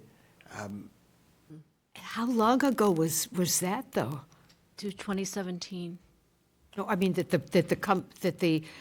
the inheritor company didn't come back with it. I mean, did we ever think of going to another vendor? Again, I think you want to have this, it's 10:20 right now. This is a discussion that can go on way too long. Well, yeah. But I agree. I would love to see it as an agenda item. And it's also, it's holding up our ever getting another competitive green communities grant. And, you know, it runs out in July, and we haven't asked to substitute anything. Can we use, I mean, I'd have to look at the RFP and see if whatever we're trying to transfer it to is in the same spirit of, I don't know if I understand that. Redirection you're talking about? Yeah. Oh, well, that's pretty simply answered by going to green communities. It's Inverdale is. Lisa Sullivan. Yeah. I'm not talking about that. I'm talking about what her recommendation is to utilize the money for now instead. Well, that's what we're saying, is you'd go to the green communities people and ask them if you can redirect the funds. And We don't get the funds unless we do something that they agree to. Right, but Inverdale is the company that. No. we didn't do anything with No, it. the grant is for the town of Yarmouth. When the grant was applied for, Public-private partnership, you yeah, said. that was, the public-private partnership was an RFP that was issued in 2017 to develop the anaerobic digester. When This was a RFP from the town of Yarmouth. Yeah, that was in 2017. But when we applied for the Green Communities Grant, it was worded in such a way for a technical component. Now, this grant was applied for in 2022, but we applied to the state, the Green Communities, for that. And we're nowhere near that at all. So we just want to contact the state to redirect the funds that we said we would use it for to maybe, an energy-efficient HVAC at the senior center, because there is a deadline to this grant. So it wouldn't have anything to do with, they're not a third party to this grant. Inverdale, the private equity firm, is not a third. And I don't know what we would use the money for, because every conversation we have with Inverdale is, they just, they'll build it, but they need the lease, but they can't give us really any information. It's really kind of like a circling the drain type of thing when you're trying to get information of where we're actually at with this project. And Madam Chairman, I don't think this board has even had any, this is the first time I think we've had any real discussion of this. I'm not even sure the board was even briefed when the first grant was even pursued. I think. Just as part of the Yeah. application that we sent out. A lot of this is all new. Do you recall, Tracy, when you were on the board, any of this coming up? I mean, I remember the RFP and Yeah. the contract. I knew Ed left. I wasn't sure what the status was as of. Yeah, the Green Communities was applied for after the process, after the RFP, and really in a separate track when there was a search for funding to fund components of the AD. And this would be one component of the AD. The overall, general costs that Genesis and now Inverdale has given us are multi-million dollars for the total cost to develop a project. This was just one small piece that we were able to secure, Ed was able to secure through, looking under every, rock to find, funding source. So it was money that was secured, but we have no other, matching component to it, and it's not going to build an AD with $170,000. My understanding was that Ed had identified an EPA grant and said he had EPA funding secured for this project.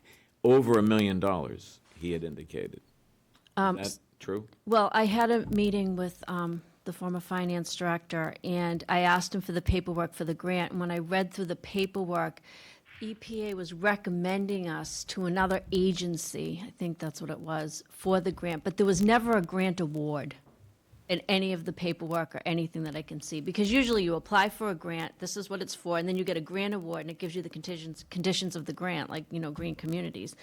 But they recommended, and this was a couple years ago, but there was no grant award or anything like So that. EPA was recommending us to be approved for a $1.8 million? Or it might have been DOER. Department of Energy But, was the right, grant. was it, okay, Department of Energy said, okay, this looks like a good project, but that's where it stopped. There's nothing else. And this is the paperwork that the former finance director sent to me. And then it stopped, and there wasn't an amount to it or anything. So there was really, Was no EPA or DOER grant for a. Not that I can find, not that I can find. And I'm trying to piece like all this together in the last year. I mean, I've been reading through the paperwork, but yeah, there was no grant award that I can find. Well, let's just still put it on the agenda for February 11th to, do we have time if we come on February 11th and determine that? It sounds like if we're not going forward with the anaerobic digester, that we should seriously talk to whoever else it is in the Cape that's doing it. We need to so find that out what our liability is in that RFP that they received. Are we allowed to just walk away from? Yeah, I have had discussions with council because there is in the RFP, let me just say this real quick. So they issued the RFP and then they awarded the RFP, but there's no contract.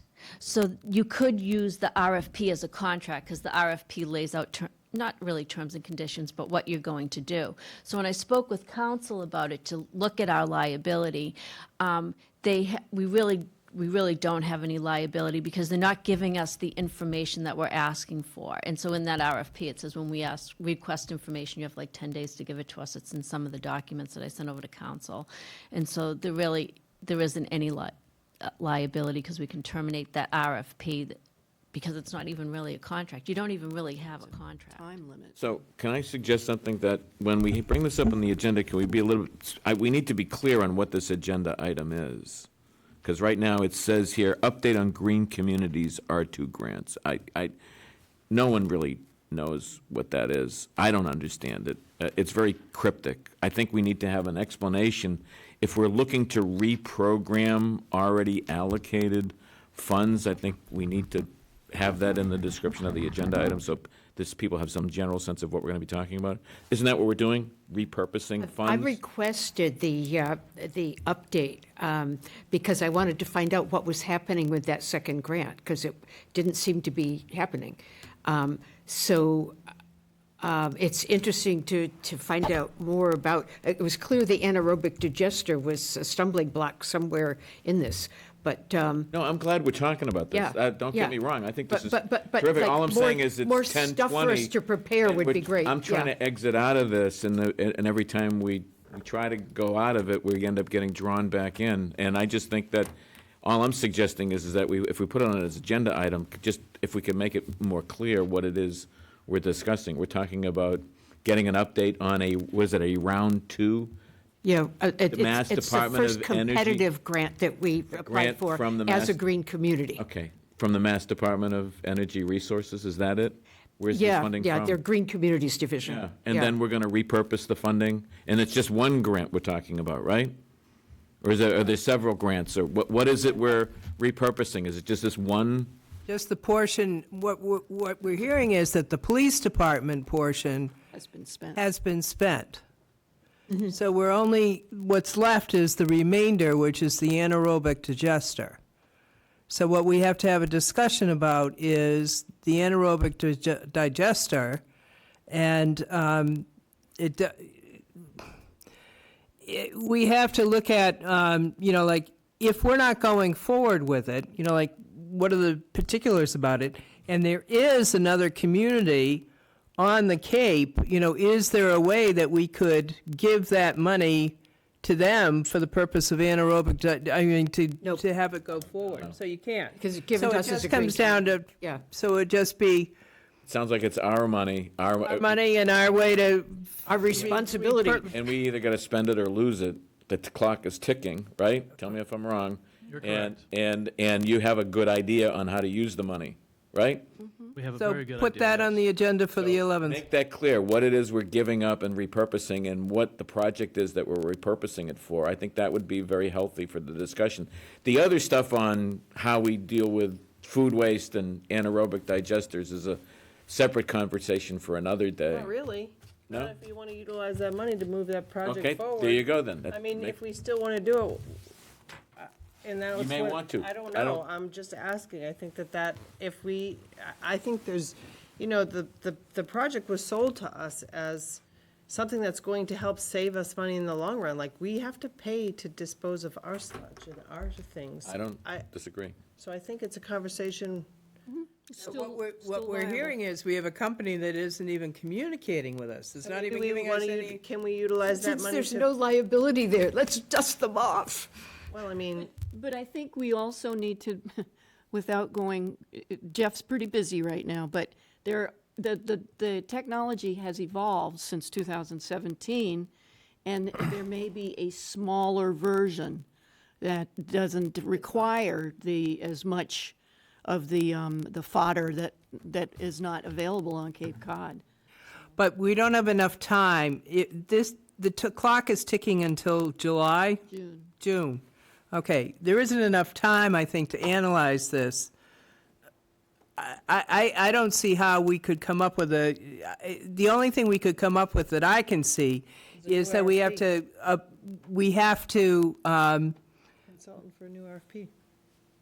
No, I think we have to look at where can we use the money elsewhere wisely. If it's approved, because general energy efficiency stuff is not what the grant is about. Can I Yeah, make a no, recommendation? that's what we went for, and we canvassed all of the departments looking for energy efficiency items to make it part of this round 2 grant. And we needed help on the anaerobic digester because the town just didn't have enough information to be able to have the wherewithal to move forward with it. Where we stand this minute, I mean, I gotta tell you, even if this was a good idea to come up with some big regional, overly technical facility that we're gonna plop down in Yarmouth, honest to God, I need To Jeff. be anything beyond the Cape, though. But Again, can I we need discuss this Jeff, at our next? and I need Let's- Jennifer Item next time. working on the wastewater. It's 10:30, and, I gotta be up at 5. Can't handle this project to do a regional Right, so let's anaerobic just digester. We let's don't even have the finalize- ability to do it. Let's finalize the discussion on February 11th. All right, it's too late Let's to be have stuff in talking. the packet and we'll read it and Then we'll go, just kind of a history of how do we get to here, and where do we go from here? And we can put it on the 11th and take a look at it. It's too late. Too late right now for us to be doing this. All right, moving on. Thank you. All right, Thank thank you. thank you. We have reappointments. We do. Want me to say them really fast so we can get out? Okay. Recycling and Solid Waste Advisory Committee, a reappointment of Bill Glass for 3-year term ending February 2028. And are you, So moved. Second. all in favor? Aye. Aye. Moving on. Okay, Zoning Board of Appeals, 3 alternates to be renewed for 1 year to run through 1/2026. Dick Knights, Barbara Murphy, Anthony Pena-Bianco. So moved. Second. All in favor? Aye. Okay, Disability Commission, renewal, 3 years through January 2028, Mary Vilbin. So moved. Second. All in favor? Aye. Aye. Old Kings Highway Architect, Sarah Porter, 1 year. This is an appointment, not a reappointment. Right, just to clarify. Right, I didn't say it was a reappointment. No, but you didn't say appointment either.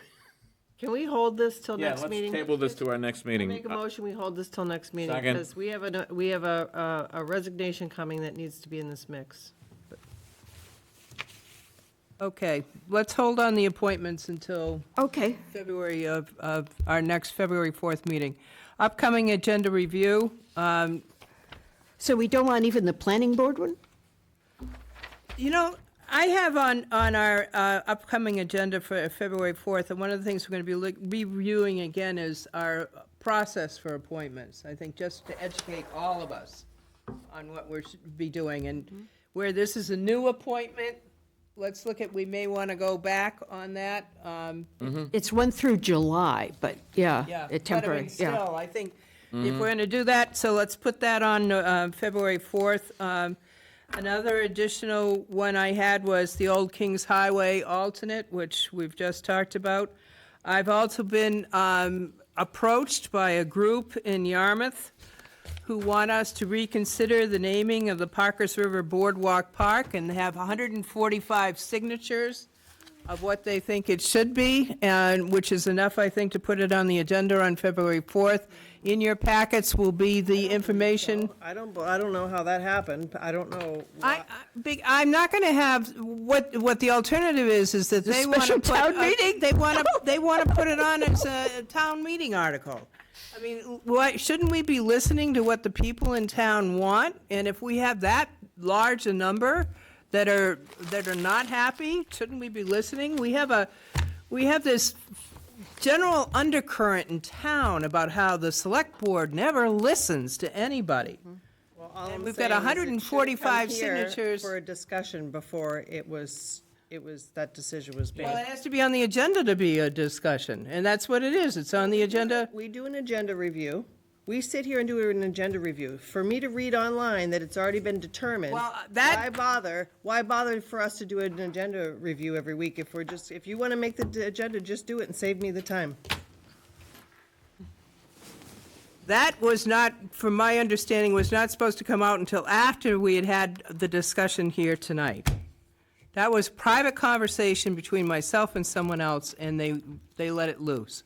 But I'm saying. We need to be aware. We just need to talk about it. I'm not making a decision one way or the other. I'm just saying, if you've got that many people that are voicing their concerns, and I'll have in your packets the packet that was handed to me of what all that information is, you need to talk about it. I agree. And on budget update for next meeting, we'll have Public Works and wastewater. Sounds good. I have the ballot initiative that came, and we don't certainly have to talk about it tonight. I would love it to be on our agenda at some point. It's the Holtec releasing the radiation into the water. Yes. Is that something we can? I got an email from the person that emailed the rest of the group. Jim Garb. Right. He had emailed me. I don't know why he didn't email the whole board since he. Well, I think he did. No. I mean, I got it. Well, he emailed me a message saying, never mind. Oh. Somebody else is going to be approaching us on this topic with a petition. We've made several statements on this. We've made public informal statements on it in the past. So Right, just so- FYI, I got an email, for some Town reason, he meeting, just I sent mean, it to me. it might be I something for should town have meetings. forwarded to the rest of the board, my apologies. We'll just keep it down on our side information. Okey dokey. Okay, and the library feasibility update, just to know that the library did receive their grant, and Excellent. that Jane is looking for guidance on setting up a committee now to proceed. So that's what we'll be discussing on February 4th. Oh, okay. Add that. Okay, on from that, we have updates by our town administrator. First, the consent agenda. Oh, I haven't signed the folder stuff yet. Do I have a motion to accept the consent agenda? I'm so moved. Second? Second. All those in favor? Aye. Okay. I think we've all had our chance to talk about individual items at this point, so let's just move on to our town administrator updates. I might say on the agenda, the February 4th meeting is getting very long. We might have the town meeting warrant review on the 11th, just to spread it out a little bit and make sure we have all the right articles on there. Today was our brainstorming session for all of the housing agencies to develop brainstorming ideas for the Matakees Utilization Committee. I thought it was very nice to see representatives of the Housing Authority indicate that they thought it was a great meeting. I thought it might be a little bit stressful for them, but apparently it wasn't, and so it was good. And that was our second meeting, and the housing is really leading the charge, I think, on getting some ideas together for the potential for Matakees. We have our next meetings, just want to make sure people know, February 24 and March 17, and we're hoping by the March 17 meeting, I guess they're both, 24th is going to be 3 o'clock here, 17th is going to be 2 o'clock here. And by then, we're going to be honing down some recommendations for the utilization committee. And, yeah, I had the whole tech thing. We had that tentatively scheduled for the February 4 agenda. When Dr. Garb contacted us, Mark had received the email, forwarded that right to me. I got back in touch with the doctor, and, you know, he did say that he asked to be taken off the 4th, and that he's got another team that's working on getting some information to us. Now, we're told that they're doing a petition, and it's the type of petition that has enough signatures to, you recall this process? We went through the same one before. It goes to the select board, and then the select board makes a decision as to whether it goes on the ballot. And then if you decide not to, then they would have to have a lot We more did, and it signatures. passed 90%. Right. I mean, it was like 90-something%. It was ridiculous, but they don't listen anyway, so it doesn't, I mean, the whole thing is, So be on the lookout, I'm on the lookout right now for this new petition, and so we thought it was going to be Dr. Gar, but it's not going to be him, it's going to be his team. And we haven't seen any of the paperwork yet, but we're looking for that, and I guess that's all I have for tonight. Okay, thank you. Do I have a motion to adjourn? So moved. Second? Second. Oops, All I in can't. favor? Aye. Thank you. feel bad for you guys on that. Okay. And that was a Dan. All set? Yep. Ed Centeo. surprise. You know,